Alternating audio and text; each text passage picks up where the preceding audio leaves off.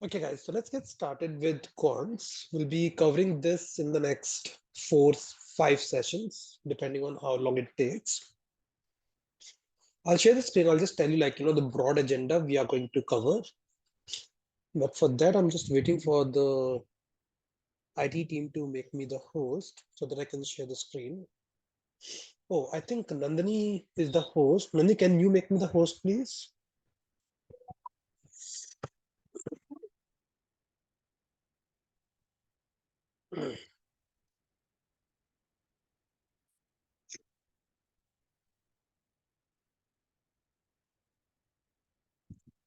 Thank you. I'm requesting all of you to please switch on your cameras.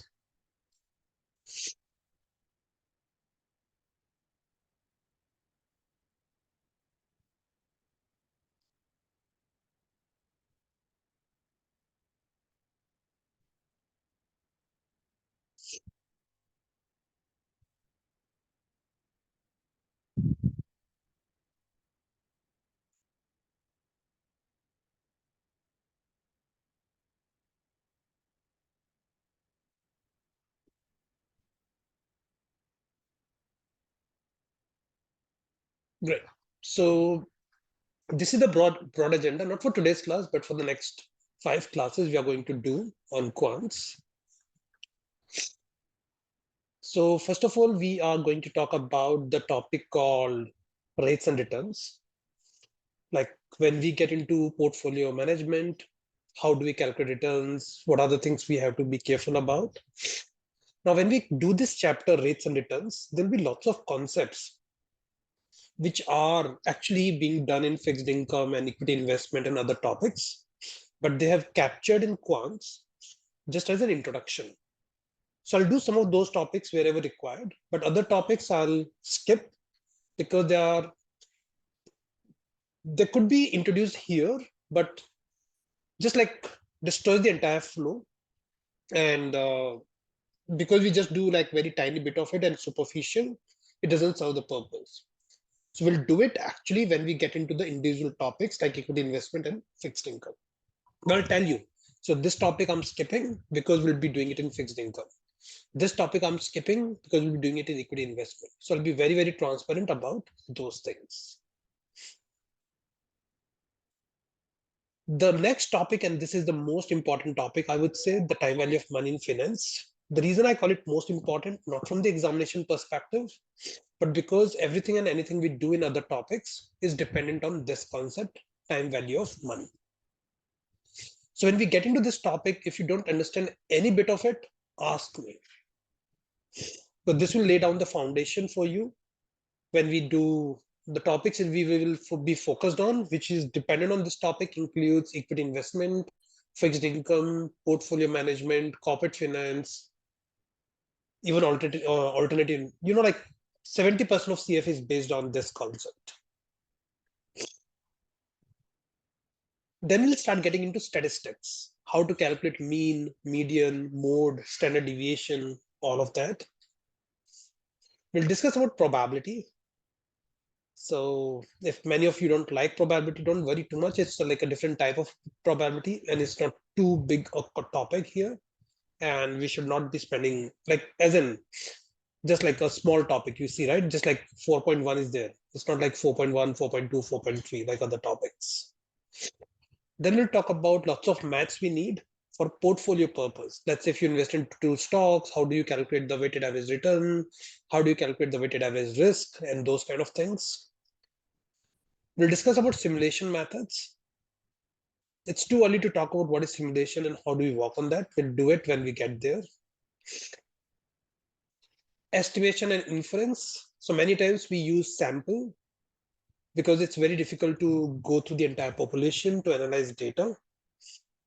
And if you are looking at the sample, how do you estimate the sample to derive the population input? A very, very important concept called hypothesis testing. Again, what we'll be talking within hypothesis testing is a bit too early. We'll cross the bridge when we are there. Parametric versus non-parametric is the smallest topic in quants. Don't like it's just like a few less than 10 pages. Linear regression is another important topic. So if you ask me, like, the two most important topics here, one is hypothesis testing and the other one is simple linear regression. And lastly, we are going to do a bit of big data techniques. Anyone who knows what is big data? I'm sure you have heard about this concept, right? Big data. Everybody's talking about it. What is big data?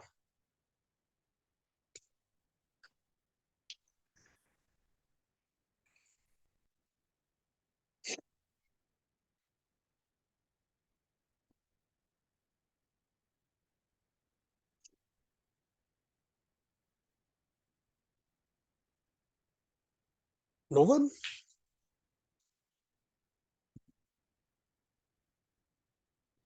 I think it's like a very large chunk of data that we need to analyze something. Okay, why are we talking? Yeah, so that's true. So huge data set which we have to analyze is nothing but big data technique. And the data is so huge that you cannot use your Excel skills to bisect and dissect the data. You need like lots of other tech tools, maybe Python and maybe some programs to analyze those data points. But why are we talking about big data all of a sudden? What's so new about this entire concept? Why didn't we talk about it 10 years back?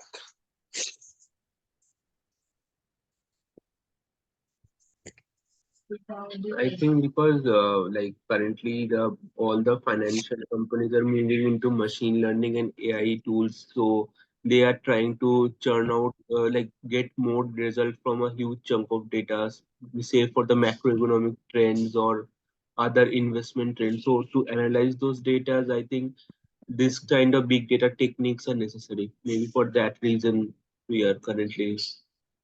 Absolutely bang on. So all the big funds, investors, they're looking at this huge data set to analyze using, as you said, AI, ML, Python, and all of that. But I'm saying, why do we need it today? Why didn't we require it 10 years back? The data was always there, right? Yes, because maybe these technologies didn't evolve like 10 years back. Or like these are not main focus of the investment banking or financial industry. Okay. So it's not about the technology was not there. Maybe to some extent, yes. But the main thing is the data was not there. As in the data we were creating 10 years back versus the data we are creating today, there's a huge difference. Okay, tell me one thing and just ask this question to yourself and answer me, okay? How many photos do you have of your own from the age of 0 to 10? And how many photos do you have of your own in the last 10 years?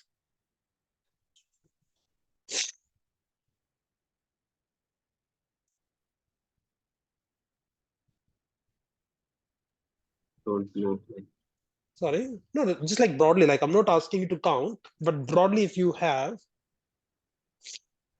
so in my case, I would think that from 0 to 10 years, like I have like maybe 70, 80, 90 photos because mm, there was an album and that's all we have. yeah. And yesterday we went out for dinner and we clicked like 150 photos.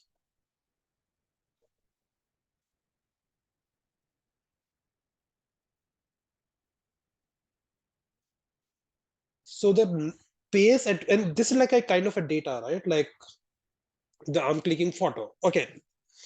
10 years back, we didn't have like these Zoom sessions and all. So this data was not recorded. But now this is being recorded here. The feedback you provide, this is digitized. The communication you have, that's digitized. The transaction you do, they're digitized. So because of that, the data being created is so much that we have to analyze this data. And to analyze that data, you can always get good information out of that data. And as a result, we need techniques to analyze these big data things. I keep giving an example that, okay, when I was in my college, I used to have a thing called floppy drive. You'll be able to guesstimate my age when I say that I've been the user of floppy drive. And many of you would have not seen a floppy drive. And if you have seen a floppy drive, Yes, computer sir. class can then Yeah. for others, like when you get into your computer class, they'll tell you historically there was a flop, like it's a thing of a history. And guys, that I remember, it used to like 64 KB. You can use, you can save some Word documents and text documents, and that's it. And then I graduated as an I uh, upgraded myself to a CD, which could save like almost like a few MBs. But that was not like enough, and I then graduated to DVDs, which could save like a 1 GB thing. And then I thought like it's not helping. Then I graduated and got myself promoted to a pen drive, which could hold like 4 GBs. And recently I'm planning to upgrade my hard disk to 5 TB. So that's like the pace we are talking about. Why do we need it? Because of the data which is being created so at such a fast pace, and the quality of data is so much that the space it's occupying is a lot more, right? So this is all we are going to discuss in big data, and we'll get there when we get there, okay, in next few days. So we are going to complete this in 5 sessions. Today our focus will be on rates and returns and the time value of money. Any questions, anything you want to comment on before we start with these topics? And I request people, Aditya, Nadia, and Puneet, to please switch on your cameras. Yeah, sure, sir. One sec. Yeah.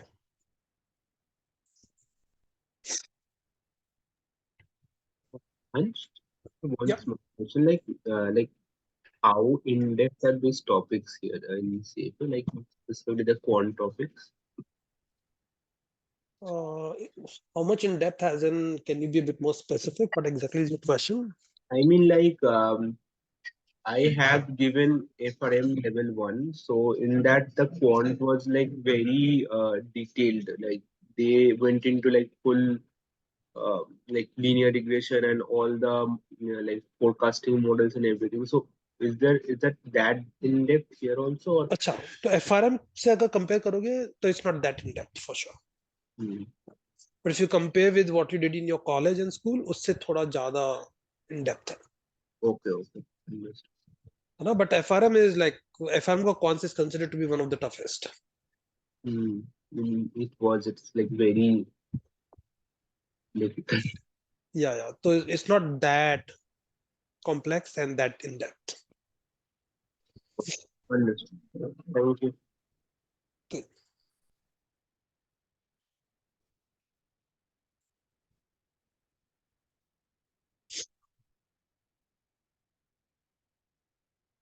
Hello, hi Puneet. You're not there yesterday, right, Puneet? Yeah, sir. Some medical emergency wasn't Okay, there. So, everything all right? in fact, just yeah, everything is okay. Just BP, low sugar issue. Okay. Uh, Wanted to check, sir. What did we skip? Yesterday. So can I just follow some link or something if there's some recording session available? Yeah, so the recording will be available, I think, in a couple of days, but we Okay. were discussing a different topic altogether. We were talking about the ethics as a subject. Okay. So for Quants, today is the first class. So that's like great in the sense that we are starting with a fresh topic altogether today. Perfect, sir. Okay. I'll maybe catch up on the recording session then. Thanks. Cool. Okay, guys. So let's start with this example. Okay, let's say you buy something for 100 rupees, and your total cost of purchase is 100 rupees, which includes your cost of the product. This includes your transportation cost. This also includes your loading and unloading cost. This includes your time and effort. It includes your phone calls. Everything included, it's going to cost you 100 rupees. Okay. Now you may want to sell it for what? 150, 120, making a good margin. But let me ask you some question. What is the minimum price you want to sell it for?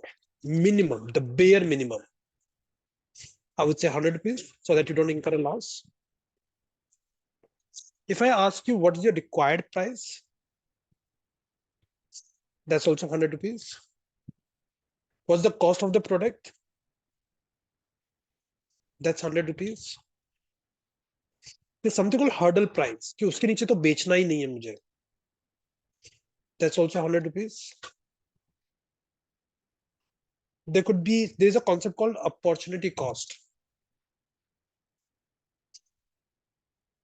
That, what is the cost of occupying this particular product? But the reason we call it opportunity cost, we are going to discuss this concept when we get into other topics. But the opportunity cost is also 100 rupees. So if I say minimum price, required price, cost of the product, hurdle price, opportunity cost, these are one and the same thing, right? The similar thing happens when you borrow money. Let's say I go and borrow money from a bank at 10%. So the question to be asked is, what is my minimum rate of return? If I invest this money somewhere, what is the minimum rate I need? So if I'm borrowing money at 10%, can I invest it somewhere at 9%? No. That'll be like a waste of money, right? If I'm borrowing at 10%, I want to get at least 10% return if I'm investing somewhere. What is my required rate of return if I'm investing that money? Again, 10%. What is the cost of borrowing? Again, 10%. What is the hurdle rate? So let's say there are various projects which are giving me various returns. I'll make a hurdle rate कि उसके नीचे जितने projects हैं, I'm going to reject. So what is that hurdle rate going to be? 10%. What is the cost of capital or cost of borrowing? 10%. What is the opportunity cost? So let's say if you invest that money somewhere, what is it going to cost you? 10%. Discount rate, this is a very important concept which we'll discuss in time value of money, is 10%. So I'm saying that these are the concepts which you'll see being spread all over your curriculum. Sometimes we'll use the hurdle rate, cost of borrowing, this, that, and all. There could be fine nuances, and in some cases there could be a difference between these things, but broadly, very, very, if I look at very, very broadly, these are all one and the same thing. So with that context, the required rate of return, the discount rate, the opportunity cost, we are just talking about what's your cost of borrowing.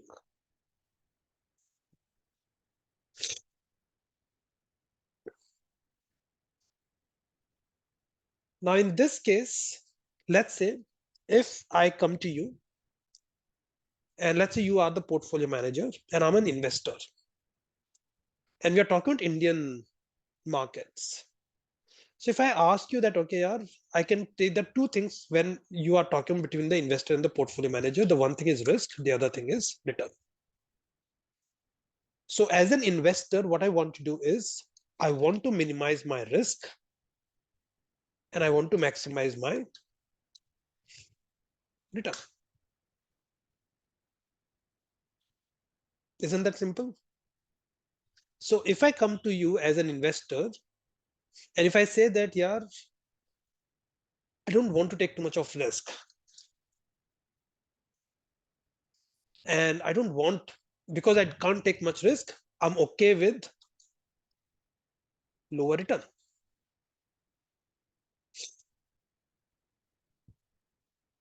But this is not how like a typical investor works.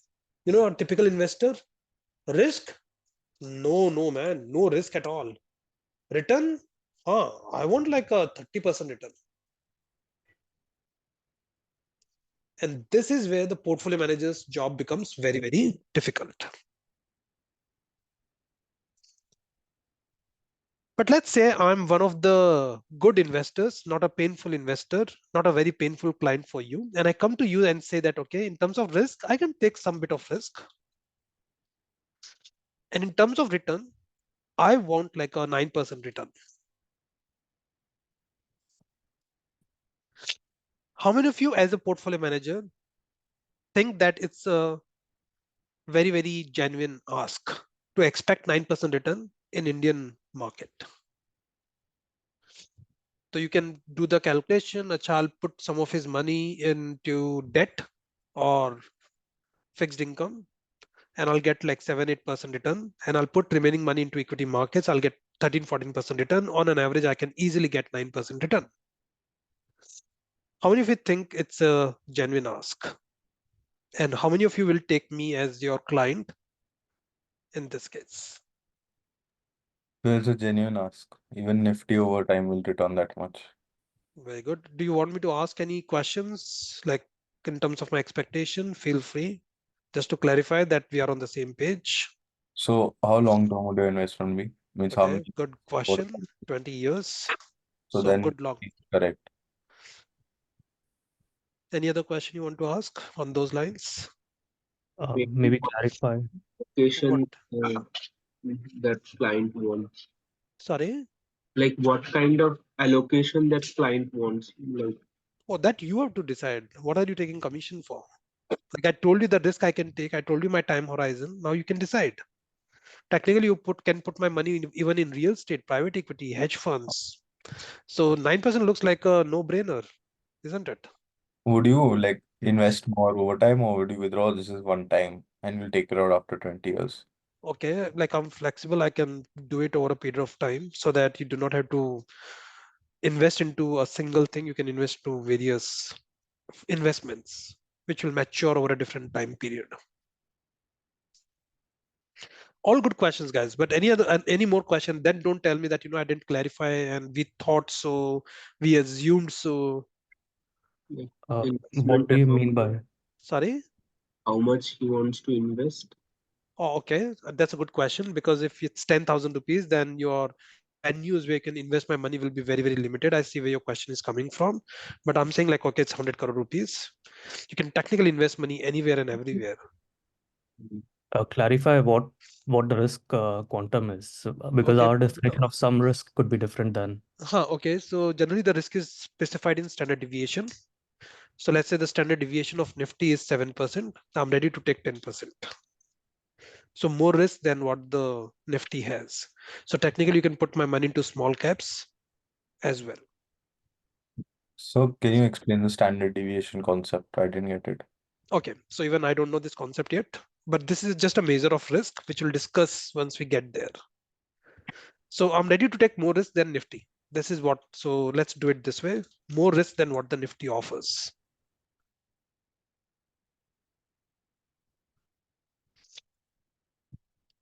Any other question you want to ask? So what about the inflation rate and Hey, that's a good one. Okay, what do you mean by inflation? Like how do I know what the inflation would be? so the current inflation rate of that current market? So let's say the current inflation rate is 5 to 6%. Now I don't know what the future inflation would be. I want my 9%.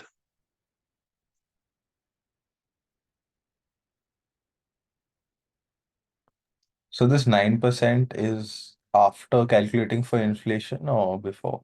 Yes, now you're talking, guys. Okay. Like So if you ready don't clarify that, right, you were thinking that this is pre-inflation or this is like a nominal return I was talking about. But then the actual thing I was talking about is the real return. So if I want a nominal return of real return of 9%, so when I was referring to 9%, I was referring to as a real return. And given the inflation in the country is 6%, technically the return I'm asking is not 9. I'm asking you about 15%. So good to clarify that question as Arav did. Is it your real return or is it a nominal return?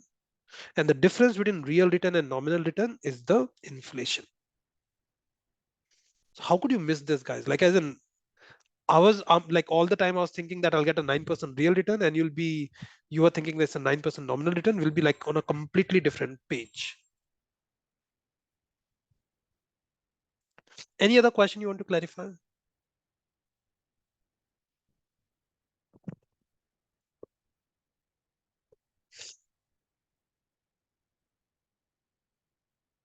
And by the way, like, okay, now I'm not that genuine client now of yours because 15% is a difficult ask. But take a 20-year horizon, 100 crore rupees investment, I can invest anywhere. You can still achieve it. But thing you forgot to ask is whether it's pre-tax or post-tax. I'm into 30% tax bracket. I want 15% as a post-tax. So on a pre-tax basis, actually it has to be 22%. so that even if you pay 30% tax, I get 15%.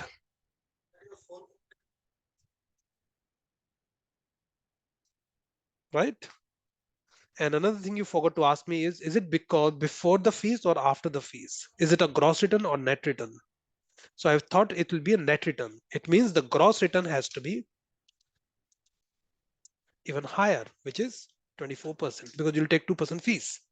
So though I want 9%, this is a real after tax net return.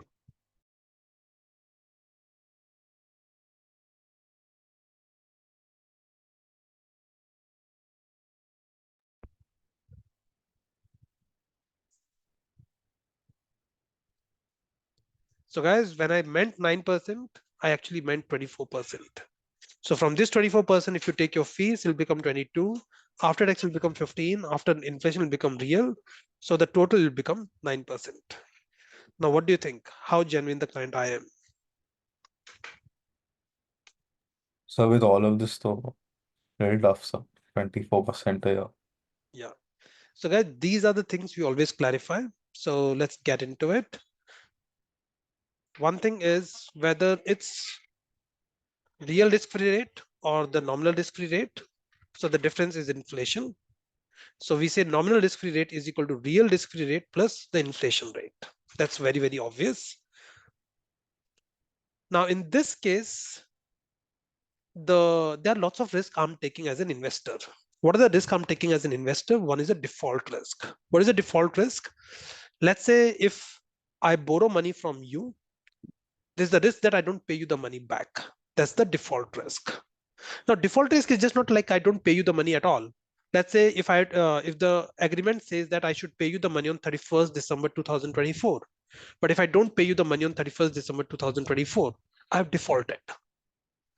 Now, if I pay you the money after 3 months, though you recovered the money, but technically I defaulted in the first attempt. If I pay you some money, but I don't pay you the entire money, still I've defaulted.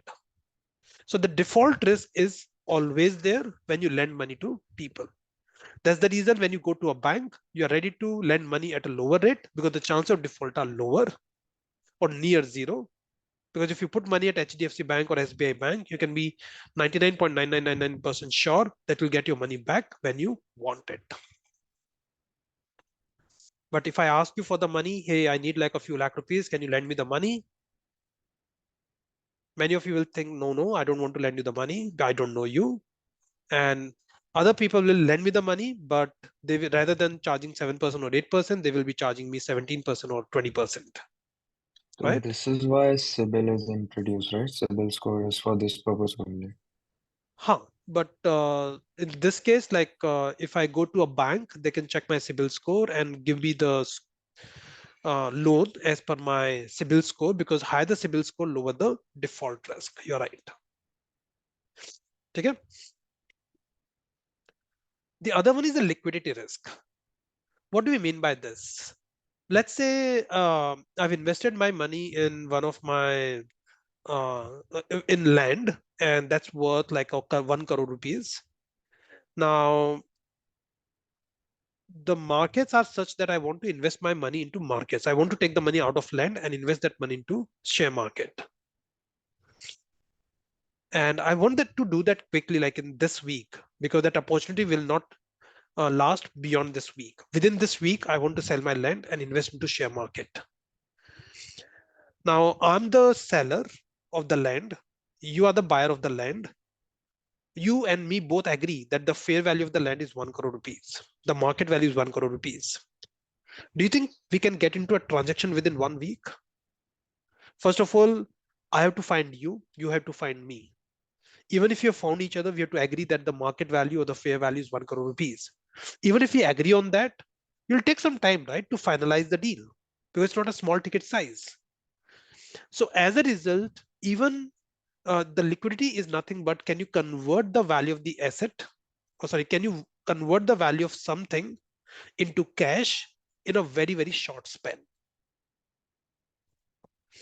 Instead of that, let's say I am invested in the share market itself and my total shares are worth 1 crore rupees. I can sell it in next 10 seconds, guys, and get my money. But in case of property, it will take me some time. In some cases, it can take a couple of months. And that's what we call as liquidity risk. Okay. And the third risk we are going to talk about is maturity risk. Let's say you and me know each other for some years, and I'm, let's say, a far relative of yours, and you know that I'm a genuine guy. Now, let's say if I ask you for money and I'm saying that, okay, I'll give you the money next 1 month. You'll be like, acha, ha, yaar, like Ansh is doing pretty good. Ansh is having a good salary. Ansh is a genuine guy. He has been so nice and his behavior is okay. So let's give him the money for 1 month and I'll get the money back in 1 month. But rather than 1 month, if I ask you the money for 20 years,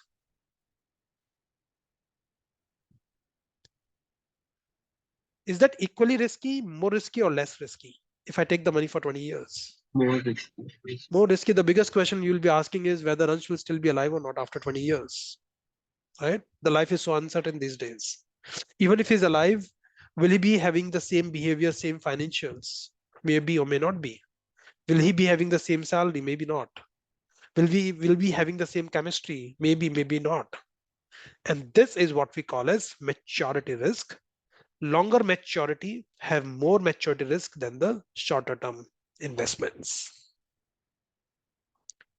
So whenever you invest money, you look at the default risk, the liquidity risk, and the maturity risk, and that will define your returns, what you're expecting from that investment. So the nominal rate of interest includes real risk-free rate, the real return, plus the inflation I told you about, and the premium for taking these risks, which is the default risk, maturity risk, and the liquidity risk.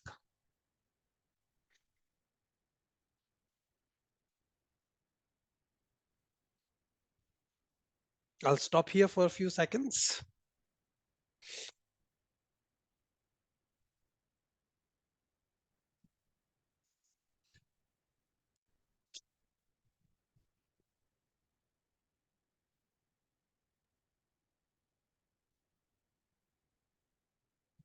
I have one question. It's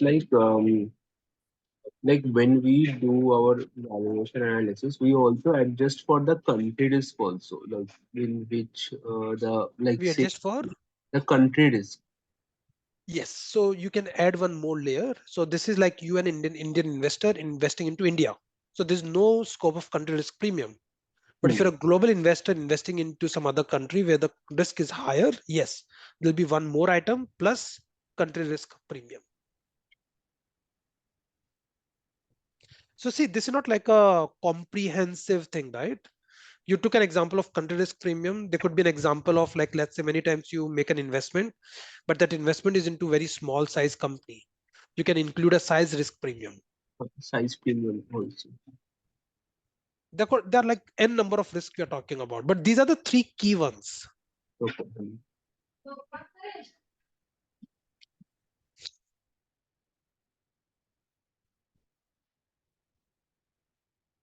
Okay. The next concept we are going to talk about is the holding period return. What does it mean and how do we calculate that? Let's say we have got Shreyas. He has invested in a particular stock for 200 rupees. He invested in this stock at the start of the year, which is 1st January 2024. He bought it for 200 rupees.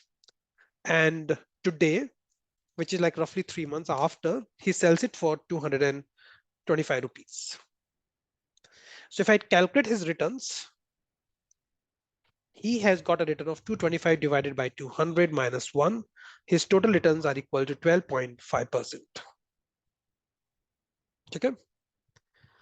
Now on the other side, we have got Punit, let's say, and Punit has invested the money last year.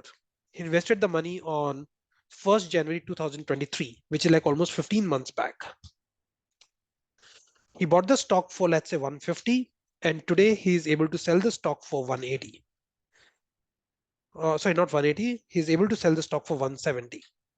And if I calculate the total return for Punit, his total returns are equal to 13.33%. Now forget the story I told you behind it, but looking at the returns, Who do you think is a better investor or who is more successful investor? Puneet or Shreyas?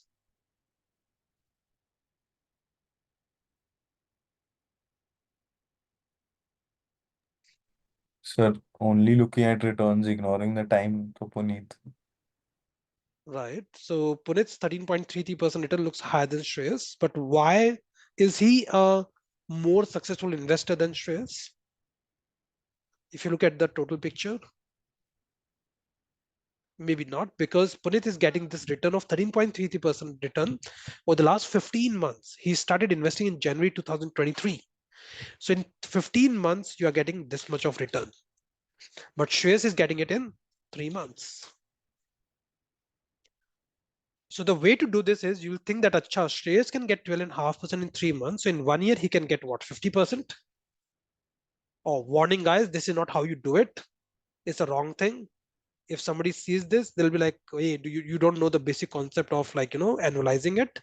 But I just don't want to get into the technical aspect, just like broadly layman types. If he's getting 12.5% in 3 months, he can get 50% in 1 year.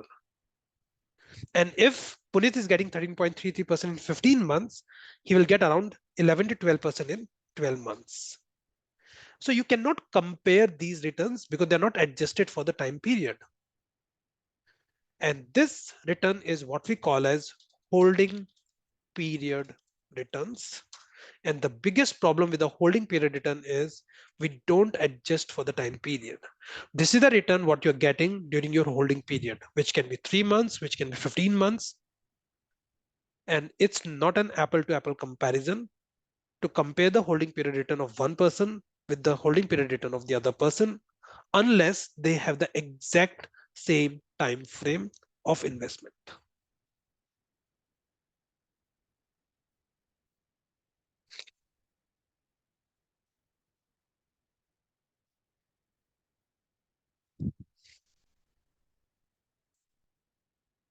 Clear? Any question on this?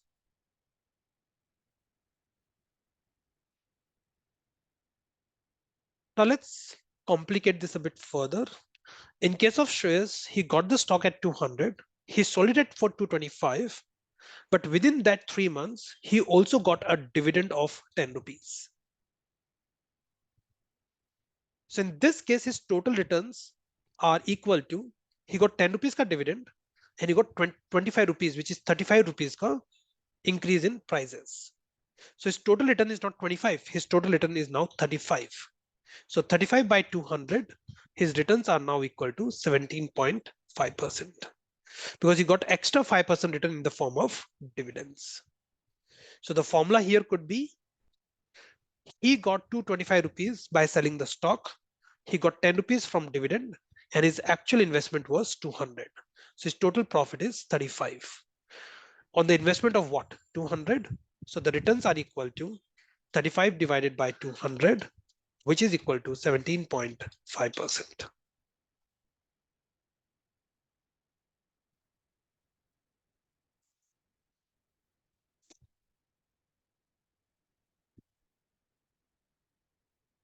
So guys, very easy concept, very simple concept, but the biggest problem this is that it's not annualized, it's not converted at the same time frame. So as a result, you can't compare. What many people do is they annualize it and then they compare it. So when they annualize it, Shreyas ka jo number hai, that will be like around 50% because if he's getting 12.5% in 3 months, he can get 50% in 1 year. And Puneet's number 13.33% will be reduced to 11 to 12% because if he's getting 13.33% in 15 months, in 12 months he'll get only 11%. And then you can compare 11% with 50%. So this is what we call as annualizing the HYPR. So you're annualizing the holding period return.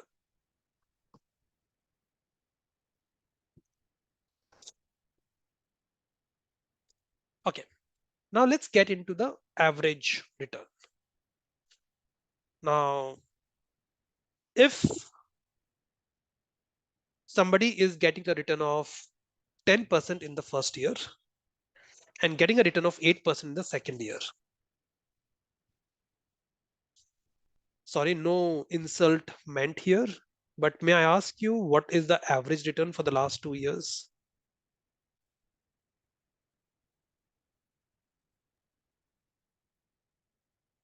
$9. And how sure you are about it? Is it like the exact 9%, some difference of 9%?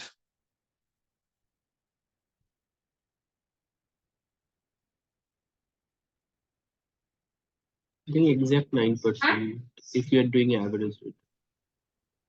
Are you ready to bet your money on this, Souvik? Yes. Okay, how much money are you ready to bet?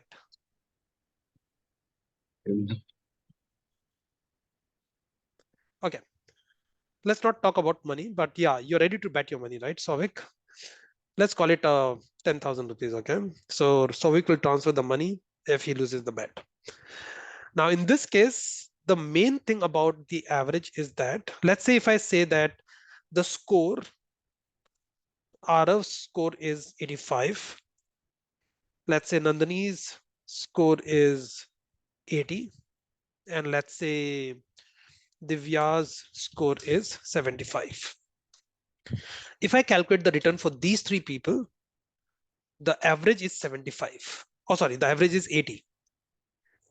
Now, the main quality of an average is that if you replace all the numbers by the average doesn't change, or the score doesn't change. The overall score doesn't change. So, pehle overall score was how much? The total score was 240. Now, what is the total score? 240. So, if you replace each and every number by the average, the total score doesn't change. Do you agree with that? Now, in this case, coming back to this example, if somebody is getting a 10% return in the first year and 8% return in the second year, and let's say this person invested 100 rupees, how much money this person will have at the end of first year?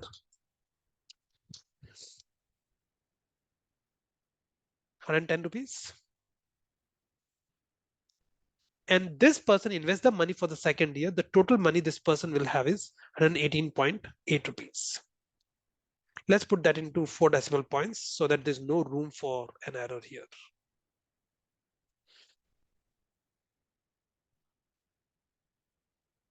Okay. So I'm saying this person will get 10% return in the first year and 8% return in the second year. The total return at the end of second year, or the total money, will be equal to 118.8000. Now what I'm going to do is I'm going to take the same framework, but I'm going to replace these numbers with an average of 9%.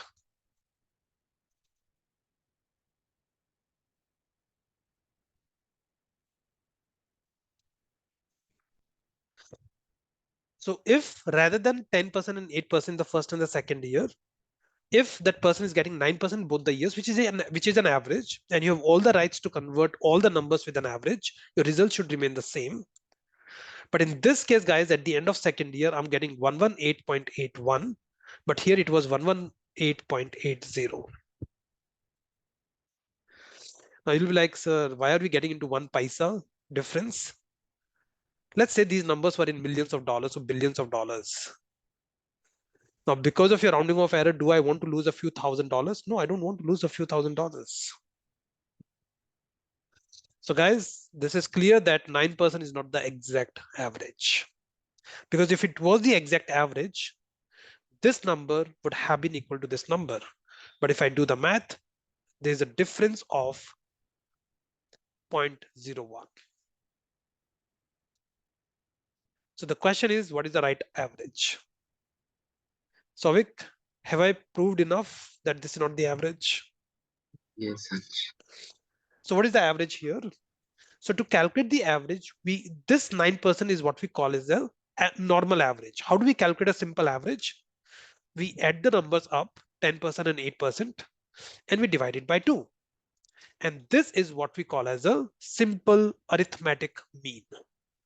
This is called as arithmetic average or arithmetic mean. But whenever we talk about, and this arithmetic mean is fine in this case, it works, no problem at all. But when we are talking about percentage, you do not calculate arithmetic mean. The other mean you calculate is what we call as geometric mean. What is a geometric mean? So the mistake we did was this one is a simple average or the arithmetic mean, which is not a problem, which is perfectly fine. But because these are percentage and calculating an arithmetic mean here was a mistake, and this is wrong. The right thing to do here is to calculate the geometric mean. How do we calculate the geometric mean? To calculate the geometric mean, we simply say that, okay, if you're growing by 10% in the first year is 1 plus 10%, you're growing by 8% the second year, which is 1 plus 8%. This is the total growth for the next 2 years. So I'll put that in bracket and have a power of 1 by 2. I'll repeat this formula, don't worry. But what I'm doing is I'm just compounding the growth in the first year with the second year growth and doing a square root. So my average is, and then I do a -1. I'll tell you the formula in a bit of detail. But if I do this formula, my exact geometric mean or the geometric average is 8.9954%. And the reason I know this is correct is because now if I take the average as these numbers, see the error is 0. There's no gap between these two numbers.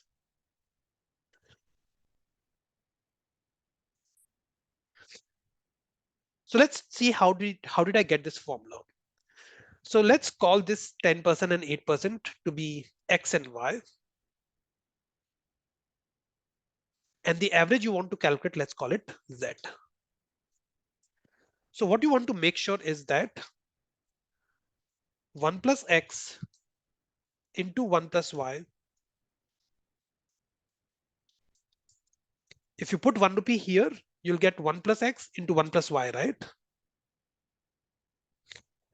And if you put that money on the other side at the average return, in the first year, you'll get what? 1 plus Z. In the second year, you'll get what? 1 plus Z. So both of them should be equal, right? Put very, very simply. Here you'll get X in the first year, you'll get Y in the second year. And because Z is an average of X and Y, you'll get Z in the first year, you'll get Z in the second year. And both of them should be equal. So we can solve the equation. Here, what is X is equal to 8%, sorry, 10%. What is Y is equal to 8%. And this should be equal to what? This should be equal to 1 plus Z power of 2. Because there are 2 years, right? 1 plus Z into 1 plus Z. It will be 1 plus Z to the power of 2. So if you want to calculate 1 plus Z, the 1 plus Z will be equal to this number ka square root. So this number, and then you do a square root. And if you want to calculate Z,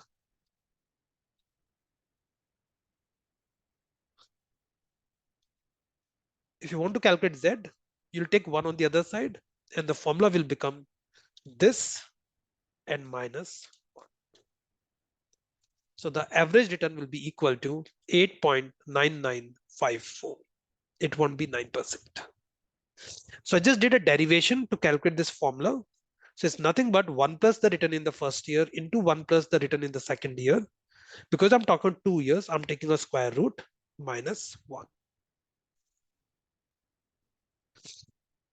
I'll stop here, but let me know if you understood the formula and does it make sense.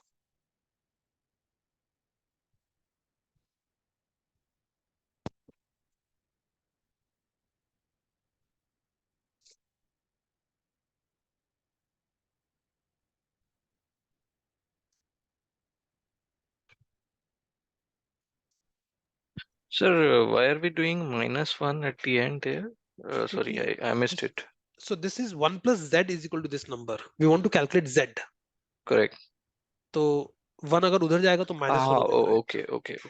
Sorry.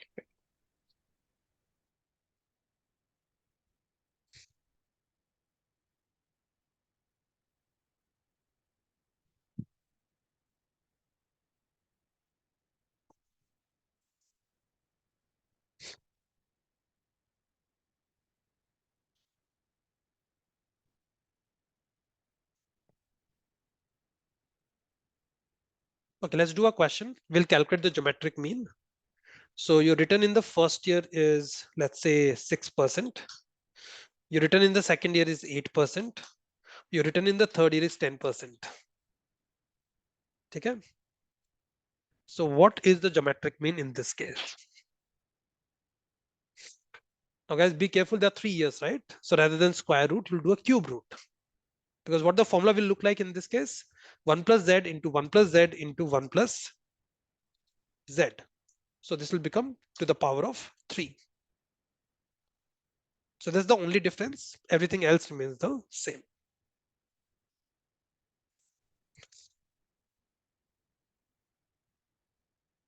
So if I'm calling it w, I'm calling it x, I'm calling it y, the formula will become 1 plus w into 1 plus x into 1 plus y to be equal to 1 plus z into 1 plus z into 1 plus z, which is nothing but 1 plus z ka whole cube. I'll leave you there. Do the calculation and tell me the exact answer to the 4 decimal points. Oh, by the way, we need a calculator for this, right? So how many of you have the physical calculator with you, like the BA2 Plus or BA2 Professional? Oh wow, Puneet, you have it. Souvik has it. Arav has it. Cool. Okay, nice. So half of you have it. People who don't have it will download the application from your Play Store. It's called BA2 Plus. Oh, I think it's a BA2 calculator. This is what they call it. Okay.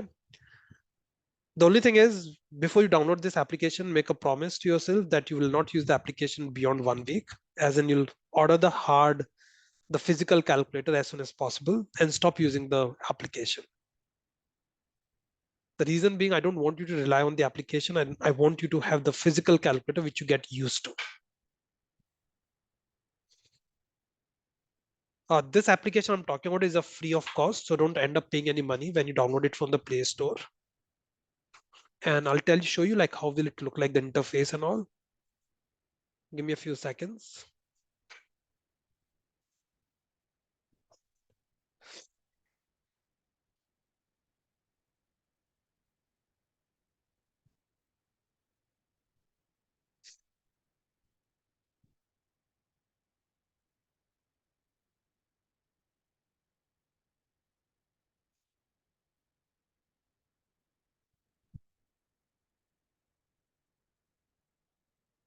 It'll take some time for it to come up.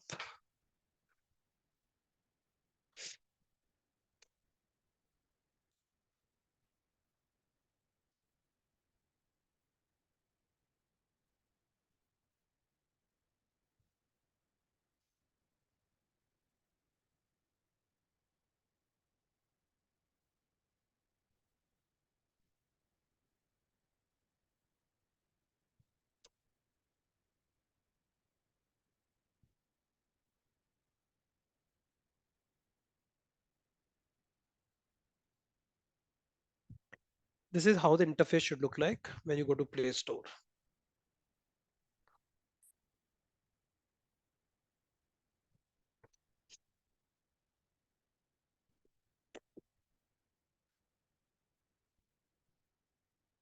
Wow, what happened?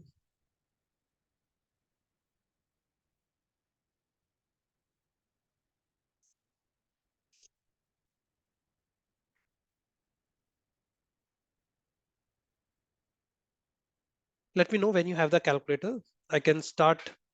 And this is like within Quants as a topic, we'll also discuss about how to use the calculator, which is going to be the integral part of the learning. Sir, so we have to solve the question on the calculator or like that only? Yeah, on the calculator, like there's no reason that you should be calculating the cube root by yourself. So I just remember that we need the calculator for this. Let me know when you either have the physical calculator or the soft or this application, ready with you, and then I can start talking about some of the functionality on this.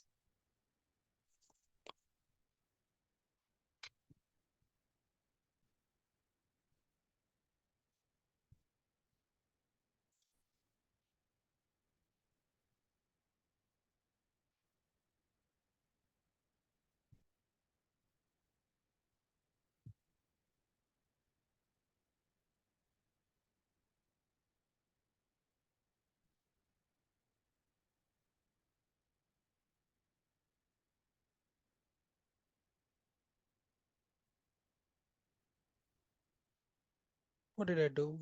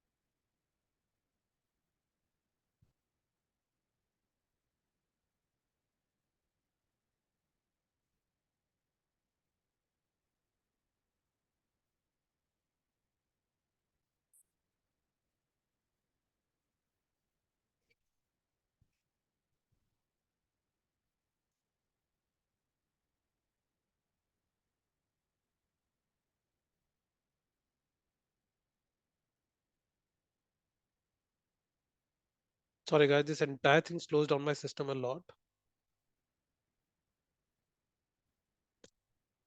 Let me start it all over again.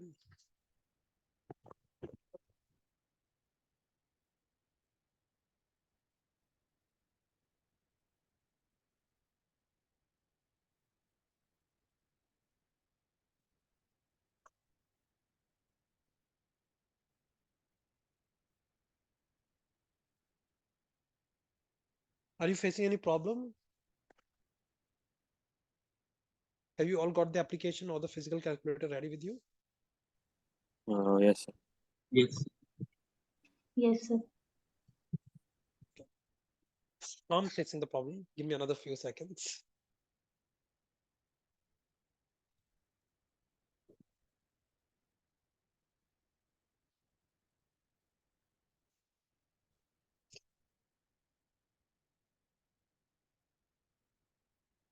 Okay, so let's start.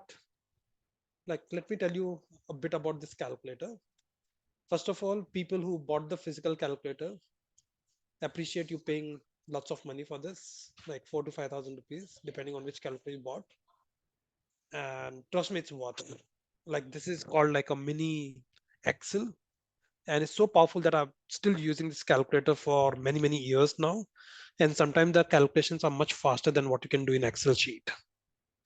Okay, but for you, you don't have a choice. You cannot use Excel sheet, and this is the calculator you have to use. Now, some of the calculator is very similar to what we use as our own calculator, like the numbers from 0 to 10. This is a decimal point to state the obvious. The plus sign, the minus sign, multiply sign, divide sign. These are all very common things what we get in our own, like a typical calculator, right? But this is just like 10% of this calculator, or sorry, not even 10%, just like a fraction of this calculator. There are lots of other functions which are being spread everywhere, which we'll discuss not in today's class only, but we'll discuss as we go gradually over a period of time. But one important thing about this calculator is, let's say on my keyboard, guys, if I have to type this dollar sign, how do I do that?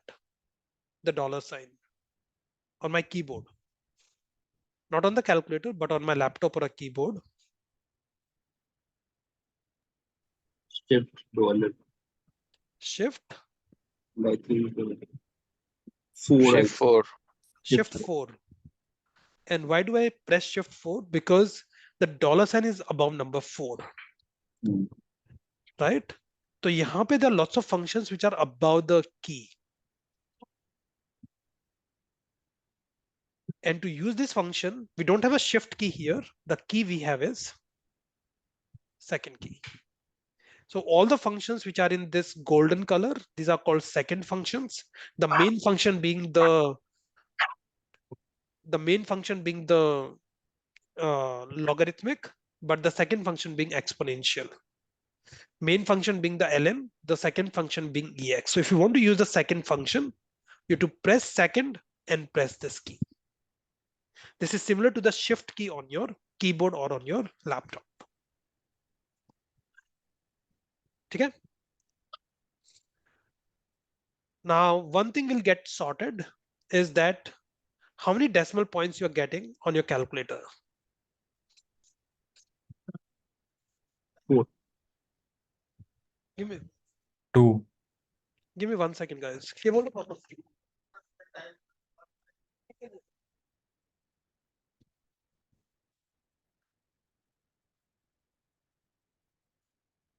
Okay, so if you're seeing 2 decimal points or 4 decimal points, we want to make sure that we see at least 4 decimal points.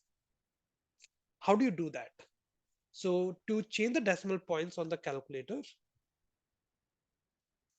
we need to change the format of it, the formatting of it. And the format is above the decimal point. The decimal point is the main function, the second function being the format.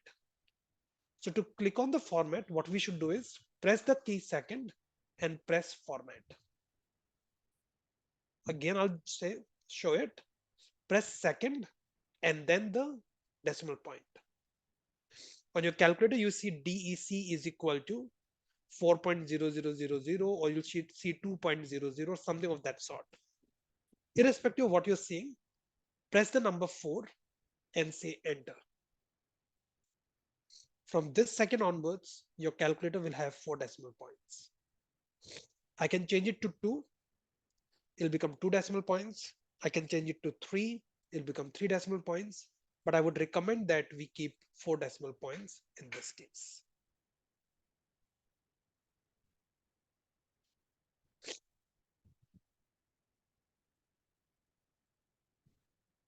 Clear? So now we have all of us have the same interface in the sense that we all can see the same decimal points on the calculator.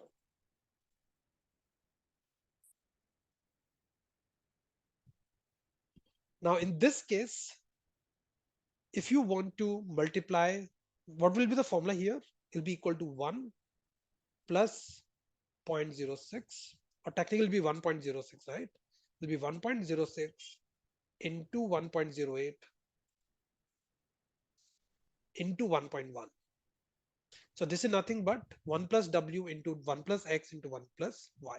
And the total answer is 2. No, I did something wrong, I think. 1.06 into 1.08 into 1.1. So the total I'm getting is 1.2593. Now what I should do is cube root of this. So to do a cube root, there's a direct thing for a square root here. You see root of x, you do the square root. But here it's not a square root, it's a cube root. So to do a cube root, I'll use the function y to the power of x. What is y to the power of x? If this is y, you can put a power of x. And what is the power of x here? 1 by 3. Can somebody tell me what is 1 by 3? What is the answer if you solve for 1 by 3? 0.33. No, the exact answer. Is it 0.33 or 0.3333? 0.2, it's the infinite. 33 till the infinite, this thing. Right. So it will be wrong if I put a power of 0.33 because there's a rounding off error there. So what I'll do is, I want to keep this number aside, but I want to calculate the second part of the equation, which is to the power of how much. So what I can do is I can say y to the power x, and I should put that in bracket. So start the bracket, 1 divided by 3. and close the bracket. And then if you say equal to, your answer is 1.0799. So the average is not 8%, the average is 0.0799. Also, sorry, you forgot to do a -1. So the answer would be 0.0799.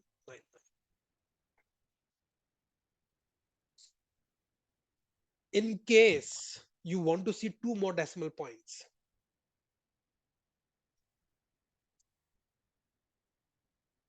what you can do is you can multiply this number by 100.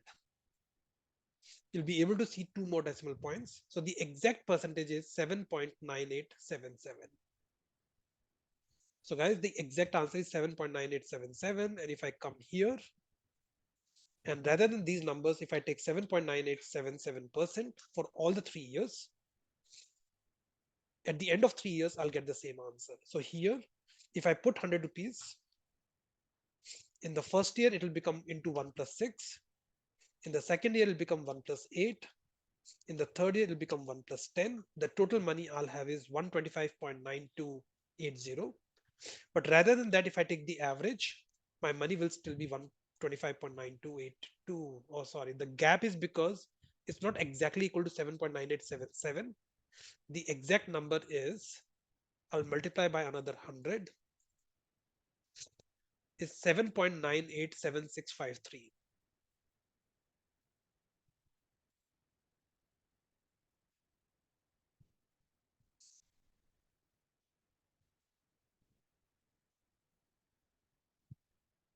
Yeah. So this is the kind of precision we need when we do the calculation. Some of you may say, why are we getting worried about such a small difference? Again, I'll come to the same point. If it's billions of dollars, do you want to lose $1,000 just because you don't know the calculation?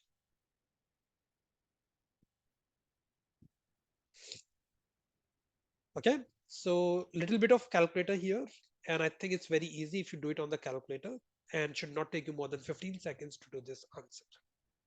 We'll So practice one can more. you go over that bracket thing again? Like, why didn't you just straight up go for y raised to the power x? Because I don't know the value of x. What is x here? X is So, 0.333333. I cannot like get to the exact number, right? sir, can we not do y to the power of x and then 1 by x, like just Oh, हाँ, वो reciprocal भी कर of? सकते हैं. So what we can do, that's a good point. So what we can do is 1.06 into 1.08 into 1.1. So this is the number. Now I want to put a y to the power x, but the power I want to put is not 3. I want to inverse it. So to inverse it, you can do 1 by x. And you can say equal to t. Thank you for that advice. I take that. So x is 3, but I want to put 1 by 3, right? So I just inverse the number. How do you inverse the number? You use 1 by x.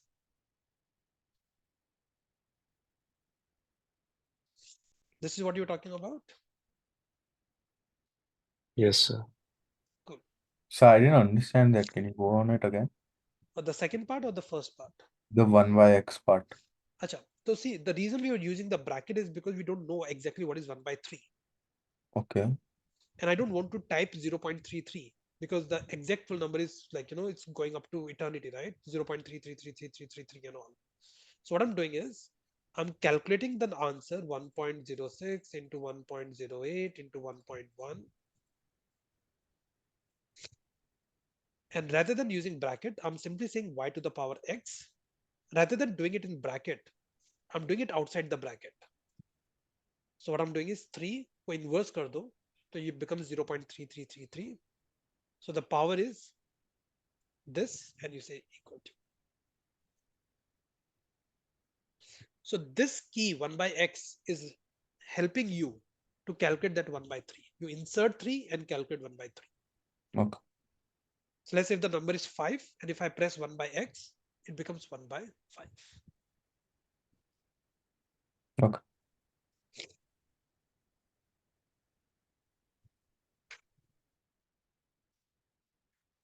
I'll give you one more question. Solve it, but using the calculator. And I want an answer like within 30 seconds if you understood all the steps.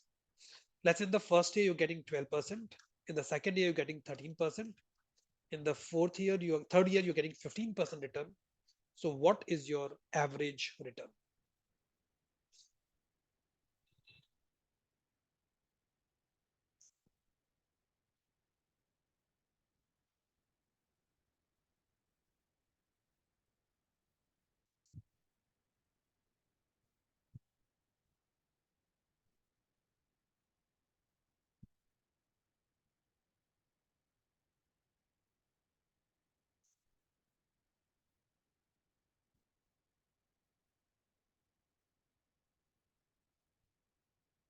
Thirteen point three two six five percent.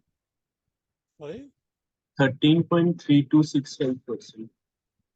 13.2657%. Okay, waiting for others. No, 13.3265. Oh, sorry. How did I get those many numbers wrong, man? I don't know.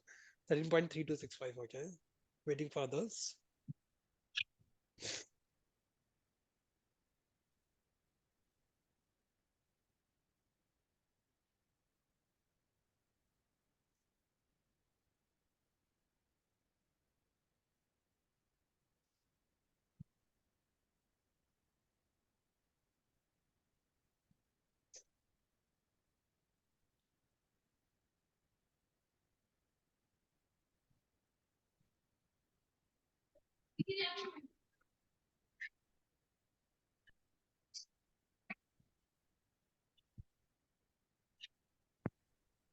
Same, sir. 13.3265. Okay, others.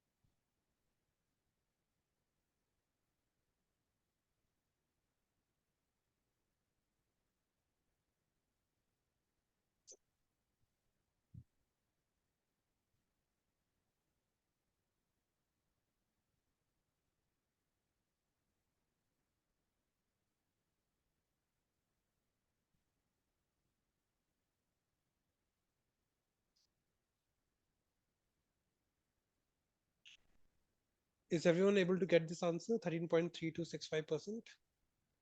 Yes, sir. Anyone facing problem? You can do it on the calculator. So it's 1.12 into 1.13 into 1.15. It's equal to 1.4554. I'll do a y to the power x and I'll do 3 ka inverse. And the answer I'm getting is 1.1333. I'll do a minus 1 here. I'm getting 13.33, but that's like not the full number. I want to see two more decimal points. So I'll multiply by 100. So it's 13.3265. That's the answer.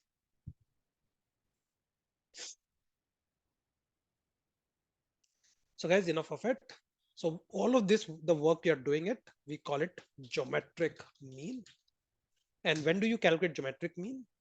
They won't ask you to calculate geometric mean in the exam. They'll just ask you to calculate average. So whenever you're talking about the growth rate in percentage, don't take a simple arithmetic mean like we did here.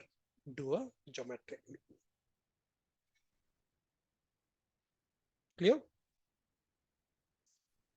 Now, there's another mean called harmonic mean. I'll tell you when to calculate this harmonic mean. So there are lots of people who invest money in the share market at different prices.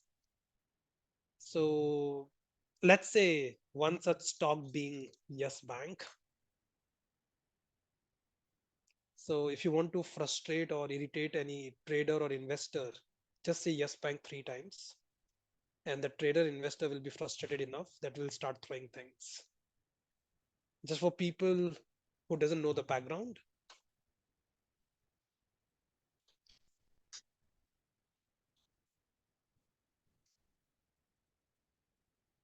so on one extreme we have a stock like Bajaj Finance.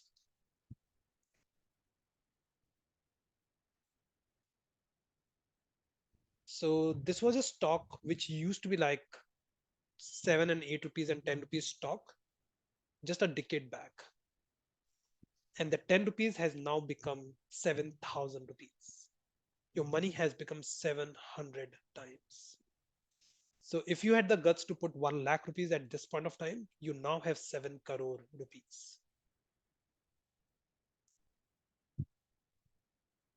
We'll talk more about it as we go further in the other topics. But people thought that Yes Bank would be a similar stock. And people thought it will be a similar stock when the prices were 400. People were talking about it will become 10,000 rupees stock. But and people thought, the weights going up, 400 can easily become 10,000 in just like a couple of years. But what happened was 400 became 150, 160. And then people thought, acha, at 400 it was cheap, at 150 super cheap. And people invested more money into it. And soon it was worth 100 rupees. Now they were not losing money in the initial investment, but they were losing money on the second investment as well. And they were thinking that, Arey yaar, ab to aur bhi cheap hai. They invested even more money. The stock became 40 here. At 200 it was, at 400 it was cheap, at 160 it was super cheap, at 100 rupees it was worth very very cheap, at 40 it was free.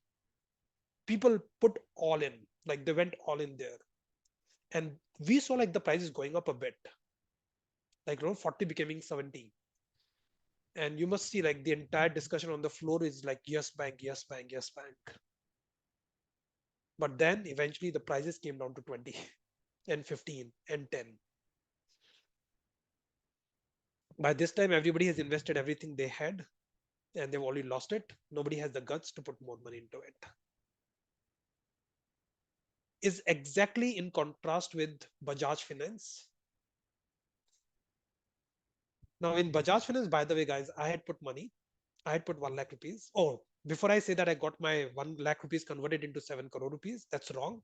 Because when 10 rupees became 20 rupees, my money had doubled. I sold the stock and got out of it. I thought that's a good enough return. But only I know one friend of mine who had invested 1 lakh rupees here.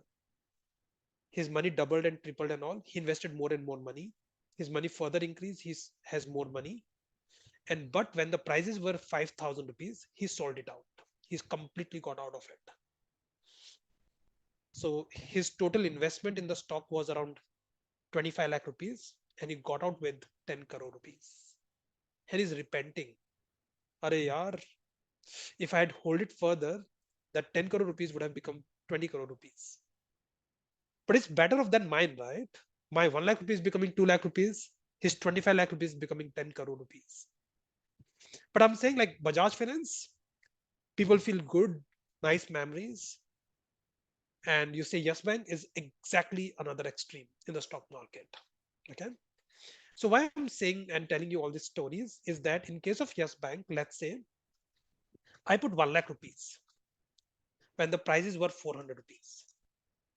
So this is the amount I put, and the share price was 400 rupees. So how many shares did I buy at this price? I bought 250 shares. But let's say when the prices come down to 150 rupees, I invest 1 lakh rupees more. And when the prices come down to 40, or let's say 20, I buy 1 lakh rupees, I invest 1 lakh rupees more. So I buy the shares when the prices were 400, I buy the shares when the prices were 150, I buy the shares when the prices were 20. Now I want to ask you a question, that what is my average purchase price?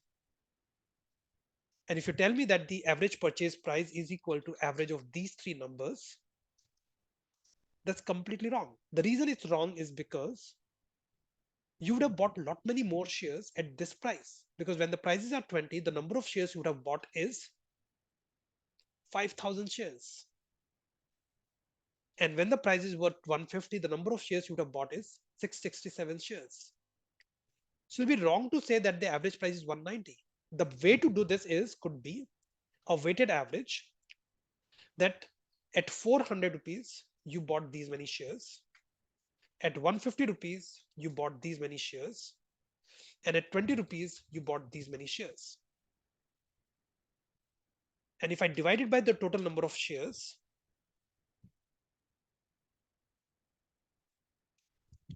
the average price is 50.7042, which is very different from 190. Or I can tell you another way to do it, which is more simple and more realistic. The total money you invested, sorry guys, the total money you invested is 3 lakh rupees. The total number of shares you have is 5,916 shares. So what will be the average price? 3 lakh divided by 5916. The average price is 50 rupees 70 paisa. So one thing is being clear, that 190 rupees is not the average price. The average price is 50 rupees 70 paisa. Clear? And this 50 rupees 70 paisa is what we call as harmonic. But to calculate this harmonic mean, guys, we had to calculate the number of shares being bought, calculate the total number of shares, and then calculate the total investment divided by total number of shares. But what if I don't want to calculate this? Without calculating this, how do you get to 50.7042? So the formula here is, you inverse, I want to calculate the average of the price. So you inverse all of these price. I'll inverse 400. I'll inverse 150. I'll inverse 20. Do the inverse of everything. Once you do the inverse of everything, do the average of these inverses. This is the average. Once you get the average, inverse the average. You get the exact same answer what you're getting here. So the harmonic mean is just do the inverse of everything, calculate the average, and once you calculate the average, do the inverse of the average. Why are we doing inverse? Because if the price is lower, the number of shares you're buying is a lot more.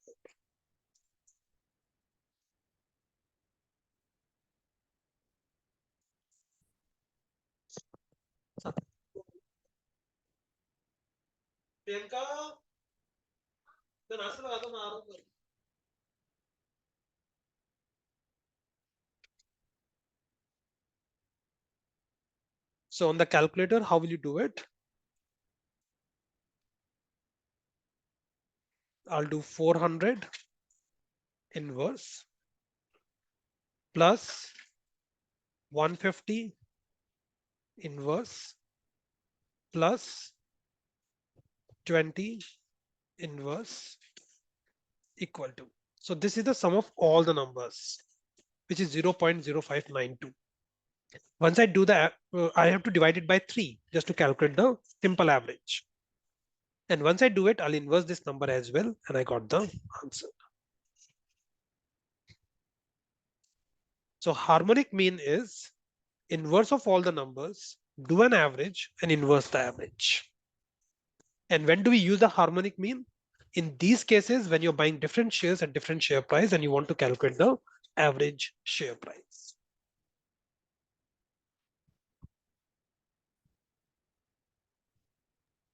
Can you please show the calculator calculation once?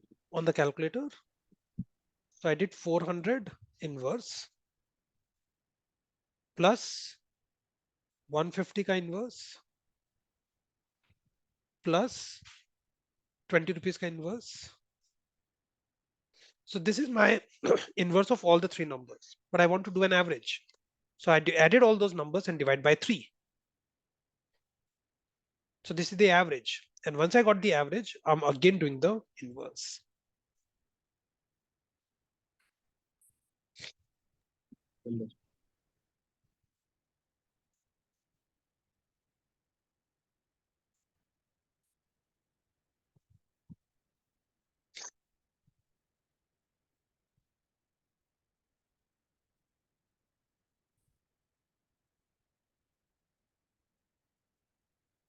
Okay, so guys, we discussed arithmetic mean, which we use for all the other purposes. Geometric mean when we're talking the percentage growth or the percentage change, and the harmonic mean when we're talking about investment into shares at different prices, we use the harmonic mean. Okay, let's take a break. And after the break, we'll talk about some of the other things related to the average. So we discussed about the harmonic mean. We discussed about the relationship between harmonic mean, geometric mean, and arithmetic mean. Though there's a derivation, guys, but it's not required for the examination. So simple funda is arithmetic mean into harmonic mean is equal to geometric mean whole square. Just remember this. And this would mean that arithmetic mean is the highest, geometric mean is lower than arithmetic mean, and harmonic mean is the lowest. The way I remember this is like in a reverse alphabetical order. Oh, sorry, it's in a correct alphabetical order. A, G, H. A comes first, so arithmetic mean is the highest. Geometric mean comes next. Harmonic mean comes next. There's a huge derivation, but it's not part of your exam. The proof of this is beyond the scope of the level 1 exam. And guys, your harmonic mean, that's also called as cost averaging. You're trying to reduce your cost because you're trying to buy Yes Bank at a lower and lower share price. So think about, in this case, you bought shares at 400, but because you bought more and more shares at a lower price, your average price is 50 rupees rather than 400 rupees. But the problem here is when this 50 goes further low, you don't lose money only on your this first investment, but you lose money on the other investments as well.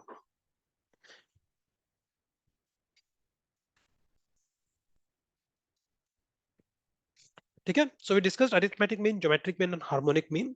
I'm going to talk about trimmed mean or the Winsterized mean after the break, and then we'll go to the next topic. Cool. So it's 10:36, guys. Let's be back at 10:50, and then we'll continue.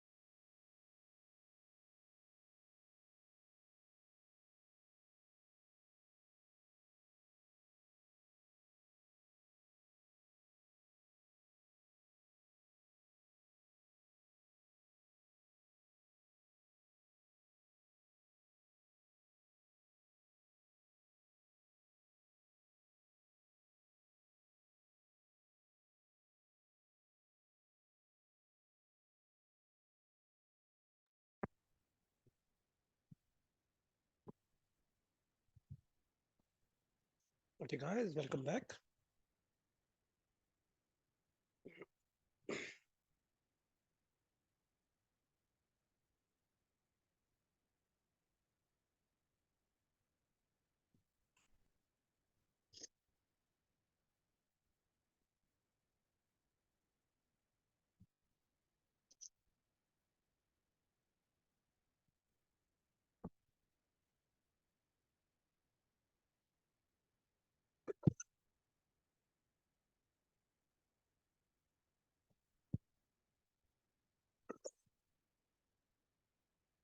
Sorry, guys.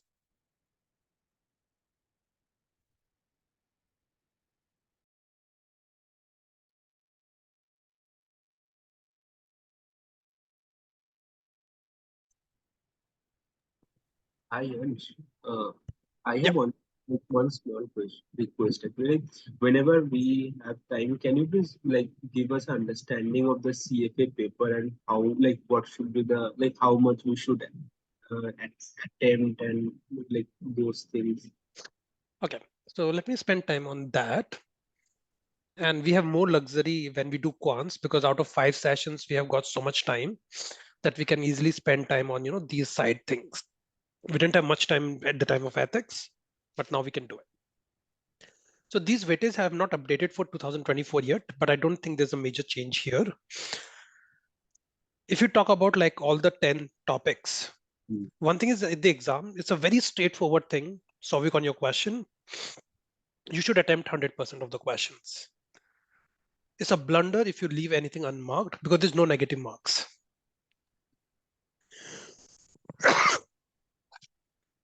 I'll go to the extent that let's say in the last 2 minutes, you got 4 questions which are unattempted. Either you can do one question properly or you can randomly mark 4 questions.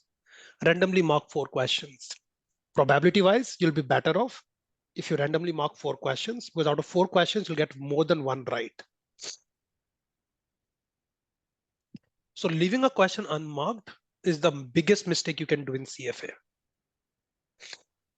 When you're doing mock papers, and which is like still a few months after, not today, when you're done with the syllabus, you still sit with a mock paper and do it. You want to make sure that you get an accuracy of like more than 80%.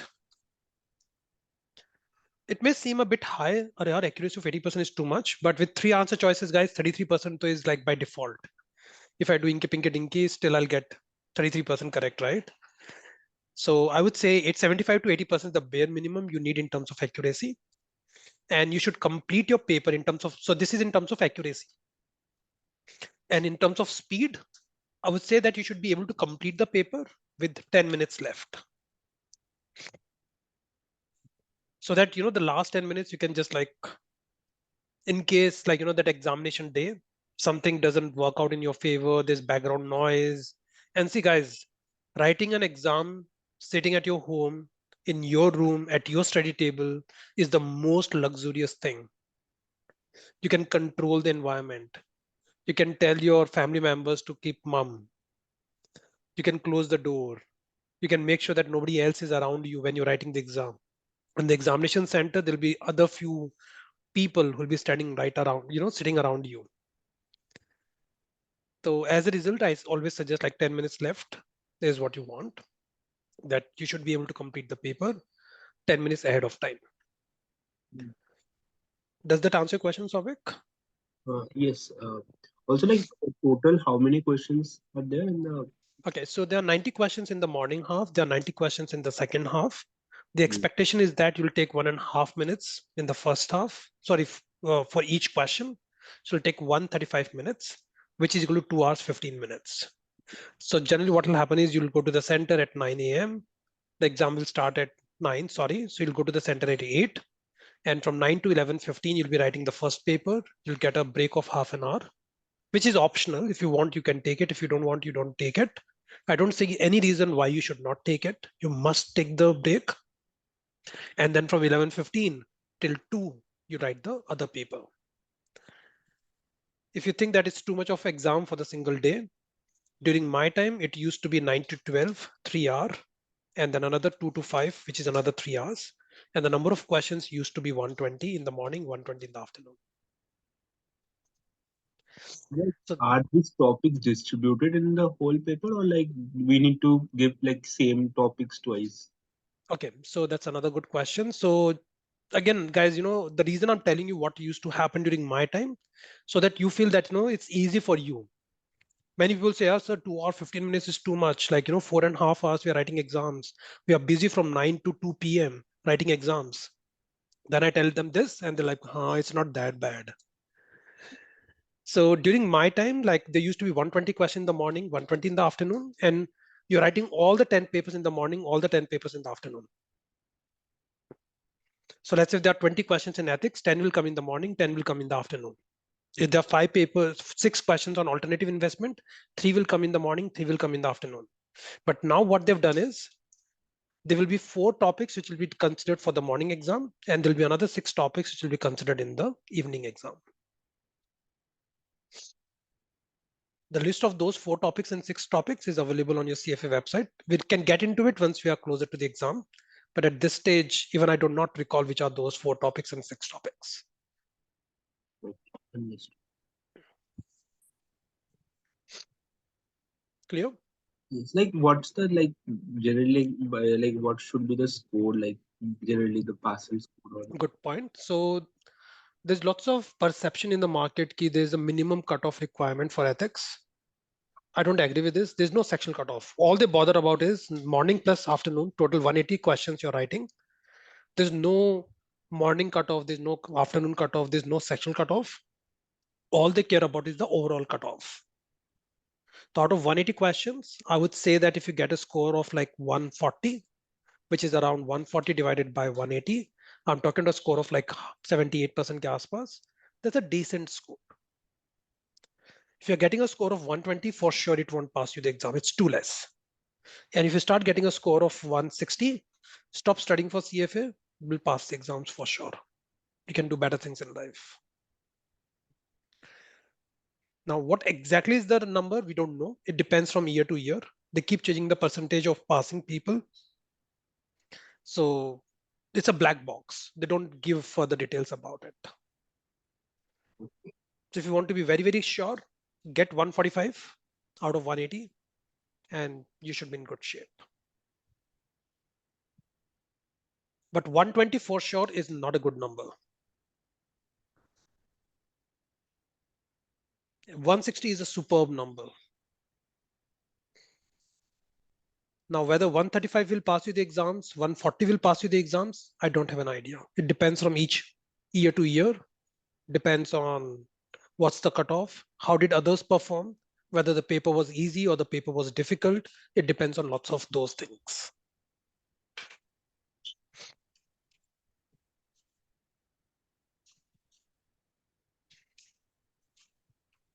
thanks sir.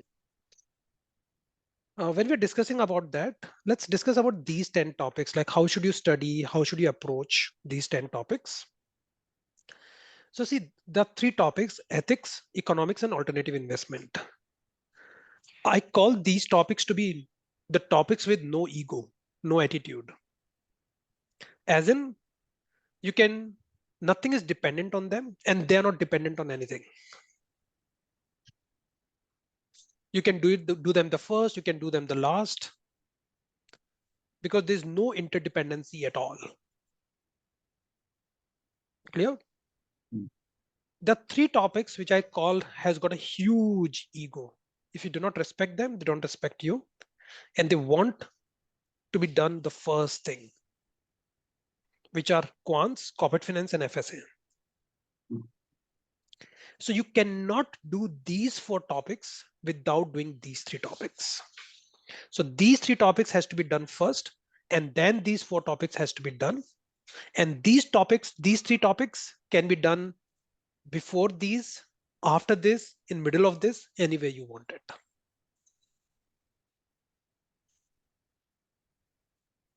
Okay. So please don't start with equity investment unless you've done these 3 topics. Don't start with fixed income unless you've done these 3 topics. Mm.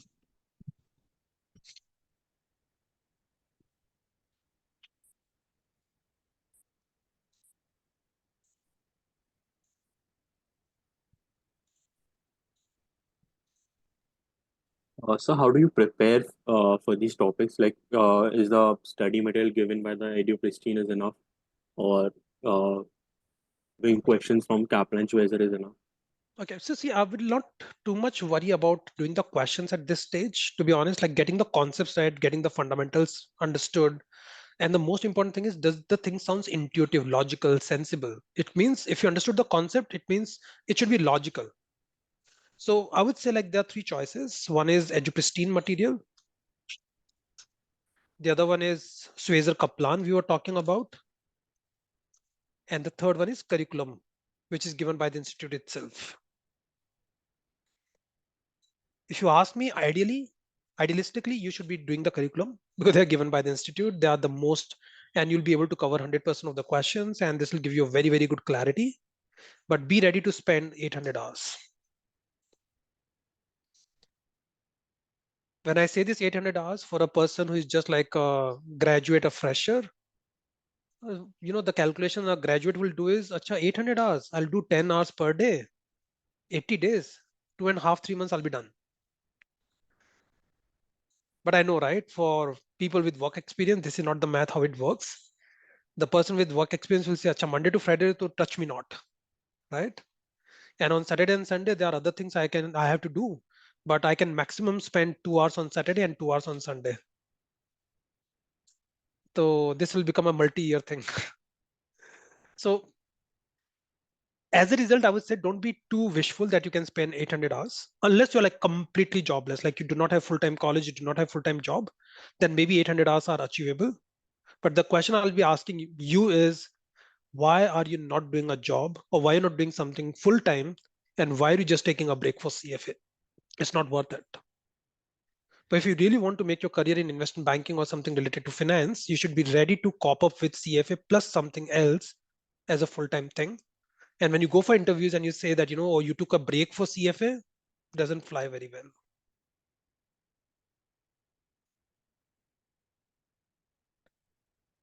So as a result, I'll go with Schweizer Kaplan, which takes you like 400 to 500 hours, and you can complete your syllabus. It takes like roughly half the time, but covers 97 to 98% of your syllabus. So good deal, good bargain. And if you do EduPristine, that's never a choice. Not that it's not good, it's just that it's very summarized version and it doesn't cover any syllabus. It doesn't get into the details. It does not get into the concepts. And the purpose of EduPristine material is to do it in the classroom, or maybe when you're done with the entire syllabus and if you just want to flip through and revise things, you can do that. But I'll never ever say that EduPristine should be the base material for your preparation. And guys, you're putting me on a spotlight, on these recorded lines, you're asking me these questions. So thank you for that. Yeah, understood, sir. Thank you so much.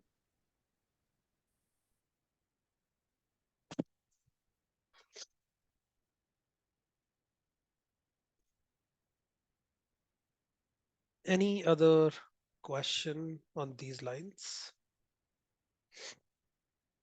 Sir, last we spoke about that we can get a copy also for this Quasar study material. Any idea, sir, from where we can get it? You can order it from like lots of places, like Mahakali Bookstore is one, Lakshmi Xerox House is another, and they Okay. charge you like 1,500 ke aspas. They get you like all the 5 books plus the mock papers, plus they give you the soft copy of the question papers. So Okay. Mahakali books, you said, right? yeah, I don't give these names, people then No, that's okay. Sorry, blame I'm me. No, yeah. I'm happy to do that. I know that you trust me, but I don't get any commission. So once I was like blamed for that, acha. Okay. I get it, sir. No problem. Thanks. So you Google and Mahakali is one, Lakshmi Book House is one. These are the two which I know, but there must be more which are in your locality, and they're pretty good. Like, they will take like 2 or 3 days and get it couriered at your doorstep. Perfect. Thank you. If you go to Flipkart and Amazon, there are choices, but they're a bit expensive. They charge you like around 2,800 and 3,000 rupees, slightly on the higher side. Okay. Thank you, sir. But make sure that when you order, you specify you want 2024 material. This is the time they want to dump you the previous material from 2023. Sure. 2023 material is useless. Why will you buy the last year, right? When Yeah. you're paying the price today.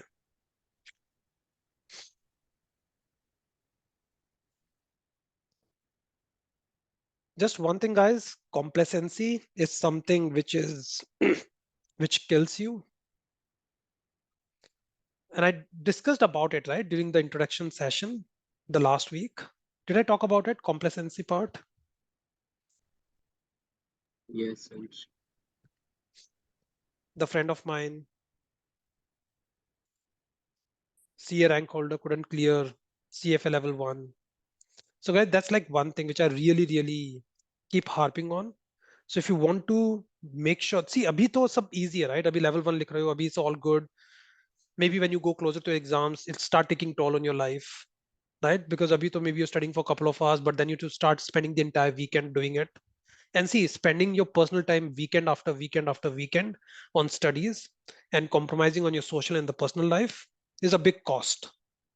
And it can take a toll on your, like you can start getting frustrated at some point of time and you start questioning, Arey yaar, do I still need a CFA? Maybe it's not required, right? So remember, why did you start CFA? Because this is what will keep you motivated when you get into CFA level 2 and level 3. Level 2, by the way, and this is something I always say, and Weber, very much relevant for you because you are already done with level 1. If somebody asks me between level 1 and level 2 and level 3, what are the differences?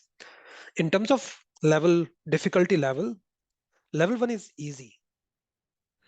Some of you may not agree as you go forward because what we've done so far is the most easy part. Things are going to get blur and dark as we go forward. And some people say, sir, how can you call it easy? I said, okay, wait for level 2.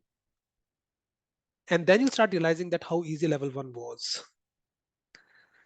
That only when you get into adulthood, you realize how good the childhood was. So level 2 is very difficult. Level 3 is difficult, but not as difficult as level 2.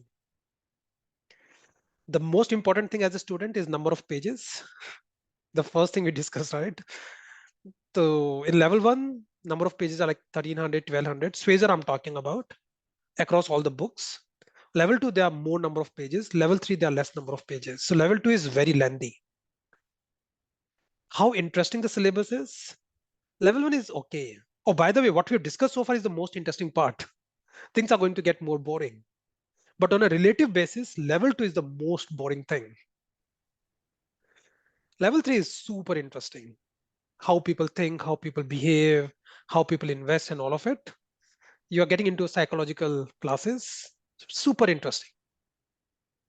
Formula, level 1, there are not too many formula. Level 2 is all about formula. Level 3, there are enough formulas, but not as many as level 2. Exam format, MCQ, MCQ. These are essay and MCQ, multi-choice questions. Passing percentage, 30, 40, and 45, roughly. It changes every year, every attempt, but roughly these are the percentage. So if you ask me, level 2 is the most toxic mix. It's lengthy, it's boring, it's difficult, and the passing percentage is not that high. And people say that level 2 is the finals before the finals, and I do not disagree with that. I cleared my level 2 in the first attempt, and the reason I could do that is because my entire motivation was that ye wala to main wapas nahi pad sakta wapas. It's so boring. So I spent like rather than 600 hours, I spent 700, 800 hours that this I cannot bear again. So the reason I'm telling you this is it's still like long-term thing, like, level 2 will be not before next year. But when you get into level 2, remember my words, okay? This is when you start losing the motivation to continue with your CFA. And I've seen lots of dropouts at this stage. And people think, acha, level 2 aisa hai, to level 3 kya hoga? But guys, there's a light at the end of the tunnel. There's a saying, right? And this light, what you see is not of the another coming train. It's like, bright sun on the other side. So please do not lose the motivation when you get into level 2. Vaibhav, all the best. Thanks. And I'll take a break after level 2 anyway. और नहीं oh, हो पा रहा don't था. do. Acha, okay. Now So that's maybe why I'm this, doing one again, yeah. right. So I've seen many people doing, like giving up on level 2. Don't do that. One small thing, Ansh, like in the level 3 you have mentioned essay. Like what kind of essay?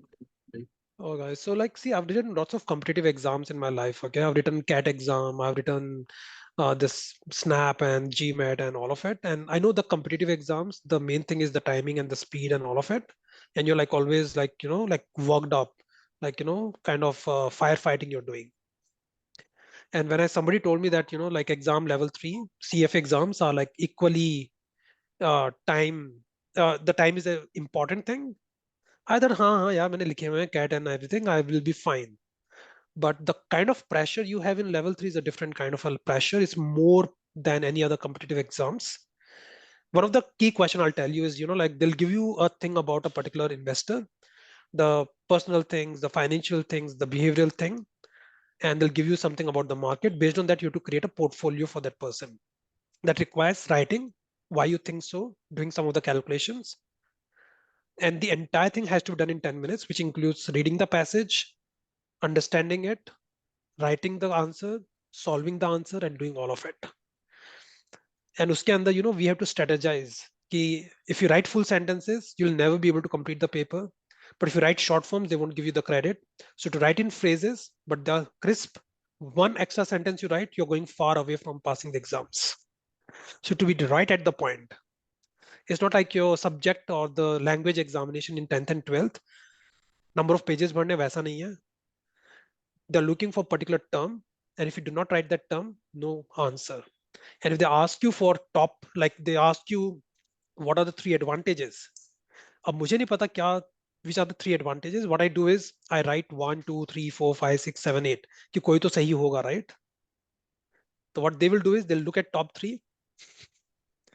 If it covers, if out of these 3 1 is correct, 2 is correct, 3 is correct, they'll answer, they'll give you the credit. They'll ignore 4 5 6 7 and 8. So it's, though it's essay type, but it's very, very objective marking. So you cannot beat around the bush. You cannot just like, keep blabbering and keep extending the answer. You're just wasting your time, but you will never get the credit for that. So in this case, if my 1 2 3 are wrong and I've got 4 5 and 6 points correct, I'll get a 0 credit because they'll be just looking at the first 3 ones.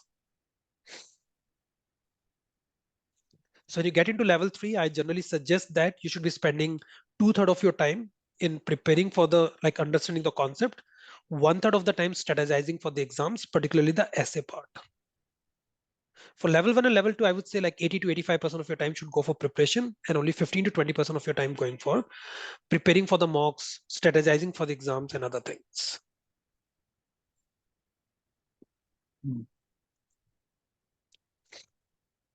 Sorry guys, don't get excited about these numbers. They are not adjusted for inflation. The correct numbers are these days 4K and 6K for a BA2 plus and a BA2 professional.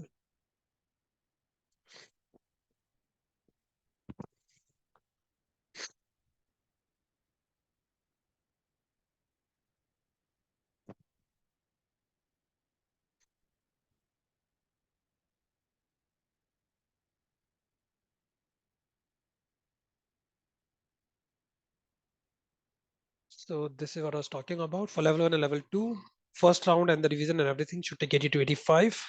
And practice of exams 15 to 20. But for level 3, it should be 2/3 and 1/3.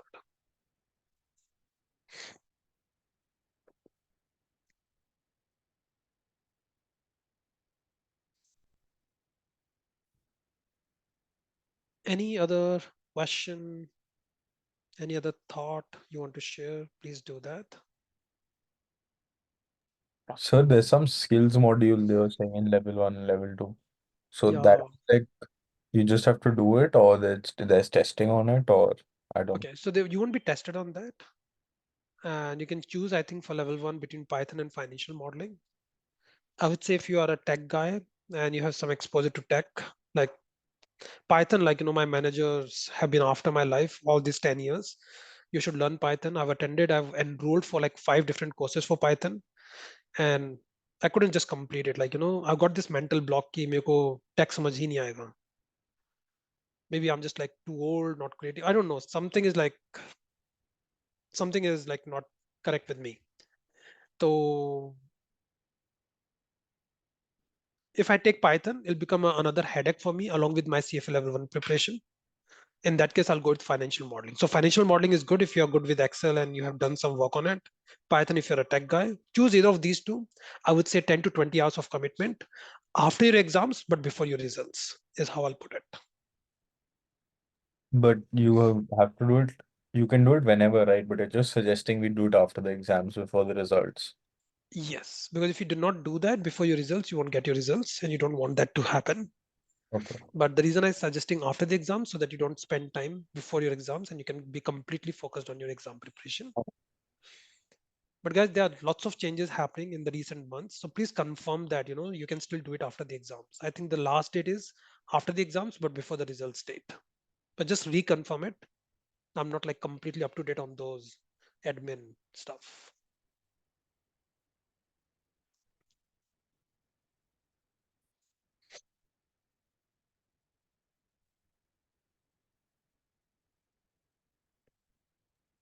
Sir, also, this 36 months of relevant experience only counts full-time experience.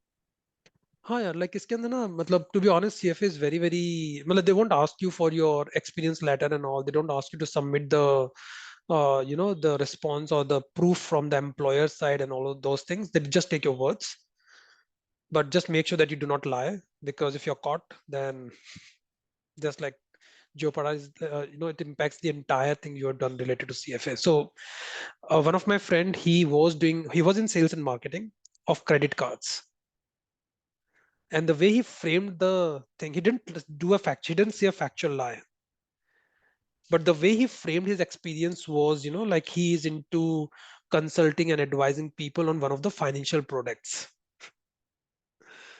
So it could still fly. Yes, but it counts only full time. It doesn't count your self-employment. It doesn't count your part-time. But some people ask me, what is the relevant experience? So I give you an example. You can phrase it in such a way that it sounds something relevant to any of the 10 courses. So if you're doing anything with the real estate, anything to do with this, just frame it so that it aligns with one of those 10 topics, and that should be considered as a relevant experience.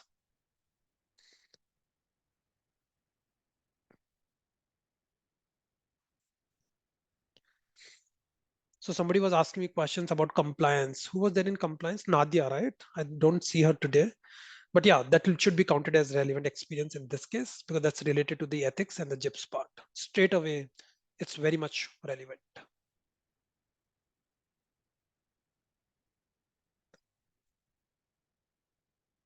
But if you're marketing of automobiles, you're into sales of white goods, that won't be counted. That's going to be very, very difficult for you to frame as a relevant experience. Sir, credit and risk management will count, right? For sure. Yeah. No doubt about it.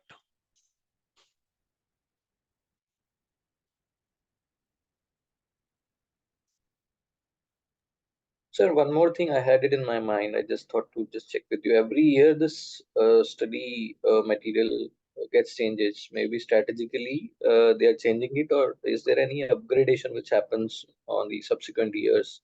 So far, the material is concerned or the study is concerned. Because even if I pass through it, do we need to get in touch with some strategies or some online tool to upgrade, keep upgrading ourselves? So far, the strategies are concerned to apply for investing, management or portfolio management kind of a thing.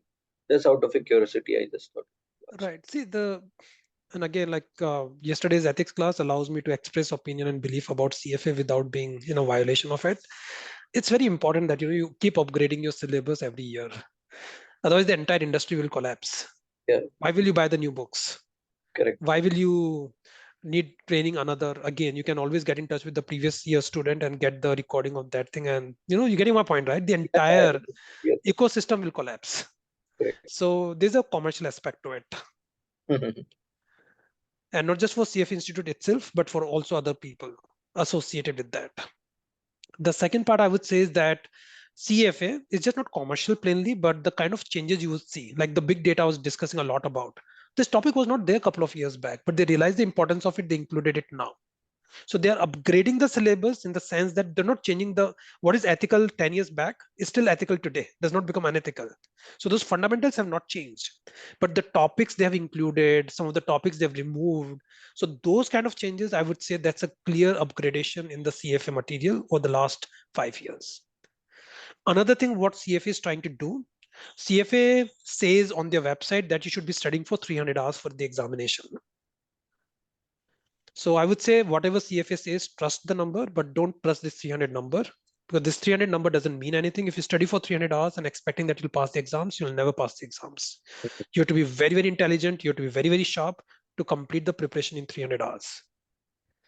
So what they've been saying, on the other hand, is that they realize that people are spending a lot more than 300 hours. They understand the part, and they're reducing the syllabus to some extent. But how they're reducing it, they're removing it from your examination purpose, but they still want it to be done for the prerequisite purpose. For example, they'll ask you, the multiplication is not part of your syllabus, but the differential and integration is a part of your syllabus. But how can you do differentiation and integration without understanding the multiplication? Yeah, correct. Yeah.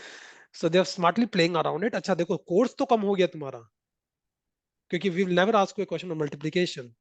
Yeah. So there's lots of prerequisites what they've created in the last 2 or 3 years, and we are going to face lots of challenges as we get into it. Because I'll say, अच्छा ये syllabus का part नहीं है, but करना पड़ेगा, क्योंकि if you don't do it, you won't understand the concept. And you'll be like, why are we doing it when it's not part of syllabus? But it's important to get the foundation correct. Mm-hmm. Thanks.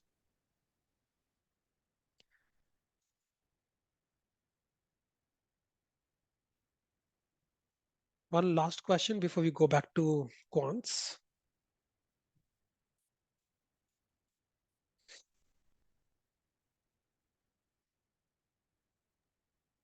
So, one more thing.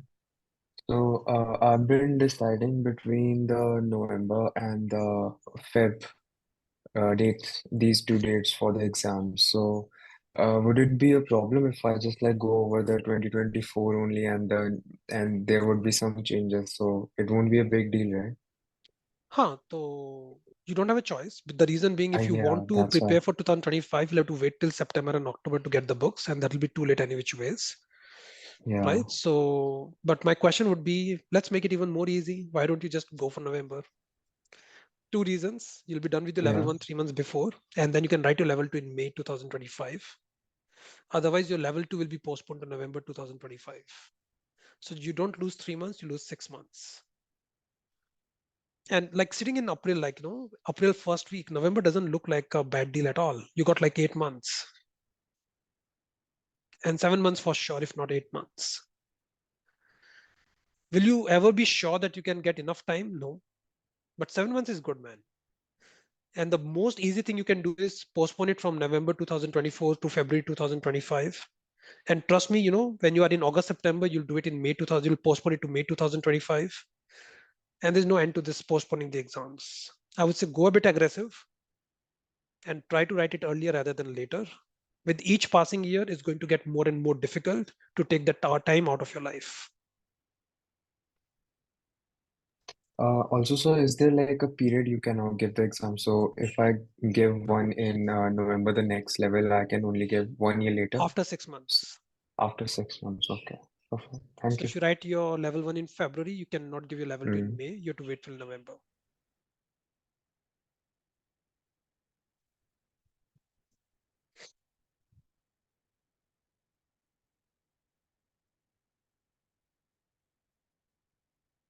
Cool, guys. So we'll come back to these kind of questions a bit later on, but let's continue with quants.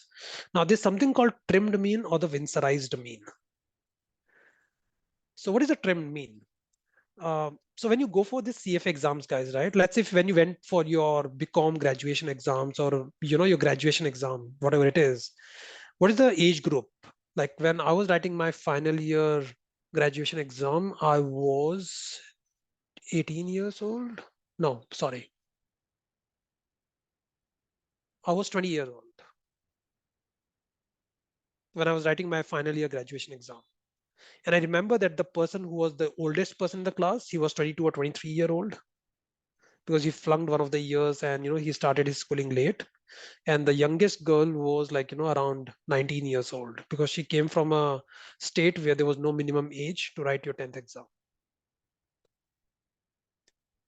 But when you go for CFA exams, the youngest I've seen is 18 years. But on the older side, you see some people with gray hair, some people with white hair, and lots of people with no hair, right? So I've seen people, coming like with, coming with the support of somebody because they cannot walk, they're too old, but still writing CFA exams. That's the age range. So you'll realize it when you go for your level 1 exams, that there'll be lots, too many people who are old. Now, this is one thing which happened during one of my classes. Like, there was a person who was like pretty old. You can make it out from the face and, the hair, everything you can is easily evident. And not old like 50, 55 years. That person was like 65, 70-year old. And out of curiosity, I couldn't stop myself, but I had to ask. So, but how do I ask directly? Like during one of the questions, I said, okay, let's take a sample out of it. And then I started asking ages of everyone. And then the answers were like, somebody was in the second year of graduation and the age was 18, somebody was 22, somebody was 25, somebody was 30, somebody was 35, somebody was 27, somebody was 29. But this person says he's 80, 67, right? And actually, it was a smaller batch than this. There were just like 6 of us. So I couldn't take this example in that batch because it looked very rude for that person. And by the way, guys, age is just a number, nothing bad about it. So in this case, if I calculate the average, I should not be calculating the geometric mean. I should not be calculating the harmonic mean. The simple average I calculate would be equal to this. And the average age is equal to 31 years. So if I say that the average is 31 years, and these are the 6 people part of the room, everybody will be clueless, man. Dude, like, we're not that old. How come the average is 31? And the entire average is being skewed because of this one person. And because of this one person, the average age has been a lot higher.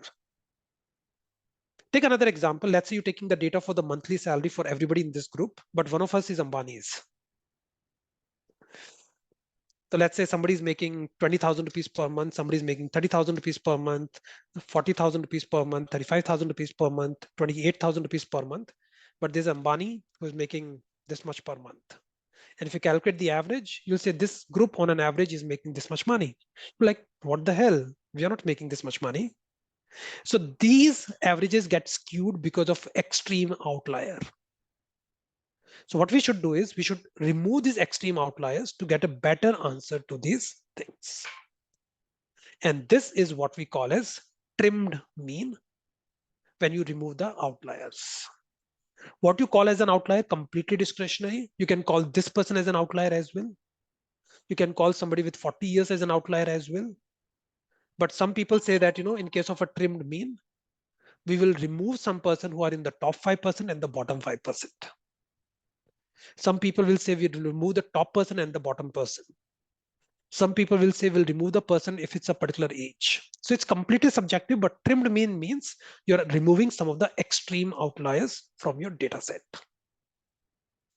So once you remove it, the average age will not be 31 years. The average age will be 24. And that's a better representation of most other people in the classroom.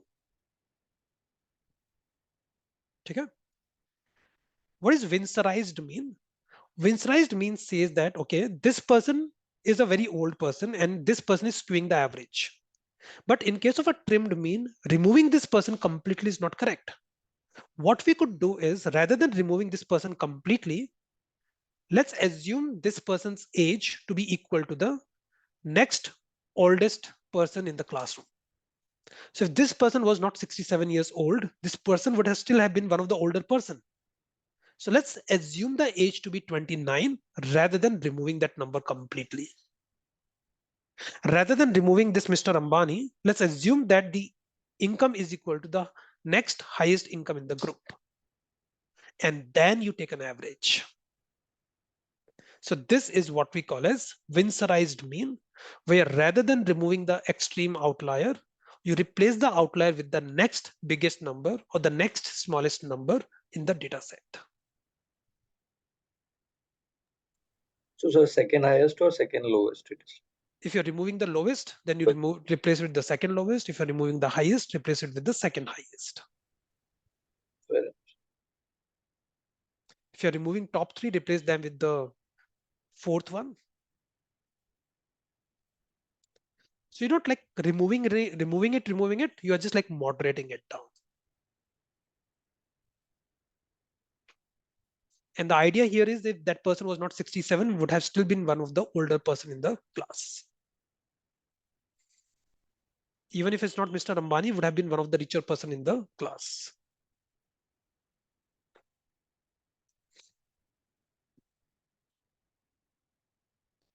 So this is the difference between trimmed mean and the Winsorized mean. Both of them reduce the effect of the outliers.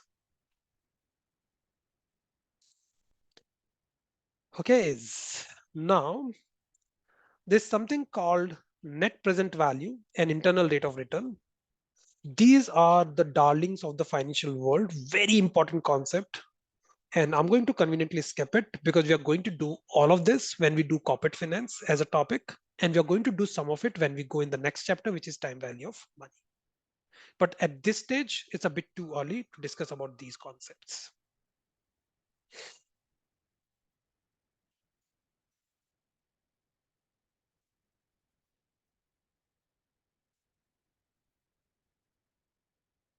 Now, as I discussed that the holding period return, the main problem with the holding period return is that you cannot compare between two investors, because in our example, Shreyash got that return in 3 months versus Punit getting the same return over the 15-month period.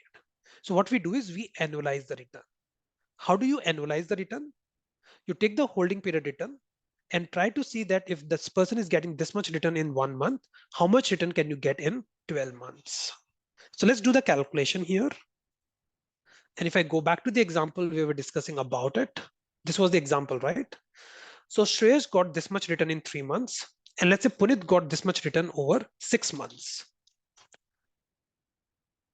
Can we compare this 12.5 with 13.33? No. So in this case, we want to annualize it. But as I told you, right, when you annualize it, if this is the return in 3 months, the annual return will not be 4 times.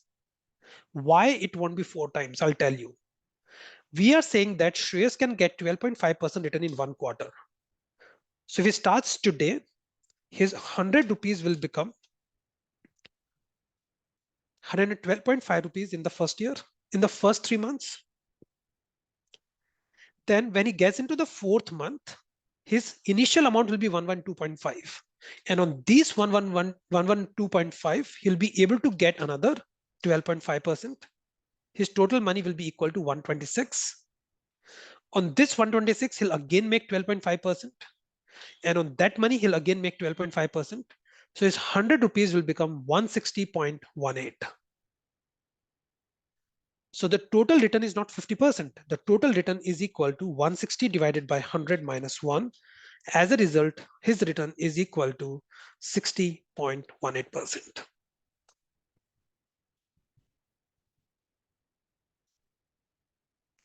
Let me do it other way around. Let's say you're getting a return of 10% in the first year, 10% in the second year. How much money do you have at the end of second year? 120? No, you'll have more than 120. Because in the first year, your 100 will become 110. And in the second year, you're not just generating 10% on 100, you're generating 10% on 110. So total will be 121. The same thing here. Though you're getting 12.5% every quarter, but every additional quarter, your investment is becoming bigger and bigger, and you're generating returns on the previous return. So total return will be equal to 60%. And guys, this is what we call as compounding. We'll discuss more about it, but this 50% is wrong. If shares could generate 12.5% in 3 months, his total return in 1 year would be equal to 60.18%. If I do the same thing for Punit, if you could get 13.33% in 6 months,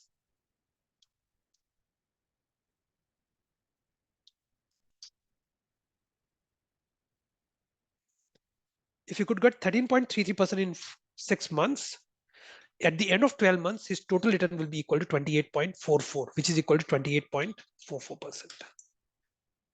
This is what I did it using Excel thing. But if I want to do it using a formula, it's very simple. 1 plus 12.5% to the power of 4. Why power of 4? Is nothing but 365 divided by 90.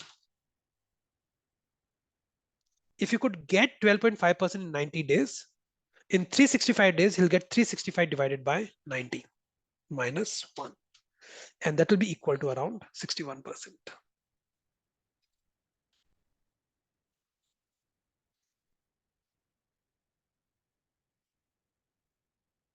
Is this clear, guys? यहाँ पे 361 इसलिए आ रहा है क्योंकि it's not 1/4 of the year. अगर 360 करूंगा, you'll get the exact same number. But because there are 365 days in a year, there's a slight difference. So annualizing the return, the formula is 1 plus the holding period return to the power of 365 divided by number of days. So if you could get 12% in 90 days, how much can you get in the entire year? That's the formula. Now, guys, it becomes very funny at times that let's say if shares could get a 2% return in 1 day. Let's say he invested in a stock in the morning and by the end of the evening, he could get a 2% return. 2% in 1 day, you know how much it will be equal to in 1 year?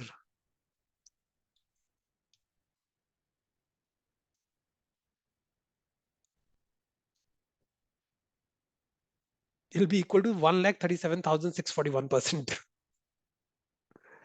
This is the power of compounding. If you're getting 2% in 1 day, in 1 year, you should get what, around 700%, 800%?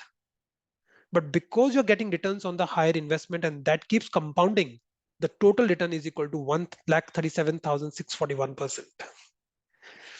There's a story which goes, like which my math teacher used to tell us, that there was a king and there was a very, very intelligent saint in that area. And the king was very, very rude. And the king was super rich, no doubt about it. But he was not very, very intelligent. And he just thought, like money is everything. You don't need intelligence, blah, blah, blah. And the intelligent saint wanted to teach him a lesson. So intelligent saint goes to the king and says that, hey, king, I got a very nice offer for you. And as I know that you always want to make more and more money, the offer is like this. With this deal will go on for 365 days. Every day I'll come to you. I'll give you 1 gold coin. And in return, you give me 1 grain of wheat. But the only condition is this 1 gold coin will always remain 1 gold coin for the next 365 days. But 1 grain of wheat, what you're giving me today, next day you'll have to give me 2. The third day you'll have to give me another double, double, double, and so on. King thought, what a stupid person. Like, and he did the calculation for the next 5 days. Or even if I give 16 grains of wheat, and how much will become 3,200,000, 5,000 grains of wheat. I'm not talking about the kilograms of wheat, just grains of wheat. It's a very good deal. And king agreed. And the calculation shows, guys, that in next 2 months, the king went bankrupt.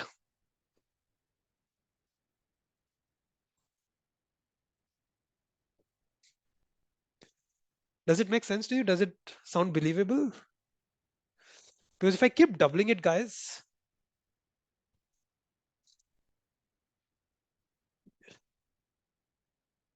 oh, sorry, Excel has given up.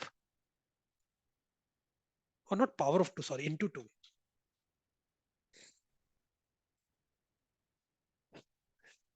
And if you convert this into kilograms, guys, it'll be a few million tons, which even the entire India doesn't produce.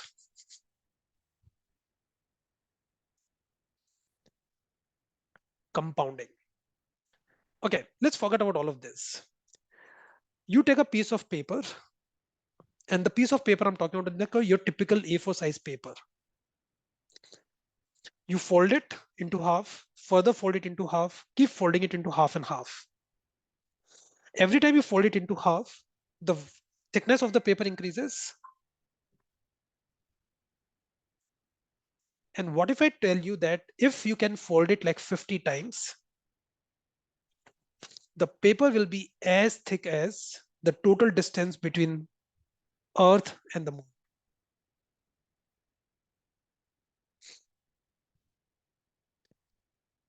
Does it sound like believable?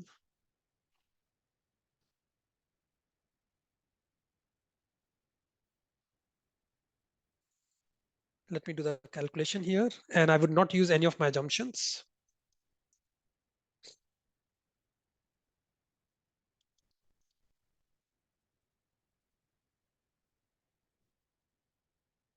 Thickness of a typical A4 size paper, it says 0.05 mm to 0.1 mm. I'll go with 0.05 mm just to be conservative.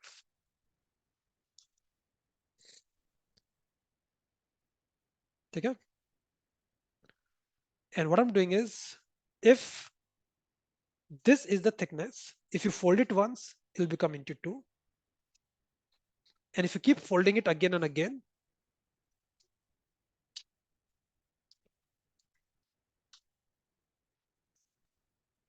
and if you fold it again and again 50 times, the total thickness of the paper will be this much. So all I did was, if 0.5 mm, if I put a power of 1, it'll become 0.1 mm. If I put a power of 2, it'll become 0.2 mm. If I put a power of 3, it'll become 0.4 mm. But I'm putting a power of 50 because you'll keep folding it 50 times. The total width or the height of the paper will become this much. Oh, but this is millimeters. Divide this into by 10, you'll get centimeters. Divided by 100, you'll get meters. Divided by 1000, you'll get kilometers. The total kilometers, the width of the paper would be 56 lakh kilometers. And trust me, the distance between Earth and the moon is a lot more. Sorry, I think that was 56 million. Oh yeah. 384,000. So to be honest, you don't even need 50 folds. You will be done in maybe 40 folds. No, 40 se zyada chahiye, 42 folds. You'll be there. 43 folds, you will be there. So in 43 folds, the width of the paper or the height of the paper will be the distance between Earth and the moon. And if you do one more fold, 44 folds, it'll be back to moon, back to the Earth.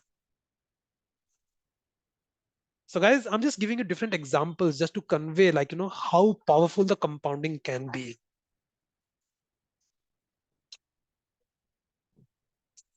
Any pushback to that? Any thoughts on that? Any reactions? Do let me know.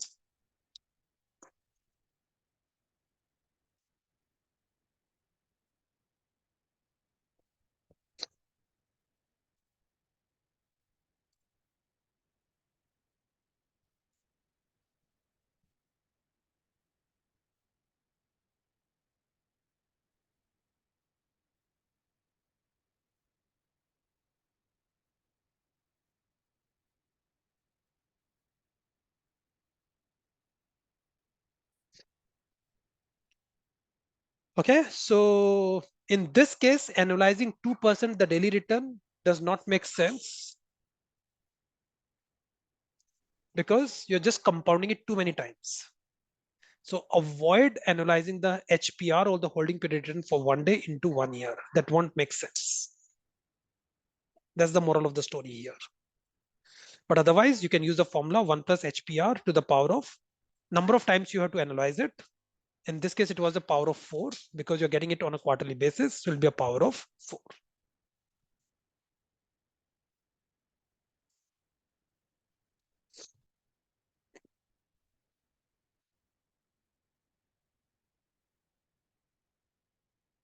Gross return versus net return I already discussed about. Gross return is before paying for the fees to the portfolio manager.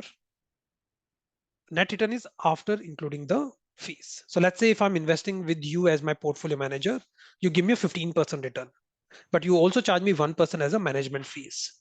So what I bother about is not 15%. What I'll be getting in my pocket is 14%. So the net return here is 14%, the gross return here is 15%, and the difference is the management fees and all the other fees what you're going to charge from me. Pre-tax versus post-tax, it's very obvious. The difference is nothing but the tax part. Real return versus nominal return, it's very obvious that the difference here is nothing but the inflation. So generally as an investor, I'm more focused on the real return on an after-tax basis, on a net basis.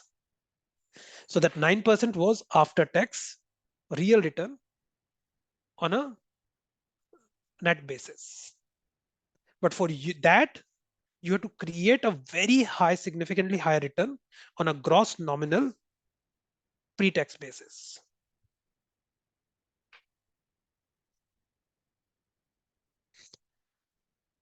There's a very important concept called leverage return. And this will be discussed in many other topics in corporate finance and equity investments and all, but I still want to talk about it because it's such an important concept. What is a leverage return? Anybody has an idea what is leverage return? Have heard about it?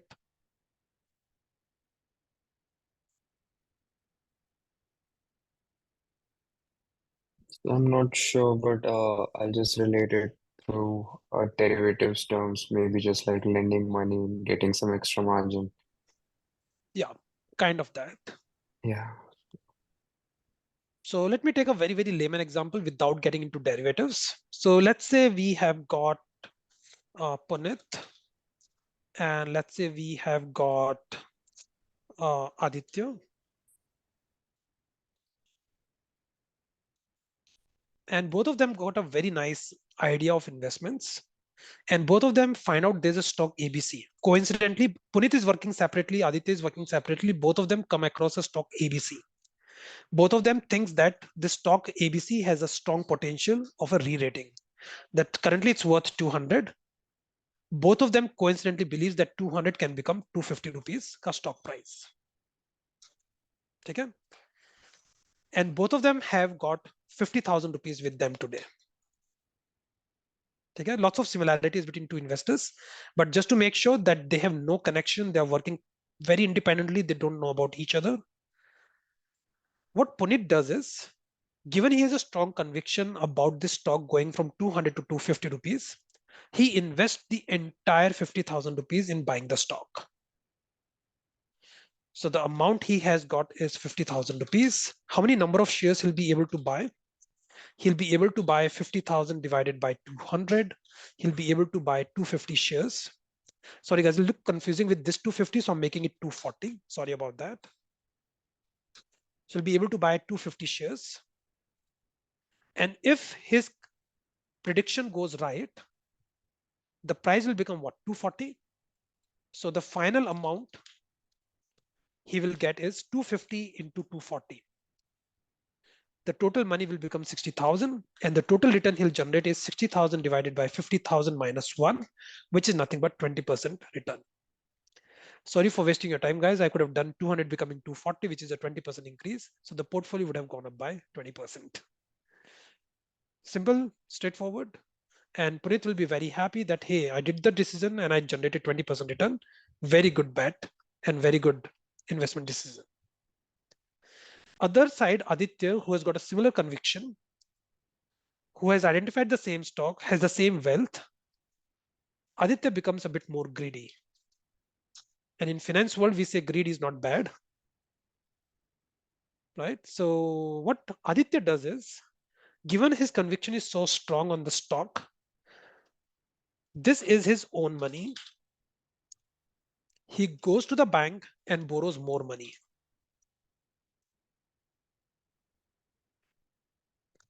And let's say he borrows from the bank another 1,50,000 rupees. Now, why the bank will lend him the money? He will keep the shares itself as a mortgage. So not as a mortgage, as a क्या बोलते हैं, गिरवी रख देगा, right? What is the word for गिरवी? I don't know. For if you keep your house as a mortgage, you call it a mortgage. But if you keep other things as a mortgage, there's another word for it. I'm not able to recall that. So the Collateral. total, yeah, collateral. Sorry. So Aditya will keep the shares itself as a collateral to borrow the money. The total money he will have is 2 lakh rupees. Now, because Aditya is keeping the shares as a collateral, the rate of interest will be charged will not be too much. Maybe he'll be charged 7% or 8%. Now, with this 2 lakh rupees, what Aditya will do is he will buy the shares of ABC. The number of shares he'll be able to buy will be equal to 1,000 shares. And the total amount he will have, if the price goes as per his prediction, let's say if the price goes to 240, the total money he will have is 2,40,000 rupees. Now, what Aditya will do is out of this 2,40,000 rupees, he'll return the money of the bank, which is 1,50,000 rupees.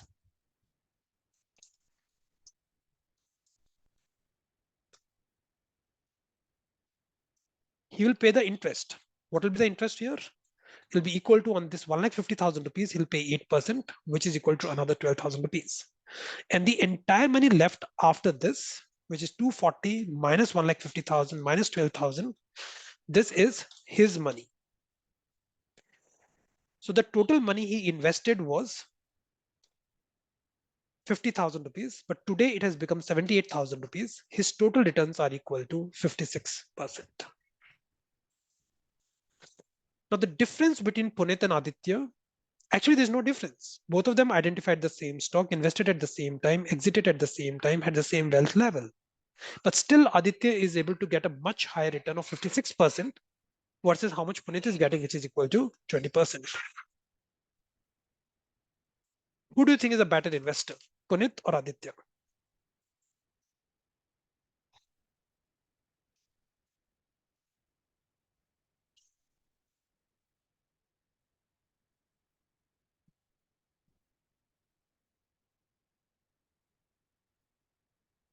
I thought that was a simple question.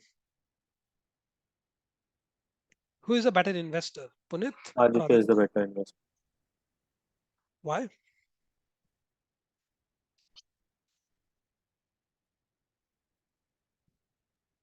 because even though they both identified the same identify they even though they were able to predict the same results, but Aditya was able to Generate much generate higher more return, return. Yeah, right? definitely. Agree, no doubt about it. But what we discussed about the good side of the story, that the things worked out in their favor.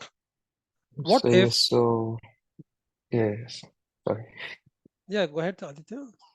So I was just saying, it's just that based on the speculation, the gains are multiplied, but the losses are also multiplied. So the risk is more. Absolutely. Mm. That's what I'm going to get to. So let's say in this case, the stock rather than going up, COVID-19 hits and the stock rather than going up comes down to 180. That's a 10% decline. So Punit will lose 10% of his money. But look about Aditya. He will lose 64% of his money because he'll lose money on his investment. He'll lose money on the bank's investment. Still have to pay interest. So losses will be magnified as well. So guys, when you take a leverage, when you borrow money, your profits will be magnified, but your losses will also become magnified. As a result, in the previous example, you cannot compare 56 with 20 because this 20% is with a lower risk and no leverage. And you'll realize the importance of this 20% when the times are bad. But this 56% is a much higher risk and with leverage. So comparing 56% versus 20% is the wrong thing because one of this is a leveraged return with borrowing involved. Other one is an unleveraged return with no borrowing involved. And the reason I cannot compare is because to generate this 56%, Aditya has taken a lot more risk. But to generate this 20%, Punit has not taken much risk.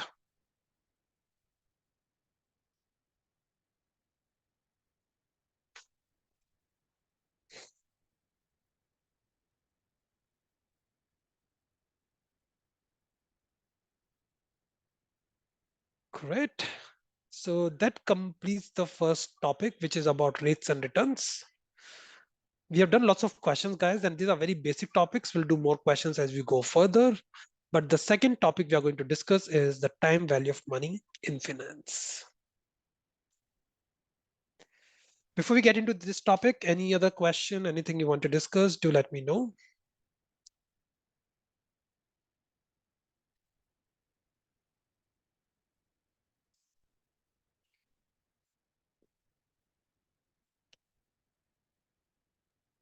So like us then in this case, for comparison purposes, we will compare the leverage return for both of them just to compare. Or the better is compare the unlevered return.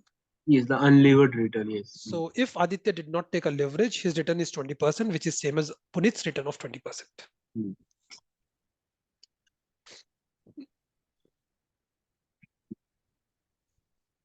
So rather than levering Punit's, you unlevered Aditya's and then compare. That's a better way of doing it.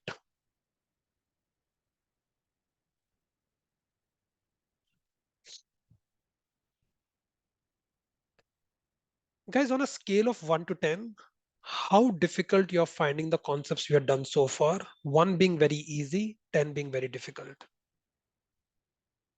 Put that on the chat window so that again, accordingly I'll pace it up and pace it down. And be very, very transparent. 1 being very easy, 10 being very difficult.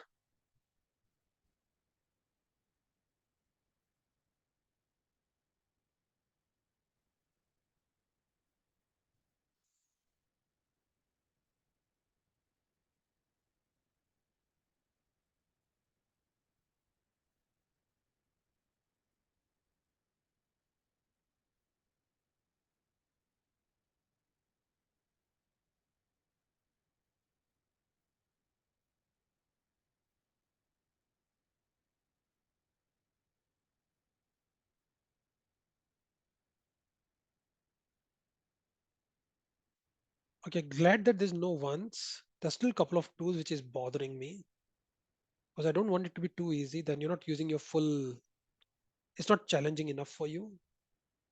So guys, it tells me that I can pace it up a bit more so that I use your full intellectual intellect. So I don't want it to go to 8 and 9 because then like things are bouncing over your head, but I don't want it to be 1 and 2 either. The number that the score I'm typically looking for is like around 5, 6, 7. Means it's difficult but not too difficult, and then you're using your full potential. Great. Okay, so this so happened, guys. I came back from a trip and I went to the States. I came through Europe. So after coming back, I was just counting the total money I had. So I had like 700 pounds. I had around $400, the USDs. I had 2000 rupees. And the total money I had in my pocket was around 3,100.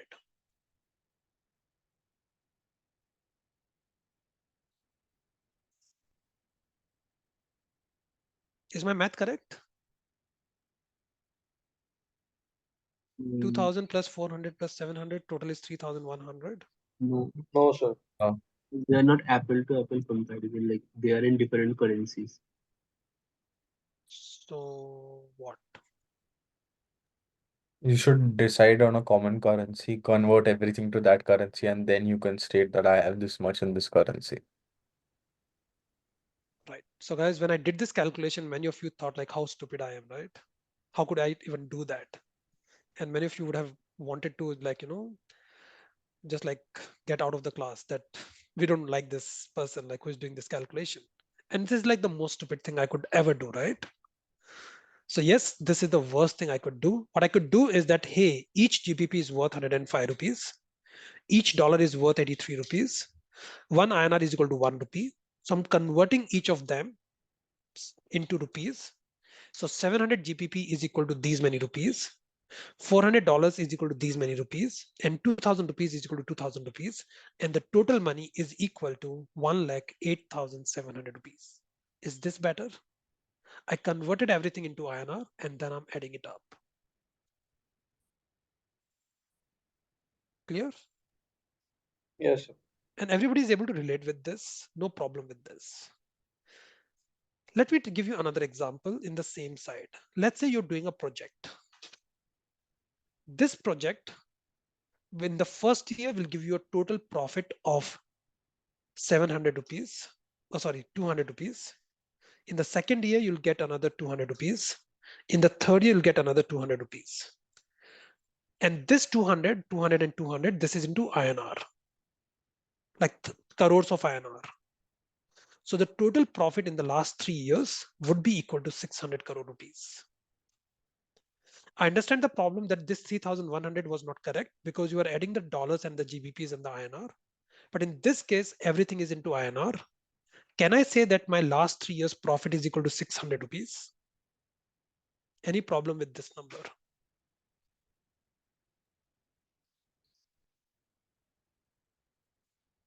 I mean, then, like, as of, if we are saying as of today, then it's not right because we are not No, adjusting it. at the end of 3 years, at the end of 1 year, 2 year, I don't care. I'm just saying my total profit is 600.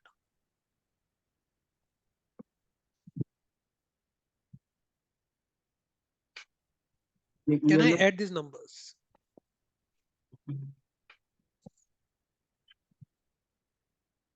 What do you think, guys?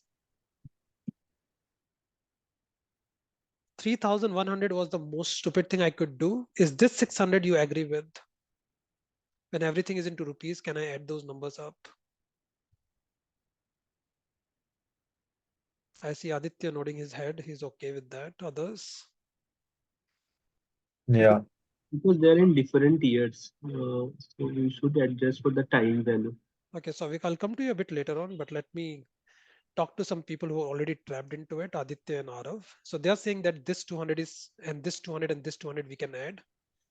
So technically, when you can add these numbers, you're technically saying that these are comparable, these are like for like. So I got a very good offer for Aditya and Arav, and you must apply for this offer. It will last only for 1 minute. The offer is that give me 10 crore rupees today.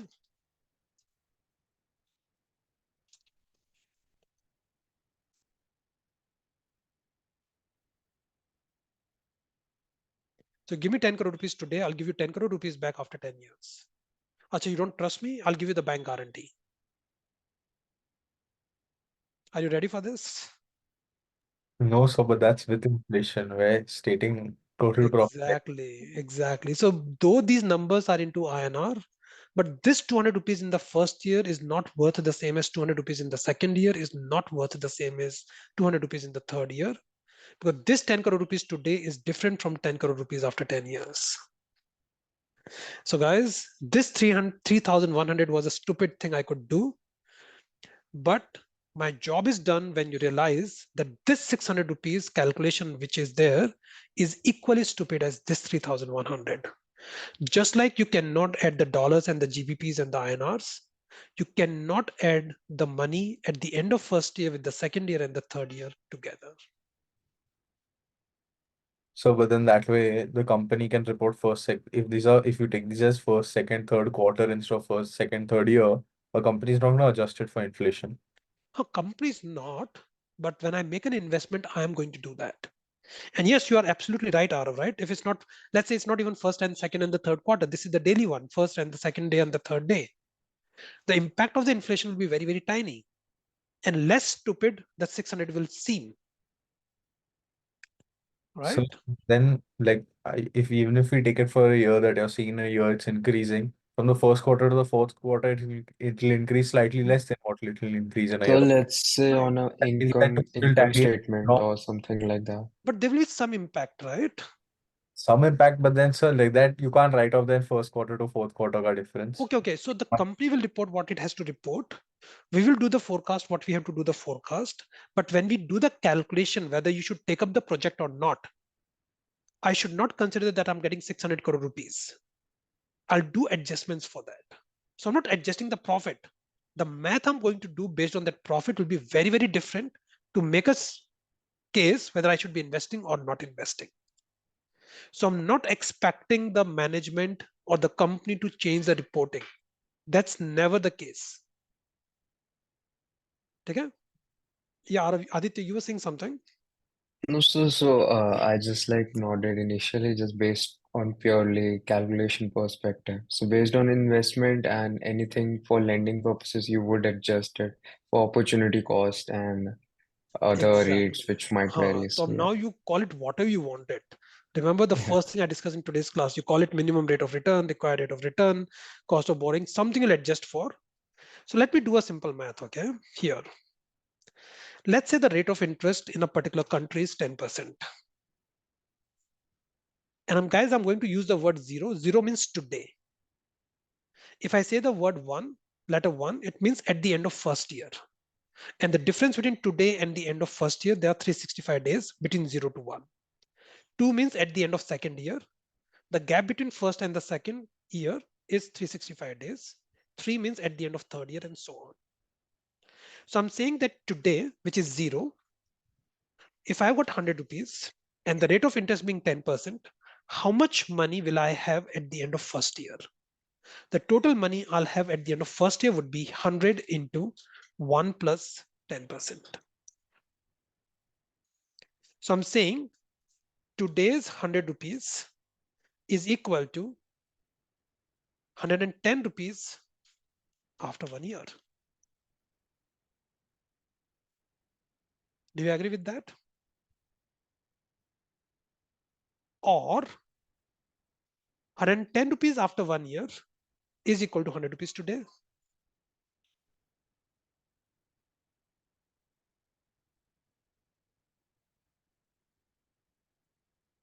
How did I get this 110? That let's call the money today you have is X and the money you have after 1 year is Y. So all I'm saying is Y is nothing but 1 plus, is equal to X into 1 plus 10%. Simple, right? So money tomorrow is equal to nothing but today's money into 1 plus 10%.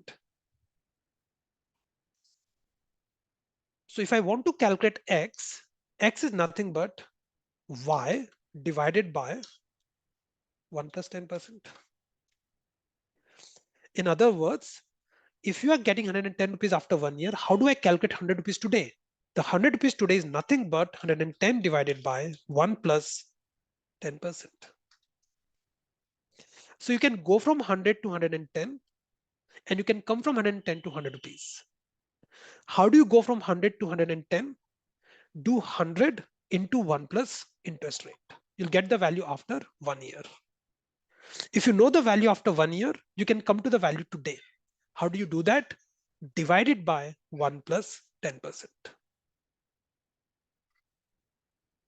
So when you go from 100 to 110, this is what we call as compounding.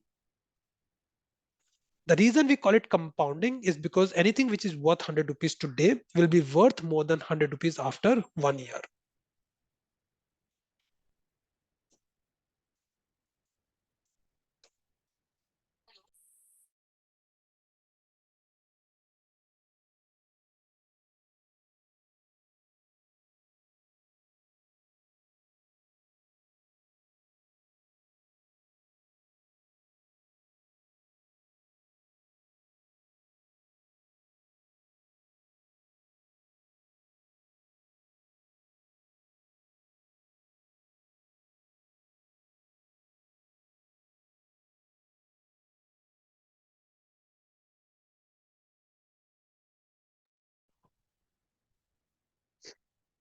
Does it make sense? And when you bring the value of after 1 year in today's term, this is called discounting because the value will be lower. So bringing the value forward is called compounding, and the bringing the value backwards is what we call as discounting. To bring the value forward, we multiply by the interest rate, and to bring the value backwards, we divide by the interest rate.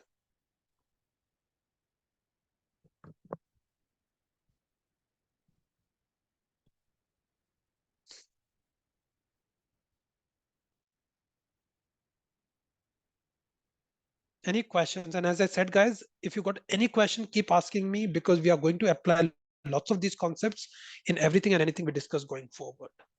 This will lay down the foundation for lots of topics in CFA.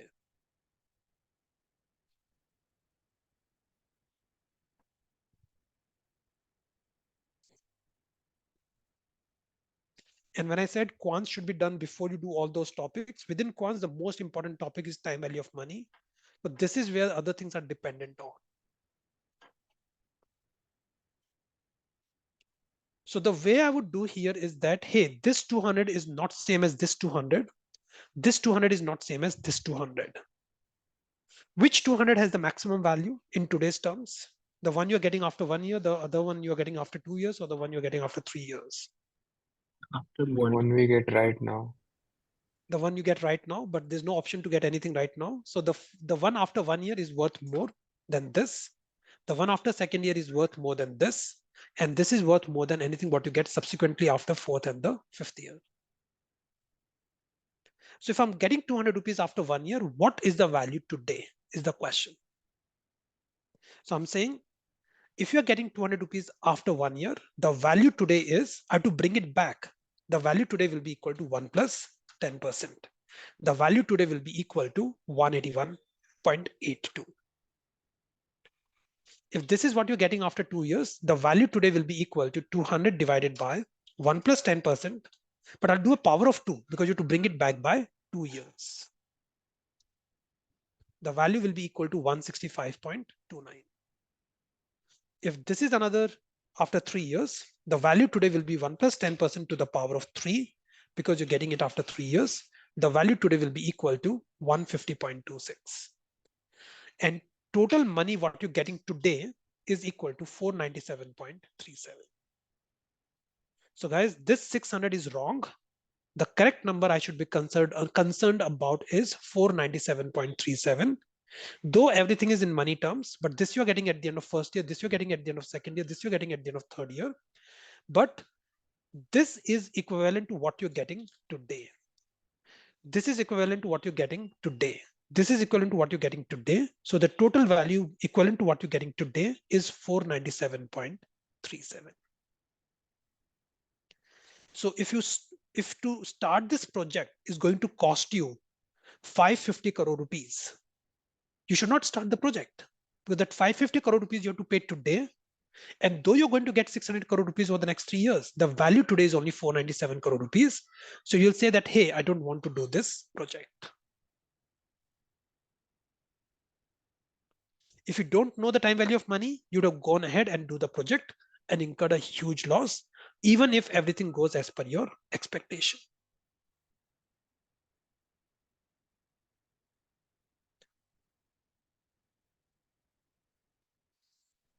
Couple of you guys, I see your cameras being off. Can you please switch it on?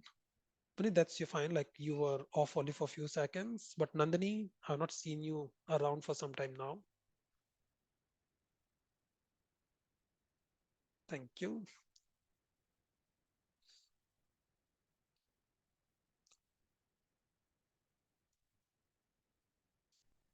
Let's do the other way around, just so that you understood the entire concept.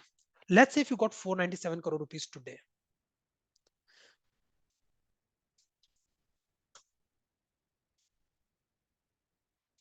And if you invest this money in a bank, how much money will you have after 1 year? 497.37 into 1 plus 10%. The total money you will have is 547 crore rupees. What you do is, out of this, you pay 200 rupees to someone. The money left will be equal to this minus this, which is equal to 347. So at the end of first year, you have got 547 rupees, but out of that you pay 200, you're left with 347. What you do in the second year is, whatever money is left, you take this money and put that in the bank and generate 10% return. You pay 200 rupees to someone in the second year, the money you're left with is 181. What you do is, the money what is left in the third year, you take that and invest it at 10%. The total money you'll have is 200. You pay 200 rupees to someone and the money you're left with is 0. So what I'm trying to say here is that 497 rupees 37 paisa today is equal to 200 rupees for the next 3 years. Or 200 rupees for the next 3 years is equal to 497 rupees today. So these are one and the same thing.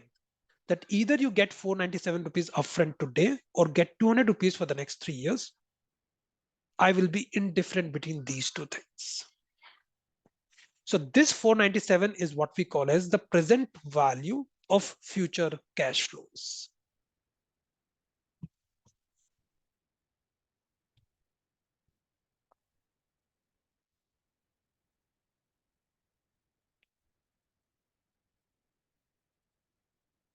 Let's do a question so that I get a confidence that you're able to follow it. Let's say one company is going to get a cash flow of 300 in the first year, 350 in the second year, 550 in the third year, and let's say 400 in the fourth year. What is the present value of all these cash flows? One thing I can be sure that it will be less than 1600. How much it will be is what I want to know.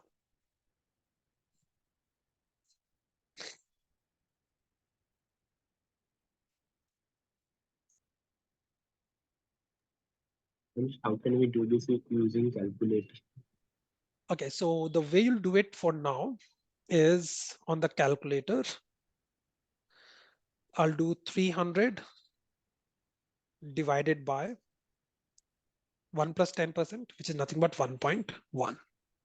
So the answer is 272.7273. Okay, I will change my statement after some time that never ever write anything on a piece of paper. But for now, just write it on a piece of paper and keep it aside. That the 300 rupees at the end of first year is worth 272 rupees 73 paisa. Okay. The second calculation, how will I do that?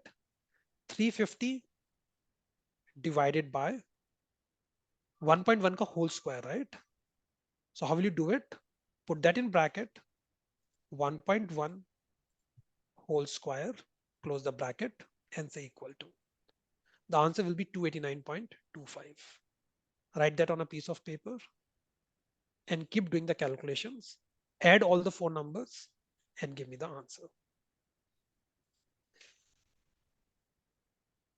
Sorry guys, this is the worst thing you can do on the calculator, to write the numbers on a piece of paper. And I'll tell you the trick how to not write the numbers on the piece of calculator, but I just want to do it in baby steps. For now, write it on a piece of paper and then add all the numbers. Sir, can you please come again for 351? I think I miscalculated. Okay. Yeah, So what I did was 350. yeah, You have yeah. to divide it by 1 plus 10% whole square. But if I just divide it by 1.1 and do a power of 2, Okay, sir. remember the BODMAS thing? Yeah, yeah, yeah, It yeah. won't work. So the way to do this is start the bracket. Oh, sorry. So I'll do 350. And in bracket, I would say divide by 1.1 whole square and close the bracket. Okay. Done, sir. Do it for all the 4 years. Small thing. How can we put to the power 3 here? Okay, so I'll do 550 divided by, in bracket, I would say 1.1 yx, which is power of 3, bracket close, equal to. So power of 2 is straightforward. For a power of 3, use y to the power x.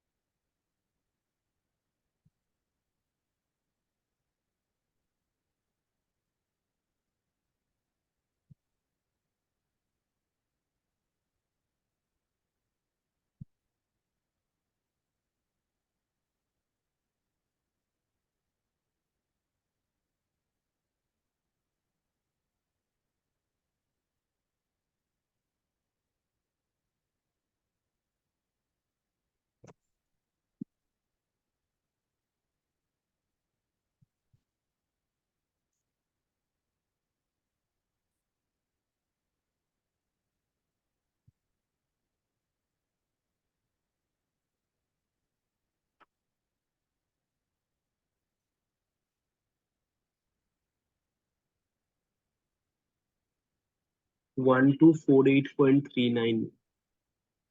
Yeah, any number less than 1600, I'll be fine with this. 1248.93. 39. 39.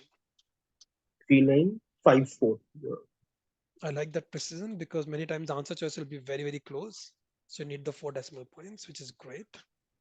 1248.3954.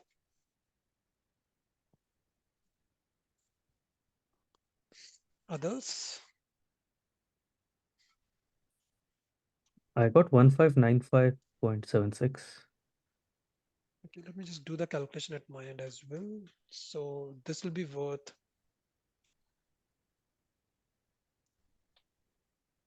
272.7273. This will be worth this much, and this much. And if I add all the numbers together, I'm getting 1248.4120. And I'm getting 1248.4114. Yeah, some rounding of error, but more or less around the same numbers.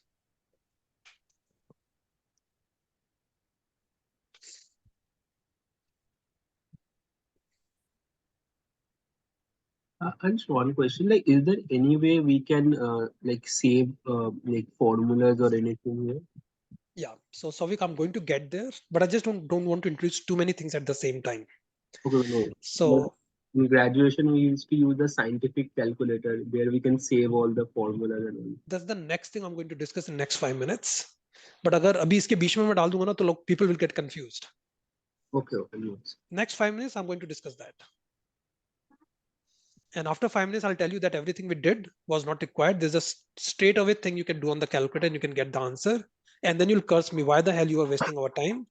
But guys, generally क्या होता है ना, if you don't understand the concept, though you get the answer on the calculator, but you don't understand the concept. And understanding the concept is equally important in this case. ठीक है, so we are going to automate our calculation slowly and gradually, and you'll be able to get the same answer in 15 seconds.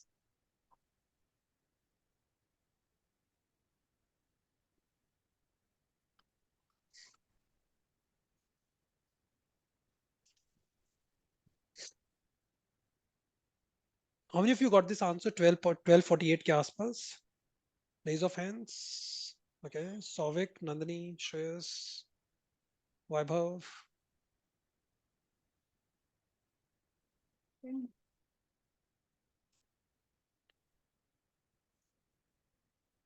I'll give it another 10 seconds. Ask me guys if you're not able to get it.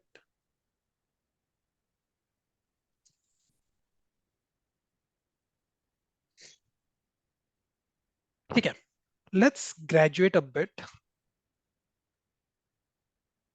So the better way of doing this exact same thing is rather than noting down the numbers on your notebook, I'm completely against it. One thing is save paper. Second important thing is save time.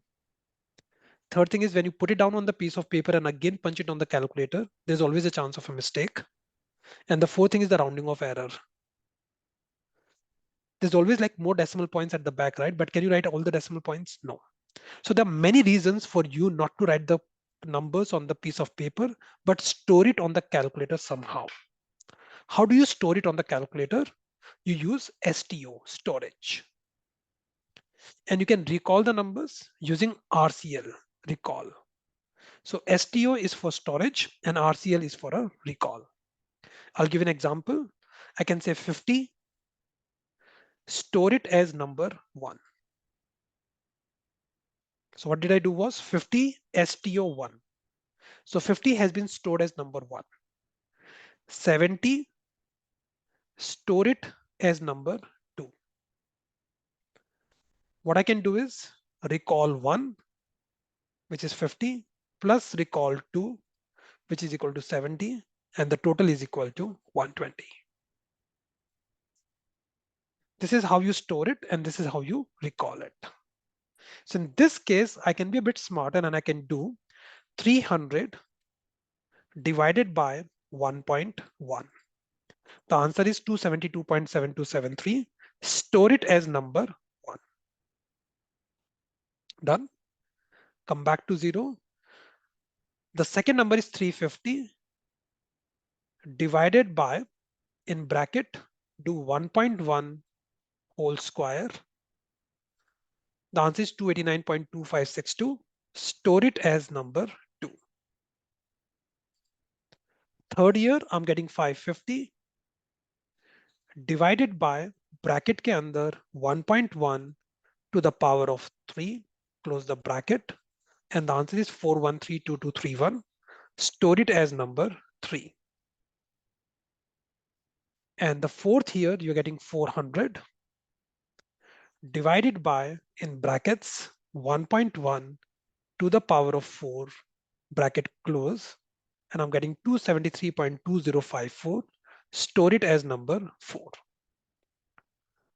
Once you're done with all of this, say recall 1 plus recall 2 plus recall 3 plus recall 4, and you'll get the exact answer, which is 1248.4120.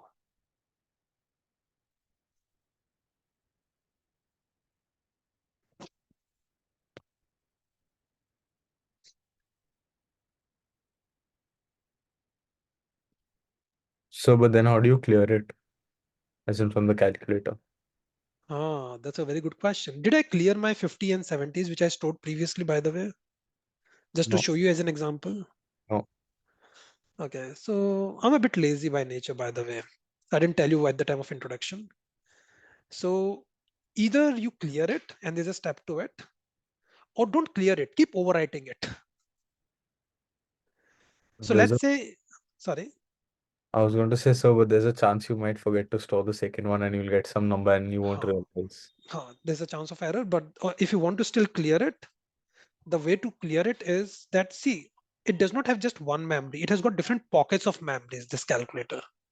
So if you simply do clear work, and you say like, sorry, not memory here, right? So if you do second memory, you'll get into the memory. And then you have to do second and clear work. This will clear all your memory. So there are 2 steps. First of all, get into the memory pocket. How do you do that? Click into second and memory, and then second clear work.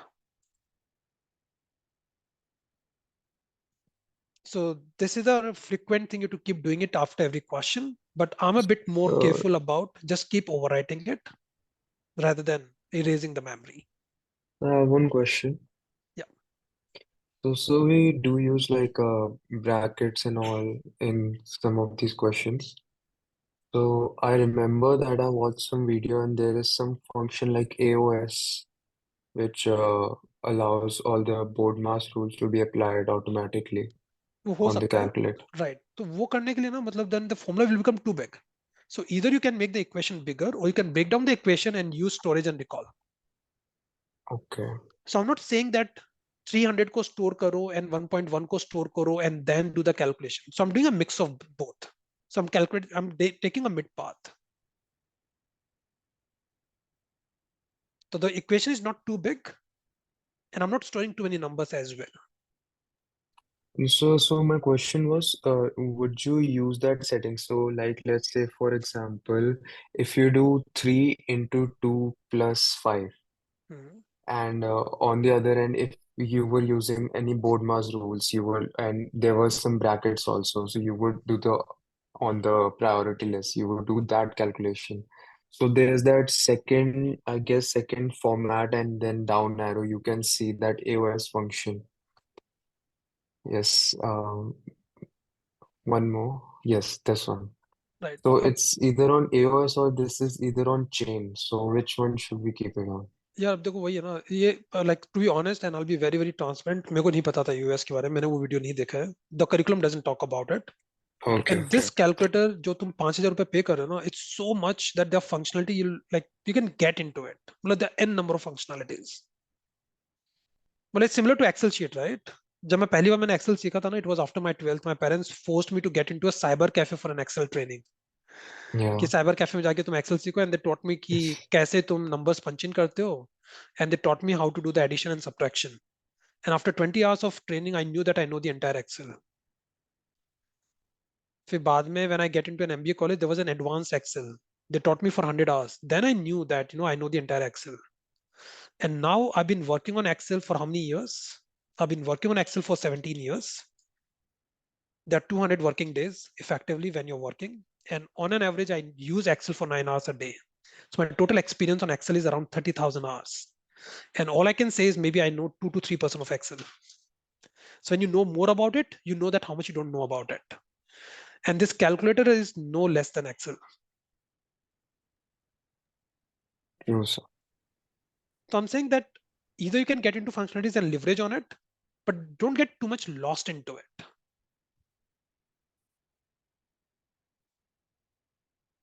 Oh, by the way, this 2 to 3%, you may like look down on me that I just know 2 to 3% of Excel in these many hours. But this 2 to 3% is good enough for me 98 to 99% of the time. And for remaining 1 to 2% cases, I simply Google what function to use and how to use. So 90-10 rule, right?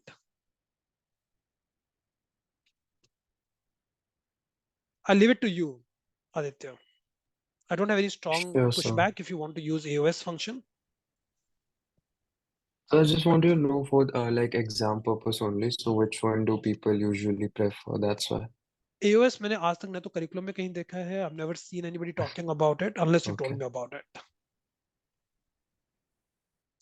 But make sure that you keep changing the setting. कभी भूल गए setting change करना and then you get a wrong answer, you'll never know. It becomes a black box technically. You're getting my point, right? You don't know what the calculator is doing at the back end. This feels like more in control. Sir, so do they reset your calculator when you arrive at the test center or something like that, or is it No, no, in no, the no, same? no. They don't. They trust you.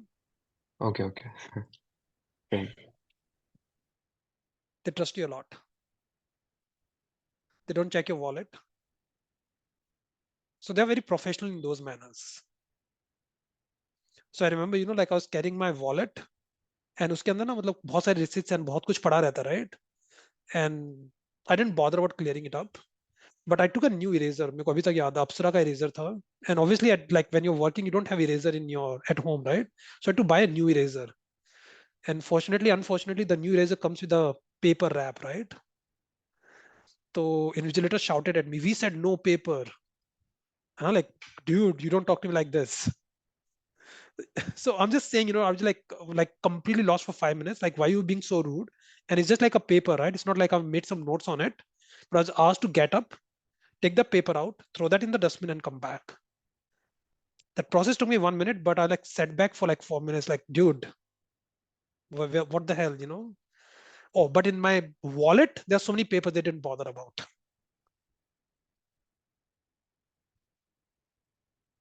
So don't worry, you can save anything on your memory, take it. But if you're caught, you'll be caught. And I don't know what will you save in the memory thing. Still not on the memory. I'm just like These worried functions, about the yes. formatting. Yeah, Yeah, yeah, yeah. These that's it. things you can set. Yeah. No, there's no use of keeping anything in the memory. Yeah. That's what they know, I and that's the remember. reason. Yeah. Sorry, I remember कि हम लोग को wallet निकालने को बोला था, like to keep it in the bag outside the Is class. it? नहीं, Yeah, पता नहीं. मतलब maybe the things have changed, but I clearly because remember that. my center was in Mumbai, Kandivali में था, ठाकुर अच्छा. कॉलेज का. अरे हाँ, मेरा भी But ठाकुर कॉलेज था. By the way, I've gone to Thakur College for exams. Okay, I don't know. Well, I clearly remember I was not asked. Maybe they have changed things. They have realized like how Indians write exams. तो उसके बाद change हुआ होगा maybe. मतलब like the reason I remember it is like a clear split personality, right? On one side, you don't even allow that small piece of paper, and then they don't even check wallet.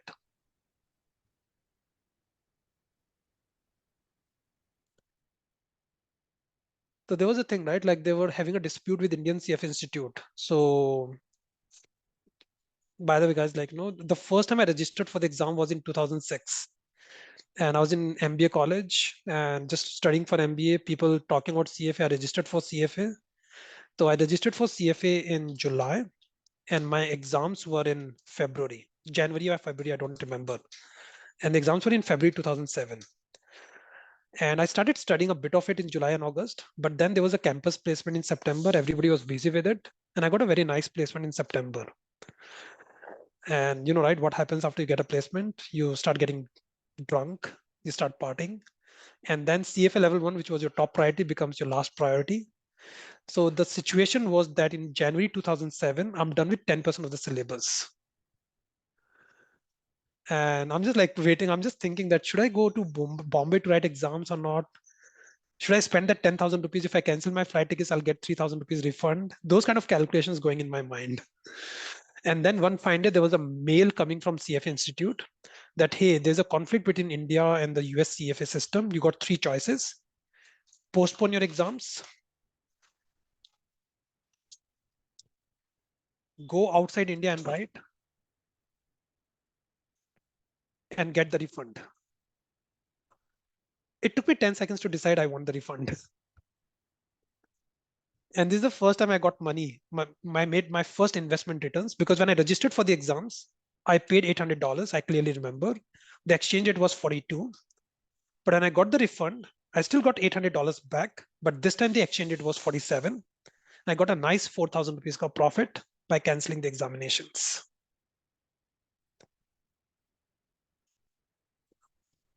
And then like, okay, I joined the job and then started working on it. But then I realized that no, CFA is still required. And then I registered again in 2007 end. So how did the rate change so quickly, that much? In just 1 year? No.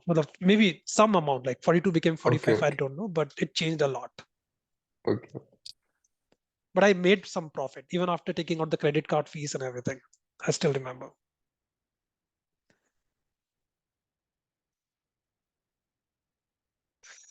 Okay, so we know how to do it without putting any number on the calculator. And guys, some of you may feel like, why the hell we were doing all that manual calculation? When you paid 5,000 rupees for this calculator, there are functionality that you don't have to get into it. And we are going to talk about this part of your calculator. This part of the calculator does exactly the same thing what we did just now, but without you bothering about each and every cash flow and discounting it. You can take all the cash flows and discount it at once. How you do that is what I'm going to get into. I'll reiterate that what we have done is still required so that you understand the logic of it. But for the calculation, I'll use these three things. How to do these three things and get to the same answer? I'll get into the cash flow function. And as soon as I click on the cash flow function, see, this is not the first time I'm using this calculator. So you see there's something already hard coded in the calculator. So I have to clear the work. How do you clear the work? Second, clear work. It doesn't clear your memory, by the way, it just clear the cash flow component of your calculator. If you want to clear all your calculator, you'll have to reset the form calculator. And I don't suggest that because of lots of tiny things you keep changing in terms of the format, in terms of the functionality. Please do not reset the calculator. So what I'll do, CF0, what is the cash flow today? Are you getting any cash flow from the business today? No. Let it be 0. Down arrow. Cash flow at the end of first year. What is the cash flow at the end of first year? 300 rupees. Say enter. Once you say enter, it'll show C01 is equal to 300. All good. Down arrow. What is the frequency of it? For how many years you're going to get it? You're going to get 300 rupees only for 1 year? The frequency will be just 1. Cash flow 2, that will be equal to 350. Enter. Frequency is 1. Third cash flow is 550. Enter. Frequency is 1. Cash flow 4 is 400. Enter. Frequency is 1. Just go down and make sure there's nothing in C05 and nothing. All set. So 1 is 300, 350, 550, 400, all set up. Then click on NPV. NPV is the value today, present value. When you click on present value, it'll ask you for interest rate. So interest rate is what? 10. So I'll press 10 and say enter. Don't write 0.1. Calculator is smart enough that the interest rate is in percentage. Just type 10. So we'll take it as a 10 percentage. And when you press the down arrow, it'll give you the NPV, which is equal to 882. I know it's a wrong NPV, but trust me, the calculator is not wrong. It's just that this is giving you the NPV, what is stored from the past. You're not recalculated the NPV. So you have to CPT, compute. and then you get the NPV, which is 1248.4120. And this time, guys, you get a star at the top of it. It means this is the current recomputed, recalculated NPV.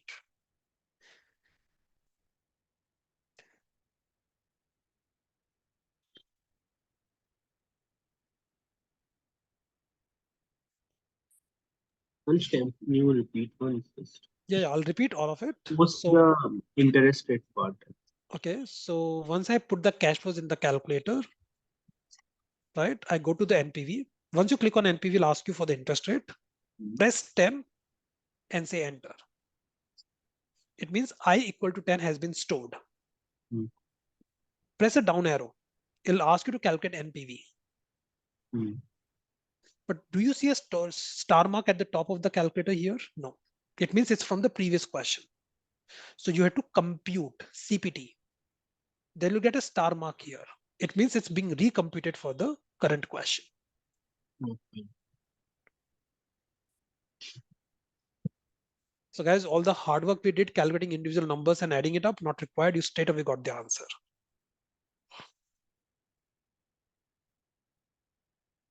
But still, it's important to understand what the calculator is trying to do. How did we get this 1248?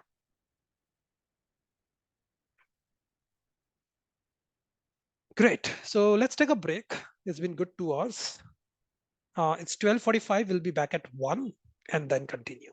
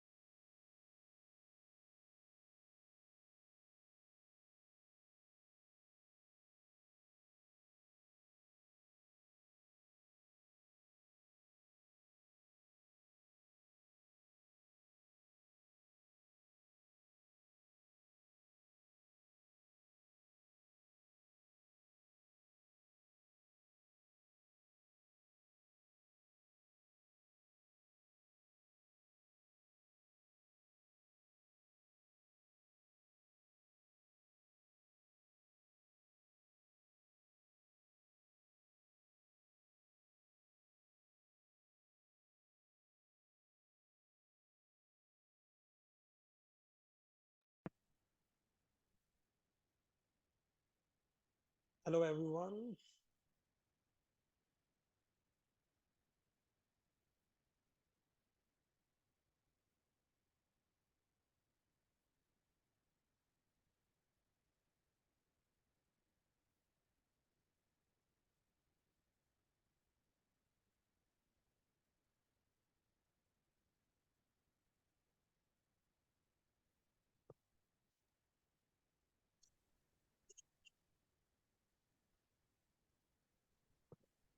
Ansh, one small question. Like here, the fair value that we calculated is based on that we are getting the payment at the end of the period. So if we want to do it at the beginning of the period, then It's a good question. So what I can do is, if it's at the beginning of the period, I'll go to cash flow, and CF0 was 0, right? I yes. can put that number to be 300.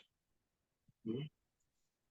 C01 was 300. I'll take this number to be 350, because the end of, sorry, start of second year is as good as end of first year, right? Yes. So if it's at the beginning of second year, I'll assume it to be the end of first year. Okay. Like this BGN function, what does वो that? भी कर सकते हैं, वही मैं बोलने वाला था. Begin function use कर सकते हैं, मतलब you're getting all the payments by the start of the year. Hmm. But again, like rather than changing the tool or the functionality of it, मेरा खाली एक issue है उसके अंदर. अभी तुमने let's say beginning पे set कर दिया, right? And then let's say there's another question which you have to calculate the value of money, and you Hmm. forget about that, you have set it to beginning. Okay. Hmm. So this is my only pushback, that don't fidget too much in terms of the functionality of it. एक बार करके भूल जाओगे तुम. And exam में बाकी कई चीजें होती हैं, you'll be worried about, right? And the Hmm. last thing which will come into your mind is, अरे तुमने उसको beginning कर दिया था. Understand.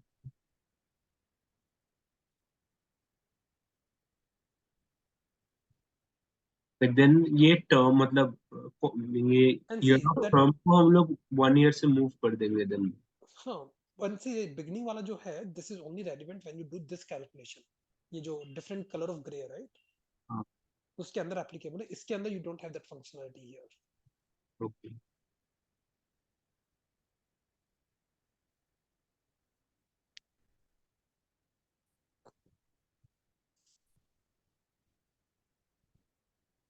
Now, guys, remember we did this question 200 rupees every year for the next 3 years. Let's do this calculation using the same thing. Excuse me. So first of all, I'll go into cash flow, then I'll do second clear work. So in this case, I'm getting 200 rupees in the first year, 200 in the second year, 200 in the third year. So the most inefficient way of doing it, I'll say, okay, in the first year, I'll put it as 200. I'm getting 200 for 1 year. Frequency is 1. Again 200 for 1 year. Again 200 for the third year, right? So 200, 200, 200. And if I calculate the present value, sorry, if I calculate the NPV, rate of interest being 10%, if I say compute, I get the answer, which is 497.37. But I can be a bit smart here. As I told you, like this is the most inefficient way of doing it. To do it a bit smartly, let me clear the work. I'll say cash flow first is 200 rupees, the same as what we did previously. But there's a thing called frequency of it. How many times you'll get this 200 rupees? You'll get this 200 rupees 3 times. Enter. That's it. You don't have to put it like as a separate cash flow. You're getting 200 rupees first year, second year, third year, and that's it. And if I get into NPV and say compute NPV, you'll get the same answer. So don't input the same number 3 times. You can just change the frequency to 3 times. And more importantly, this calculator allows you to do the same calculation using this set of keys. The importance of these 5 keys, they are in a different gray, and that these 5 keys all should be used simultaneously. So technically, what is N is number of years. Interest rate per year is nothing but the interest rate. PV is the present value. PMT is the payment what you're making every year. And FE is the future value. So if you put N to be 3 years, and if you're calculating the value today, that's present value. If you're calculating the value at the end of 3 years, that's the future value. The only thing is, out of these 5 things, if you know 4 things, you can calculate the 5th thing. And this calculation can be done only when the payment is same across every year. So for this calculation, because the 200 rupees remains same for all the 3 years, I can use this part of the calculator. But can I use the calculator for this calculation, this part of the calculator? No, because the payments are different. So PMT means the exact same payment being credited or debited every year or every month. So what I'm going to do is I'm going to do this calculation using these 5 keys rather than using cash flow and the NPV part. So here, if I want to do this calculation, let's get few things done. What is N here in this calculation? N is equal to 3. 3. Yeah. What is interest rate per year? That's equal to 10%. What you're trying to calculate is present value, the value today. This is the number you don't know. Future value in this case is 0 in the sense that what is future value? That along with this 200 rupees, are you getting some lump sum at the end of 3 years or 4 years or nothing, something? No. All you're getting is this much. So the future value is 0. And the PMT, the payment every year is equal to 200. So out of 5, you got 4 things and you can calculate the 5th thing. Let's get the calculator. N. So in this case, guys, the trick is first press the number and then press the N key and say enter. So N is equal to 3. And you don't have to press enter actually. Just press 3 N. It'll say N equal to 3. Press 10 and say interest rate per year. It'll say interest rate per year is equal to 10. Skip the present value. Payment is 200. So say 200 is the payment. 0 is the future value. And once you're done with everything, say compute the present value. You get the exact same answer, which is 497.3704. So there's a bit of overlap. What you can do with these 2 things, you can do the same thing with these 5 things, but only when the payments are same. For the calculation on the right, you cannot use this functionality. You'll have to use this functionality. One question. Yep. So, do you have to just like check the P by Y from like the initial formatting of the calculator? Is it set to 12 or something? Yeah, so P by Y is nothing but period per year, and that's being set to 12. If it's an interest rate per month, you'll have to change the number of periods per year to be 12. Again, guys, if you change those things, make sure that you reverse it. So I'm a bit skeptical. What I do is rather than changing the period per year, I change the interest rate per year to make it annual. So it's just that it's written in the notes. That's why I was just like, I wanted to Yeah. ask you. So P by Y is nothing but per year, how many periods are there? So if it's an interest rate per month, then the period per year will be 12. If it's an interest rate per quarter, period per year will be 4.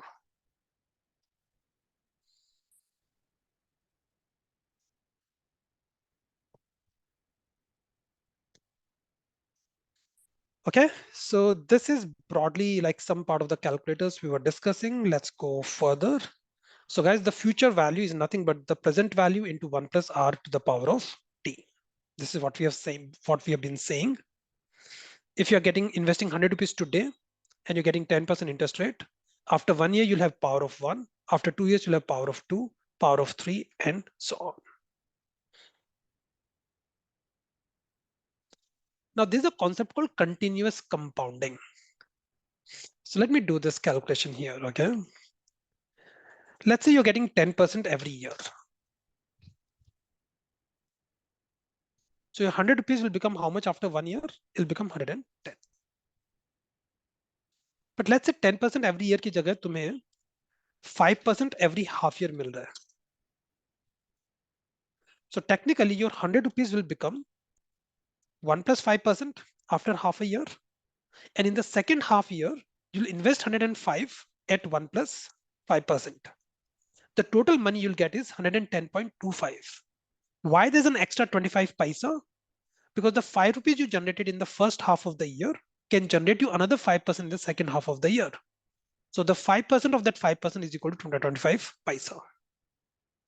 So what I'm saying is getting 10% every year versus getting 5% every half year. Annually तुम्हें 10% ही मिल रहा है.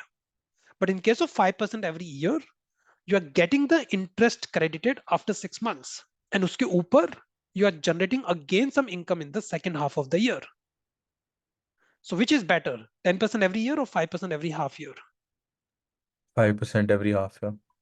Okay, uski jagah, sorry. And if I take 12%, your money will become what? 112.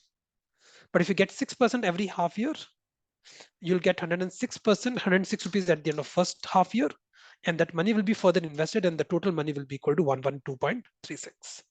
So I'm saying 6% every half year is better than 12% every year. What about 3% every quarter?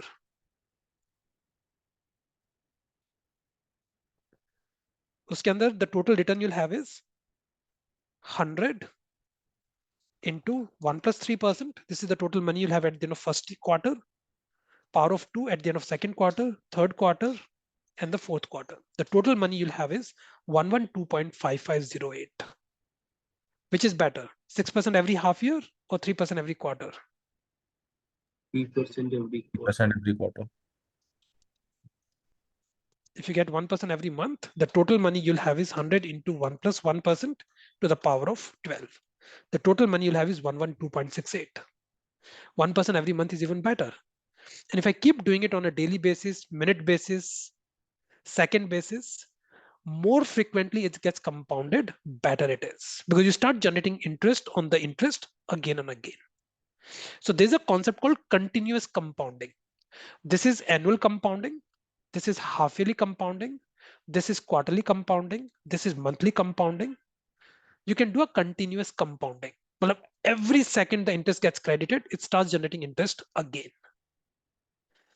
So to do a continuous compounding, you do a e to the power of r.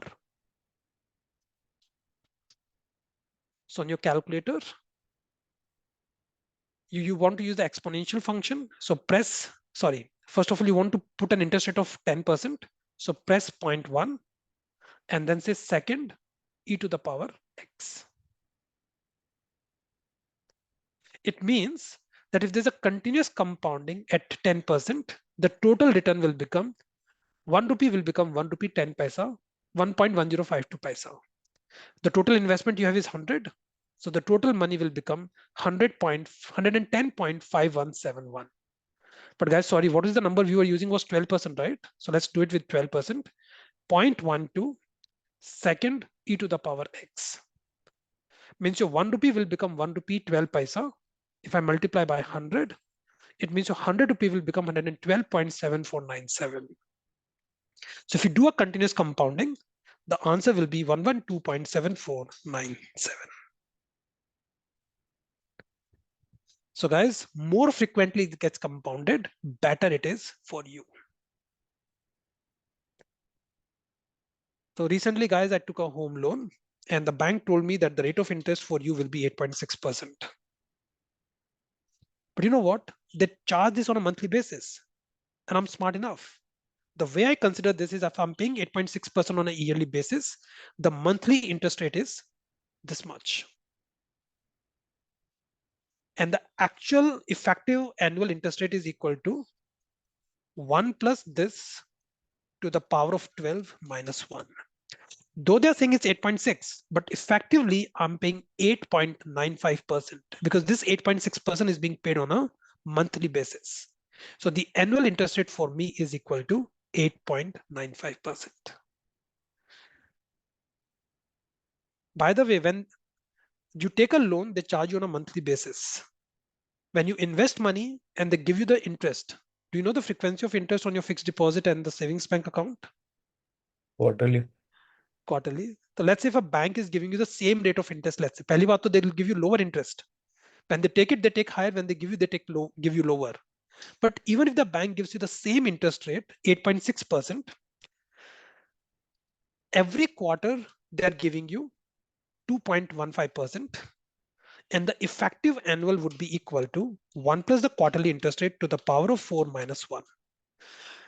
Guys, just by doing a monthly versus annual, so in this case, they are charging you monthly, but they're giving you on a quarterly basis. The difference is equal to 0.07%. And you all are related to finance somehow. How many of you knew this difference, this income what the bank is generating, even without charging different interest rates? तो तुम 100 रुपए में खरीद के 100 रुपए में बेच रहे हो, तब भी you're making profit, because this is monthly compounding and this is quarterly compounding.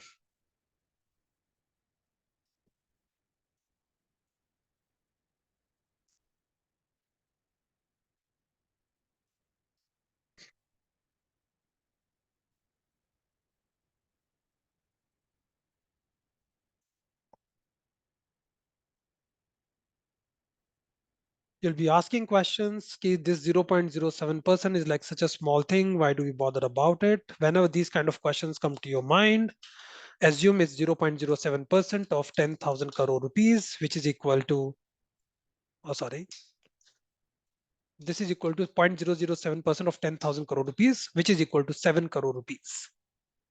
Does it matter to you? If yes, this 0.07% must matter to you. I would go to the extent like forget about 0.007. Even if it's 0.0007, do you want to lose 7 lakh rupees just because you don't want to do the calculation properly?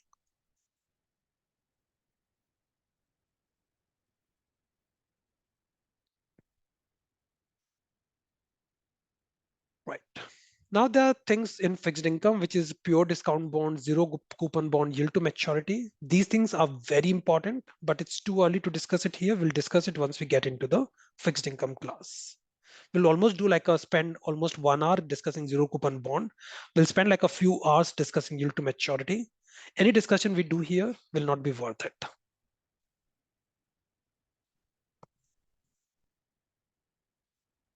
So fixed coupon bond, coupon rate, everything guys will discuss once we get into the fixed income class. Now there's something called perpetual investment or a perpetual bond or a perpetuity. So one thing is called annuity. What is an annuity? This 200 crore rupees was an annuity. If you're getting 200 rupees every year for the next 3 years, this is an annuity of 200 rupees for the next 3 years. And the present value was equal to 497.37. Okay? What is a perpetuity? The perpetuity is if you're going to get this 200 rupees till perpetual point of time. So the word perpetual and annuity combined becomes perpetuity. So let me ask you a question, guys. Let's say a particular project is going to give you 500 crore rupees every year.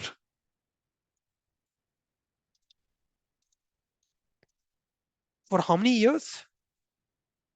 N is equal to infinite. So technically it's a perpetuity. You're going to get 500 crore rupees every year for the next 10,000 years. Let's say the rate of interest in the market, interest rate per year, is equal to 20%. What do you think is the present value today? So you're going to get this 500 rupees year after year after year after year for next 1 crore years. What is the value of these payments today? If any of you know the formula, please don't speak. But I want you to visualize it and tell me the answer. Will it be equal to 10,000 rupees? Will it be equal to like 5 lakh rupees? How much do you think you'll be ready to pay today so that you get 500 rupees every year for the next eternity? What is the number today?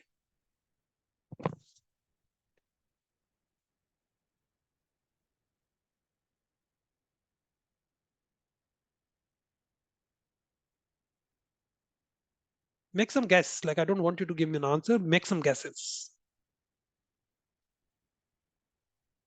500 rupees next year will be less than, is not as much, is worth more than what you're going to get after 2 years. So with every passing year, the value of 500 rupees will keep declining. I understand that part. But how much do you think you'll be ready to pay today so that the bank gives you 500 rupees every year till eternity? 2,500. Hey, you know the formula, don't say it. Not the formula. I have a hack for that. You have? Hack of I have an okay. or topic sheet. Okay. I don't want to just ignore Vaibhav. 2,500, like he's just being too greedy. Who will give him 500 rupees till eternity with 2,500 rupees today? We don't trust Vaibhav.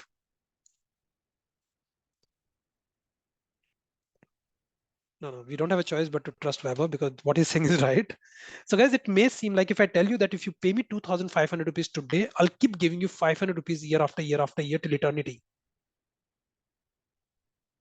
So the simple formula here is that if you invest 2,500 rupees today and you're getting a return of 20%, what you can do is today you'll go to bank, put 2,500 rupees. The bank will give you 20% return. The bank will give you total 3,000 rupees. What you do is out of 3,000 rupees, you pay me 500 rupees and the remaining 2,500 rupees, you put that in the bank. In the second year, again that 2,500 will become 3,000. You again pay me 500, the balance number will be 2,500, and the cycle can keep going on and on and on. So because the interest rate in the economy is 20%, to generate 500 rupees annually, you have to invest 2,500 crore rupees today. And this will mean that every year you can withdraw 500 crore rupees from your account. And leaving the principal of 2,500 crore rupees back into the account, as a result, you'll get this 500 crore rupees ka interest till your lifetime. So the calculation here is, if you want a 500 annual income and the rate of interest is 20%, the investment today is 2,500 rupees.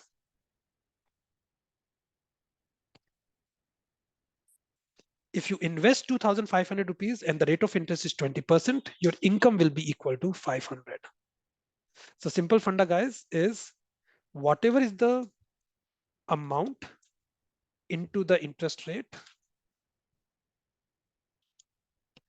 will give you the PMT, the payment every year. So here the amount is 2,500. The interest is 20%. You got the PMT of 500. But what if the question gives you the PMT and the interest rate? The question gives you that the annual amount is 500, the interest rate is 20%, and you want to calculate the amount today. Then you to do it PMT divided by interest rate. So if amount into interest rate is equal to PMT, amount will be equal to PMT divided by interest rate. So today's value is equal to 500 divided by 20%.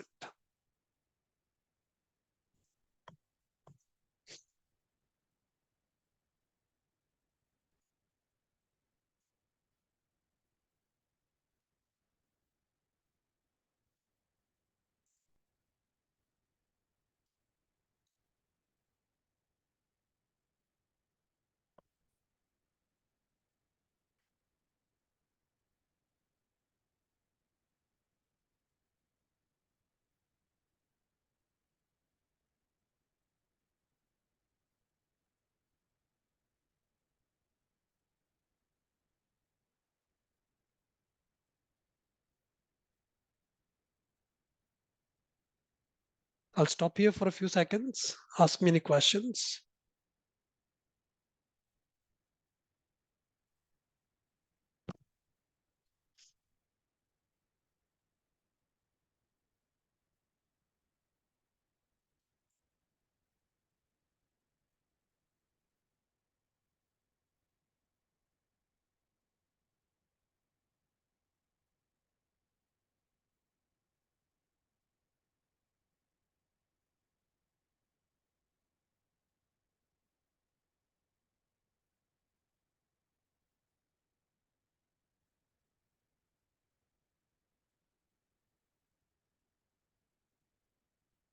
Now, guys, this is a formula, but what I'll do is I'll do a manual calculation out of it.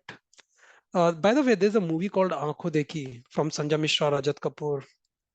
I'm sure like Sanjay Mishra, Rajat Kapoor, like the best actors, right? Like they are like from theater.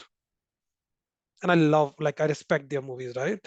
So there's a movie like very small budget, Aankho Dekhi, and in this movie, what happens is that Sanjay Mishra as an actor, he doesn't believe into anything which is not experienced yet. For example, if people has told him that sun rises in the east, he won't believe it unless he has seen it rising in the east. People have told him that if you jump from the height, you get hurt, but he has to actually jump from the height to experience it, and then he'll believe into it. And the last scene of the movie is he jump off a cliff. Not that he has suicidal tendency, but he wanted to know whether people die when they jump from such a big height. So very nice movie. And the reason I like this movie and I'm discussing about that movie is that though you can do so many things on the calculator and using formula, but you have to see it to believe it. Right? So what I'm going to do here is, let's say you're getting 500 rupees in the first year. You're getting another 500 rupees in the second year. You're getting another 500 rupees in the third year. And you keep getting this 500 rupees year after year after year till eternity. Now I cannot show you the eternity, guys, but for me, for all practical years, 300, 400 years is eternity. Because after that, that 500 rupees will be worth hardly anything. Okay? So what I'm doing is, if you keep getting this 500 rupees year after year after year, the value of this 500 rupees today will be equal to 500 divided by 1 plus 20%, discounted for how many years? 1 year. This 500 will be worth 416. This 500 will be worth 347. This 500 will be worth even less. This 500 will be worth even less. If I keep doing it till eternity,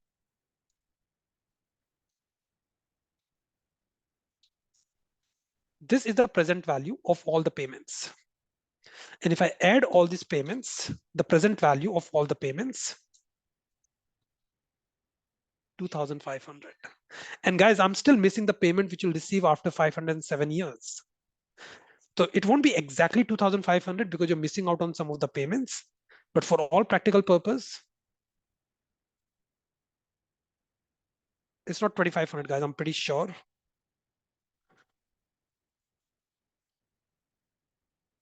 Oh my God. For all practical purpose, guys, this is 2,500.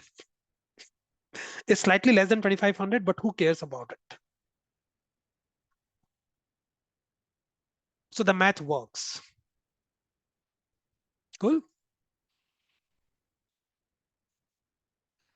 Let's add something here, okay? Let's say this 500 is not going to be constant. This 500 is going to grow. So today you're getting 500. Tomorrow you'll get not 500 plus 2% extra. You'll get 510. Third you'll get another 2% extra. So instead of 510, you'll get 520.2. You'll get another 10%, 2% extra. You'll get 530. You'll keep getting a growth of 2% year after year after year. So what is the present value? If you're getting an annual payment of 500, interest rate being 20% and the growth being 2%.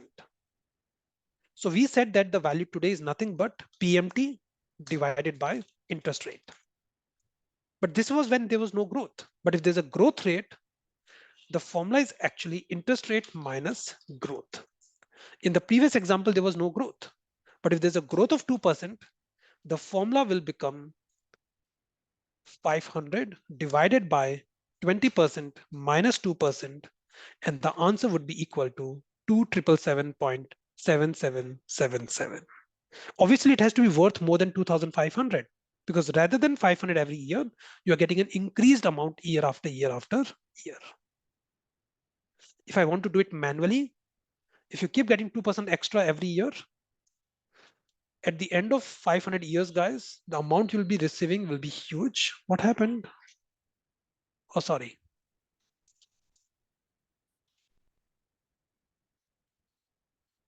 What is happening, guys? It's not calculating. Manual calculation. See the amount you're getting after 500 years. It's a huge amount, guys. A few million rupees. But still, when you calculate the present value, see the present value, 2,777.7778. So remember this formula, guys. The value today is nothing but the payment every year divided by interest rate minus growth. The value you are going to get is today, but the first payment will not come today. The first payment will come after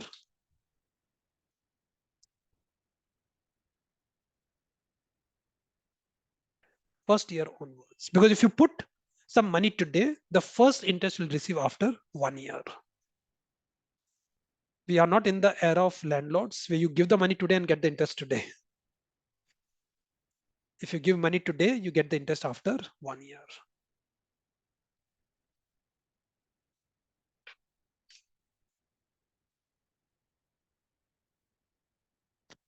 And I would classify this as the most important formula, and you'll keep getting this formula at least at 10 different places in your entire CFA. And this formula was driven by some economist called Gordon. And this is what we call as Gordon Growth Model. And in short, people call it GGM. Nothing to do with the city Gurgaon, but people in Gurgaon take credit for this model. But GGM is what we call it.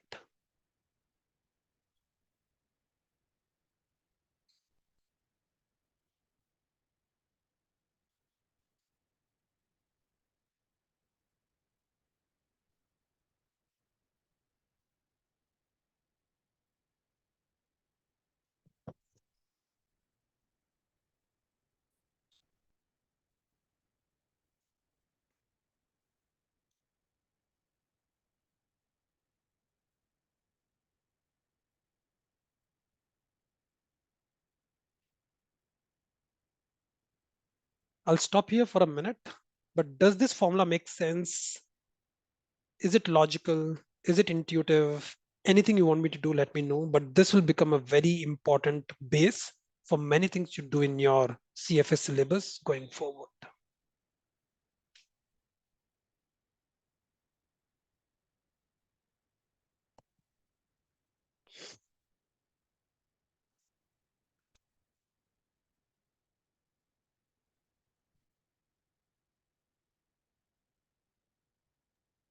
Ansh, I have one question.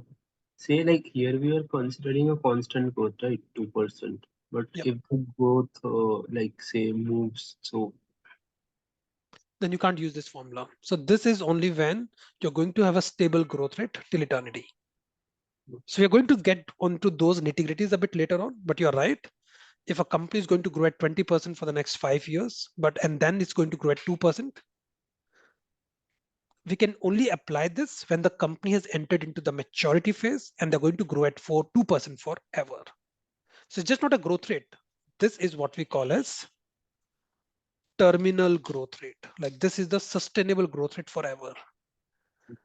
If you look at WhatsApp, Twitter, Netflix, they're growing at 200%. Can you apply the 200% here? No. But can these companies grow at 200% forever? No.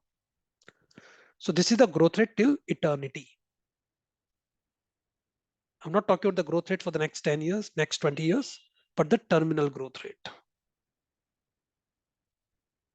the long-term growth rate.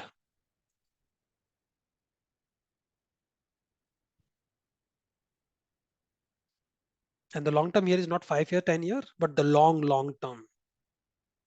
And there's a saying, right? In long term, everyone is dead. That long term.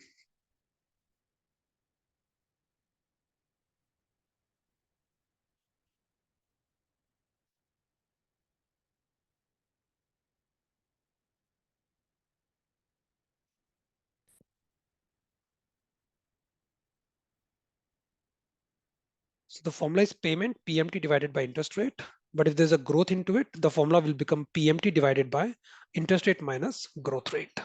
Higher the growth rate, lower will be the denominator, higher will be the value of the present value, which is logical, right?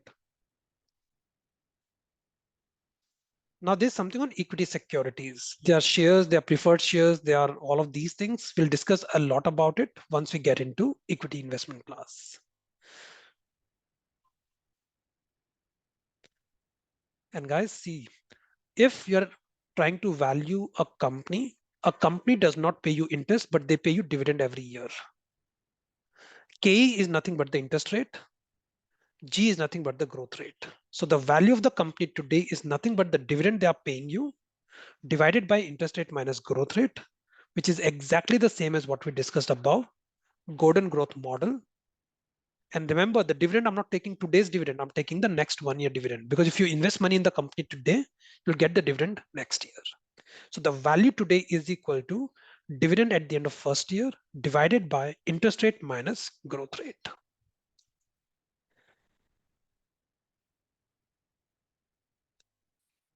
Gordon growth model or a constant growth model.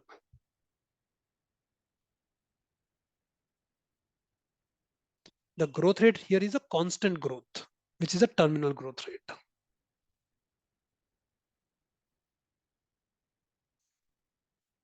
The multi-stage DDM and all we'll discuss once we get into equity investment class. It's a bit too early to discuss about those things.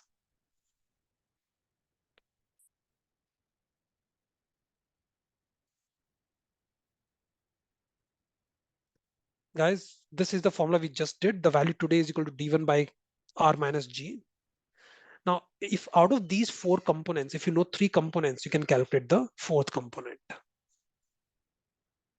So let's say if you know the value of the company, you know the dividend, you know the growth rate, you can calculate the cost of equity. So, right, so out of these 4 things, you can revisit the formula and can calculate anything you want to calculate. It's a simple mathematical thing, an equation. You got some variables. Out of 4 variables, if you know the 3 variables, you can calculate the 4th variable.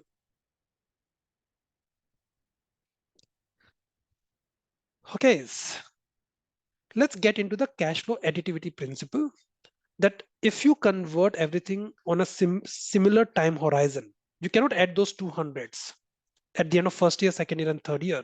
But if you convert all of those 200 as of today, you can add those numbers and calculate the present value. This is what we call as cash flow additivity principle, that the present value of any stream of cash flows equals the sum of the present value of the cash flows.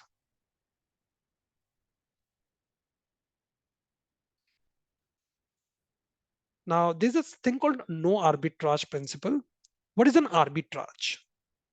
Have you heard about it? The word arbitrage? Yes, sir. What is it? So basically, it's making use of the difference in prices. Uh, it might be in some other place, or if it's the same meaning, it's making use of the difference in prices in different market to make some profit. Right. So the arbitrage means you're making a profit because there's an inconsistency in pricing in one market versus the other market, in one product versus the other product. I'll give you a very clear example of arbitrage. And you know, this Walmart does a lot of it. You go to Walmart, and there's been lots of discussion in, you know, in your marketing class in MBA colleges around these strategies. You know what a Walmart does? Walmart will say that if you want to buy a 1 liter of water bottle, it's going to cost you $2.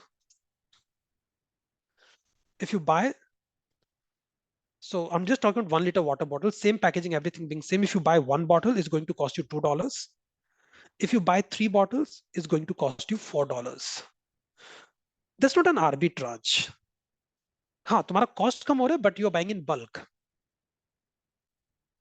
And you cannot say, acha, for 1 bottle, you're paying $2, for 3 bottles, you're paying $4. That's less than $2. That's not an arbitrage.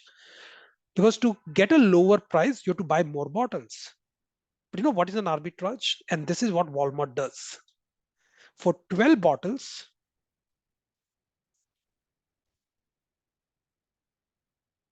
you pay $3.50.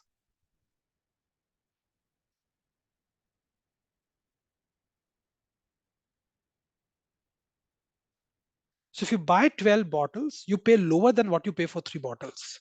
In absolute terms, the per bottle cost will be further less. तो या तो तुम $4 देके 3 bottle खरीद लो, या you pay $3.50, pay $0.50 less, and rather than 3 bottles, get 12 bottles. What will you prefer?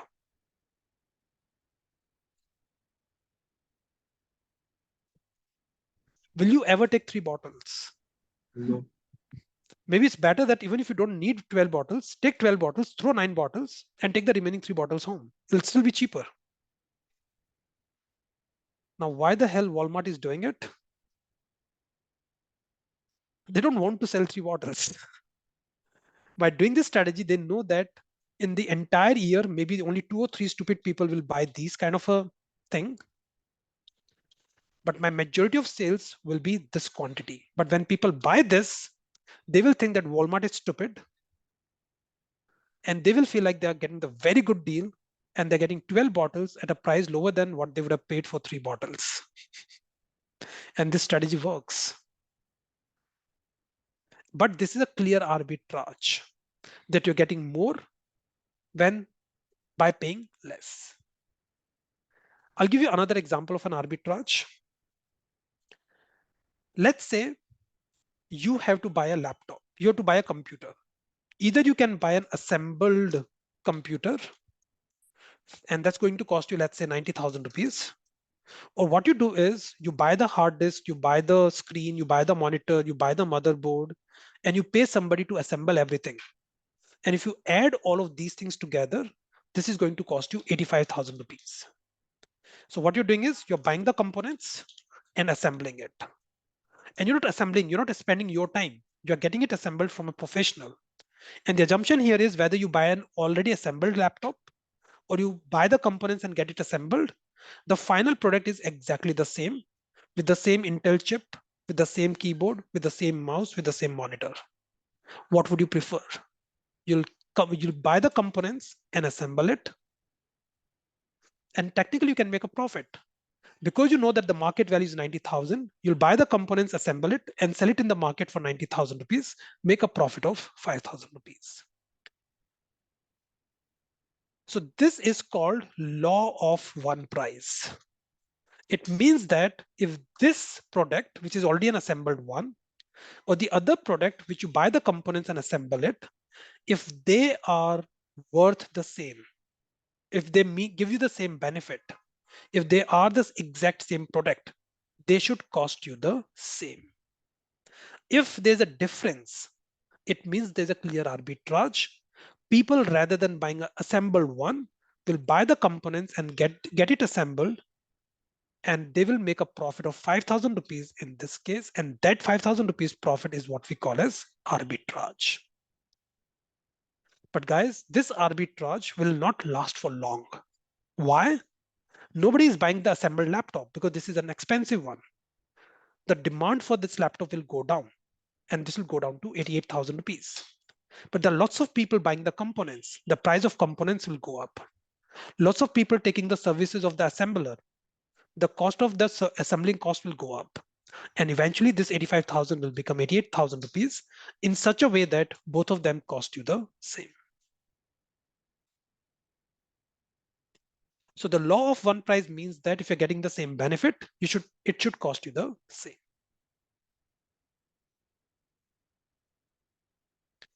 It's a very important concept. Generally, if the markets are efficient, there should not be any arbitrage available. If there's an arbitrage available, all the smart, rational people will take advantage of the arbitrage. And once you start taking advantage of the arbitrage, that arbitrage disappears. We'll have more discussion about arbitrage once we get into derivatives. But I think you got a small basic example what arbitrage is all about. One example could be you buy the shares in NSE and sell it in BSE and make some profit. You buy something in Nagpur and sell it in Bangalore and make some profit. But if there's a margin, guys, people will realize that it's available cheaper in Nagpur, it's available expensive in Bangalore. There are too many people buying it in Nagpur, the price in Nagpur will go up. Nobody is buying in Bangalore, the prices in Bangalore will go down, and things will come back to the normal. So the arbitrage disappears like anything. And now we're talking about AI and ML. They will exploit the arbitrage so fast that what seems like a big arbitrage will disappear in a few seconds.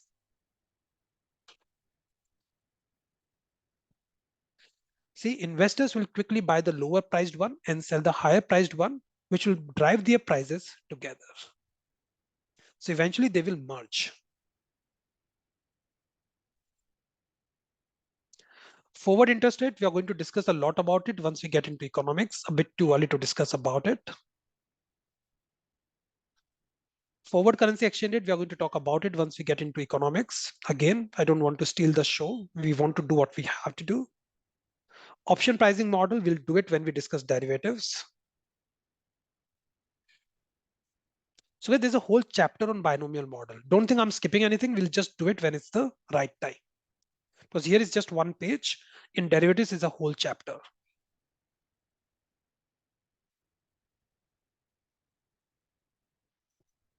So this brings us to the next topic, which is statistics. We'll start with statistics in the next class, but any questions, especially on the time value of money, any of the things we have discussed, I'm more than happy to repeat any of it.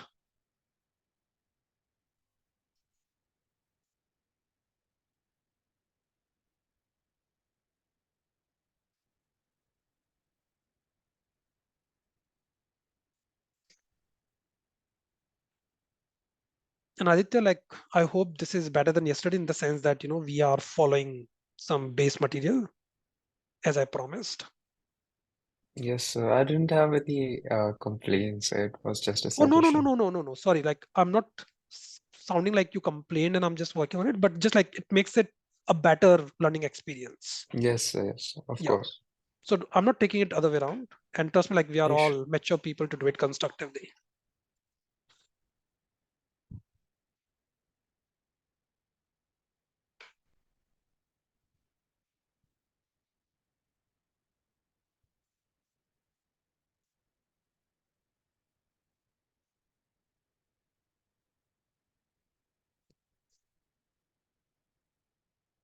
If you register for exams in August, guys, you should, I'm sure you would have already started preparing for the exams. If you're planning to register for November, you may think it's too early to start preparing, but you never realize when it's too late. So please start preparing for the exams. If you're writing exams in February, my question is why February, why not November?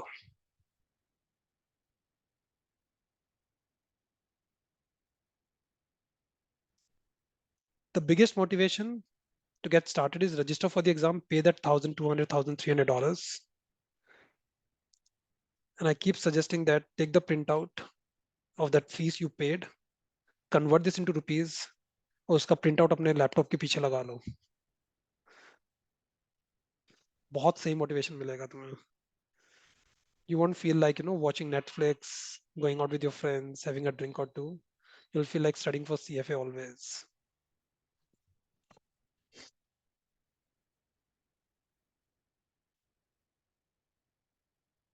Unless you're too rich, that couple of lakh rupees doesn't matter. Then you have to find out like different ways, other ways of motivation.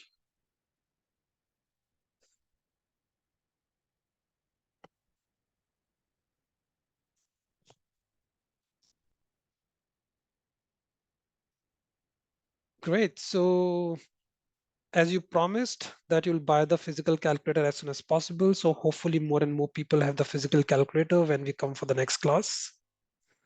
And as you promised, you'll delete the application what we downloaded today as soon as possible. Okay.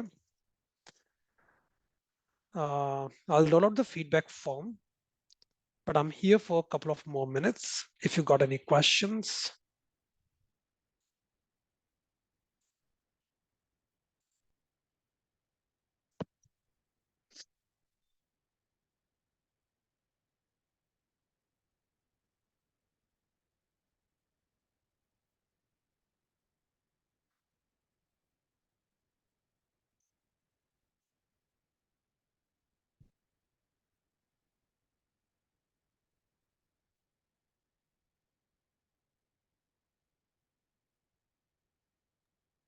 Sir, I just wanted to check by when we'll be able to have this links for recorded session, because if just I wanted to go through again and clarify the concept, it generally would. Right. Generally Monday, Tuesday तक तो नहीं आता है, but Wednesday, Thursday तक आ जाता है. And it comes on the portal, sir. Where does it come exactly? Yes, on the portal. Like you would have got like the login credentials, and when you log in there, you'll see the recording. Okay, so I have Pristine's portal. There I can see on the batch, right? I've enrolled for, right? Sir? So I don't have access to the same portal. My Oh, portal is a very different one. Maybe if somebody else have an idea and can help Puneet.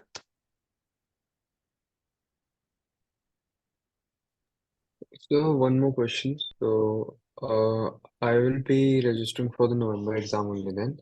And so as you may I don't know, feel like there I'm are three provoking pack. you, okay? No, no, no, you're not provoking me. Okay, I know I have enough time. I can do it. okay. Apart from that, there are three packages there, right? Yeah. So the one which has more mock tests and extra 1,000 practice questions. So do you think that's worth it, or should we just go with the basic 1,200 one? हाँ यार ये जो whether it's worth it or not is a very very relative question, right? I sometimes Hmm. wonder like is it worth it buying a BMW and Mercedes? I never find a worth in it. Sorry. Uh, in a very very plain like for a middle income class person, I would say you don't have to buy this. It's not worth it because there are like so many questions you'll get from Swayze and other ways. So just go with Hmm. the basic one without taking the hard copies and without paying extra for the mock papers. But again, the decision is very, very individualistic. If you say a couple of $100 is nothing much, better you have more. But would I have taken it? Yes. My answer would have been no. Okay. Understood, sir. Thank you. I have one question, Ansh. Like in the starting, I think someone was mentioning regarding financial modeling and Python. So what was that? So यार अगर if you don't want to get distracted, say पहली बात तो when you do Python or financial model, you won't become expert in that 10 to 15 hours, right? So my objective here is that I don't get distracted too much. Is it part of the curriculum or we No, need? no. You just have to like, I don't know the clarity yet, to be honest, but eventually they might say, okay, this is the syllabus you have to go through. And maybe you have to just do a tick mark. Okay, you have spent 10 hours going through the syllabus. They may not even Uh, test you. They may not even ask you for like, track you and all. They will trust you that you spend those hours into it. I'm sorry, I'm on the CFA website now, Hmm. and it has 5 units, four which you said like it's going through something, but unit 5 is a final capstone project. What is that? There's a capstone project at the end Okay. for the Python programming. Okay. So इसके बारे में कौन ज़्यादा बता पाएगा? Because Uh, I think this is the first time it's being implemented. yeah, exactly. So yeah, there are lots of like, to be honest, like I don't see the same portal again because I'm not registered for the exams. And It's maybe like, general website. Maybe I'm not registered for it yet. oh, yeah, okay. Is it okay? Can you just If share the they, link? Let me try opening it. And to be honest, I don't have any insights into it yet. Once I talk to the students who written exams in the month of February, I should have known, but I've not talked to people yet. So maybe like reach out to the institute and I'm sure like they are more in touch with the candidates and they'll have more insights into it.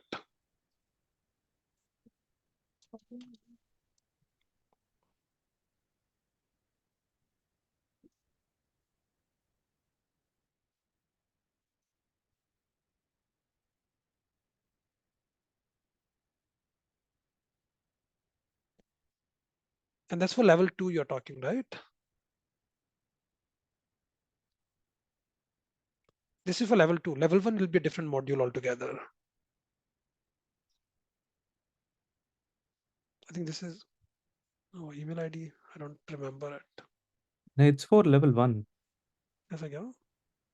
Yep, I'll share Again, it. guys, like not the best person to be honest. Like this thing, maybe reach out to the institute. They should have a better idea about this entire thing. You all know final capstone project, हाँ, but I see it under level 2.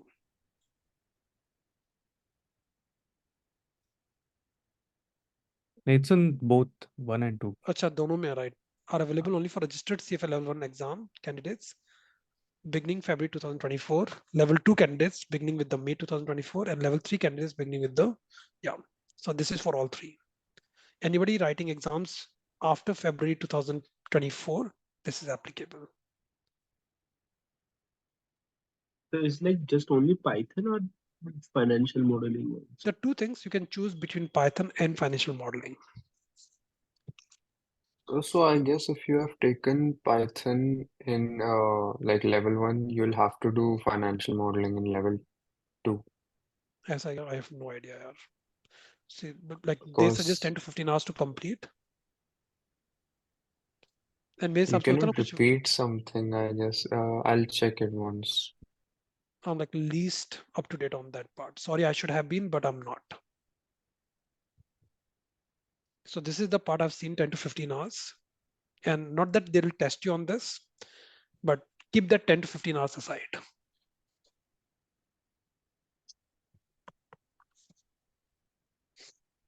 See, a series of videos, knowledge check questions, and projects to quickly build up your coding skills.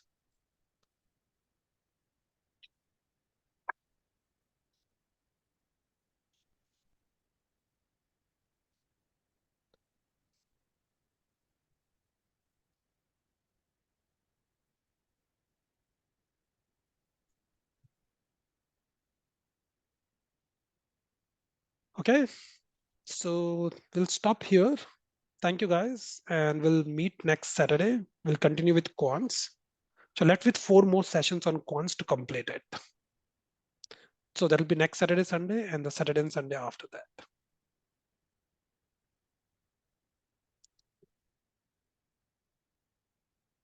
Have a great weekend of whatever is left,